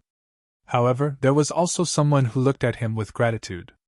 That was the Minister of Personnel, Chen Sun. Just now, if Lu De had not spoken up in time, he would have either left a mark on the history books and be criticized by others, or he would have been hated by the Emperor. He did not know what kind of end he would end up in. Lu De's words could be considered to have saved his life at a crucial time. "Thank you, Brother Lu." Chen Sun clasped his hands gratefully. While he was speaking, the Minister of Justice, Xiao Chua, and the Minister of Works, Jiang Yuan, also walked over. Lu De knew how to conduct himself. Among the 6 ministers, he had united 3 of them. They were Chen Sun, Xiao Chua, and Jiang Yuan. Originally, he wanted to pull Imperial Censor Shang Lu into their camp. However, the position of Imperial Censor was too important. He had the responsibility of supervising hundreds of officials. Such a position meant that he could not participate in other people's camps. Otherwise, he would definitely be suspected by the Emperor. He would not be far from being dismissed, or even punished. In other words, among the 6 ministers, other than Minister Quan Yi of the Ministry of War and Minister Wang Zhua of the Ministry of Revenue, the other 4 ministers had already formed a group. Coincidentally, these 4 ministers did not have any close relationship with Yang Chidong. On the contrary, because of Lu De, there was some estrangement between them. Everyone saw what happened just now. Xiao Chua and Jiang Yuan saw how Lu De spoke up to save Chen Sun at the crucial moment. They admired Lu De for being fearless and not caring about his reputation. Now, they walked over to express their goodwill. Lu De naturally noticed the approach of these 2 people and immediately had a plan in mind. He chuckled and said, "Brother Chen, what are you talking about? We are originally one. It can be said that when one person's glory, everyone's glory. When one person's loss, everyone's loss. This is what I should do." "Good, well said." Xiao Chua and Jiang Yuan could not help but nod to express their appreciation. Because of this, the friendship between the 4 of them seemed to have become even closer. It was obvious that with them around, Yang Qindong's wish to be conferred the title of king would be very difficult. The mercenary camp outside Gao Prefecture City. It had been 5 days since Miao Jun passed through here. At noon on this day, the scouts from Lingfeng reported that the 10,000 Miao soldiers had returned. They would most likely pass by Lingfeng's camp in the evening. When the news spread, many people in Lingfeng's camp were eager to show off their skills. Now, they only hoped that Miao Jun would impulsively attack the mercenaries and give them a chance to show off. Just as Yang Qindong expected, General Zhang Tsing, who led the team on the way back, had been considering whether to attack the mercenaries or not. Originally, they had vowed to attack Laizhou Prefecture City, wanting to break through and achieve great merit. However, he never thought that when he really went there, he would see an empty city. Not only that, they did not see anything valuable in the city. This meant that they had returned without achieving anything. This made Zhang Tsing, who had finally managed to get this job, feel depressed. Since the day of Miao Jun's uprising, he had been sweeping away everything in his path as if he had entered a no-man's land. Whenever he encountered an enemy, it was like the autumn wind sweeping away the fallen leaves. When had there ever been a time like this where he had mobilized so many people, yet there was not even the slightest bit of gain? If they went back like this, they would probably be laughed at by their colleagues. "No, we definitely cannot go back like this," Zhang Tsing said in his heart. However, if he wanted to return with great merit, it seemed that he could only choose to attack the mercenaries. Scholar Zhou's words cannot be completely trusted. He is originally a Han Chinese, a citizen of the great Ming dynasty. Who knows what he is thinking? Before he decided to take action, Zhang Tsing convinced himself in his heart. Then, he sent out scouts to check on the situation of the mercenary camp with the excuse of going back to report the news. Zhang Tsing was quite careful, at least he knew to observe the situation before taking action. Thus, the scouts he sent out openly passed by the mercenaries' camp and headed towards the Miao army's main camp in Gaozhou Prefecture City. Originally, the defense of Lingfeng's camp had always been very strict. Usually, one could see squads of soldiers patrolling back and forth. However, ever since they used the night to plant mines outside the camp, they naturally relaxed a lot. This time, in order to lure the enemy to attack, they purposely relaxed on the outside but tightened on the inside. Wherever outsiders could see, the soldiers would appear very lazy. However, in the depths of the camp where no one could see, the training was still very strict. In this way, the Miao army scouts who seemed to be passing by but were actually investigating the situation fell for the trap and reported the mercenaries' performance to Jiang Tsing. Hearing that the mercenaries were so careless, Jiang Tsing was overjoyed. He felt that this was a great opportunity given to him by the heavens. He immediately sent his trusted aide to the Miao army's main camp and reported that he wanted to take advantage of the situation to attack the mercenaries. He also listed out his reason, which was that the mercenaries were too careless and this was the perfect time to take them down. The trusted aide quickly passed by the mercenaries' camp again. After observing for a while and confirming that the scout's report was correct, he went to the Miao army's main camp and met with King Miao Jilong. He then told him of his general's plan. Attack the mercenaries' camp? Hearing the report, Miao Jilong, who was originally sitting at the head of the table, was suddenly energized. However, when he repeated this sentence, he did not forget to look at Scholar Zhou, the most cultured person in the camp. Zhou De was originally listening attentively. It must be said that he was indeed smart. When he heard the scout report that General Jiang Tsing had led the troops to Laizhou Prefecture without any success, he had already predicted that the journey back would not be peaceful. Now that he heard the trusted aide that Jiang Tsing sent back say this, he sighed in his heart. Zhou De would not believe what the scouts said about the mercenaries' camp being lax and the soldiers slacking off without any morale.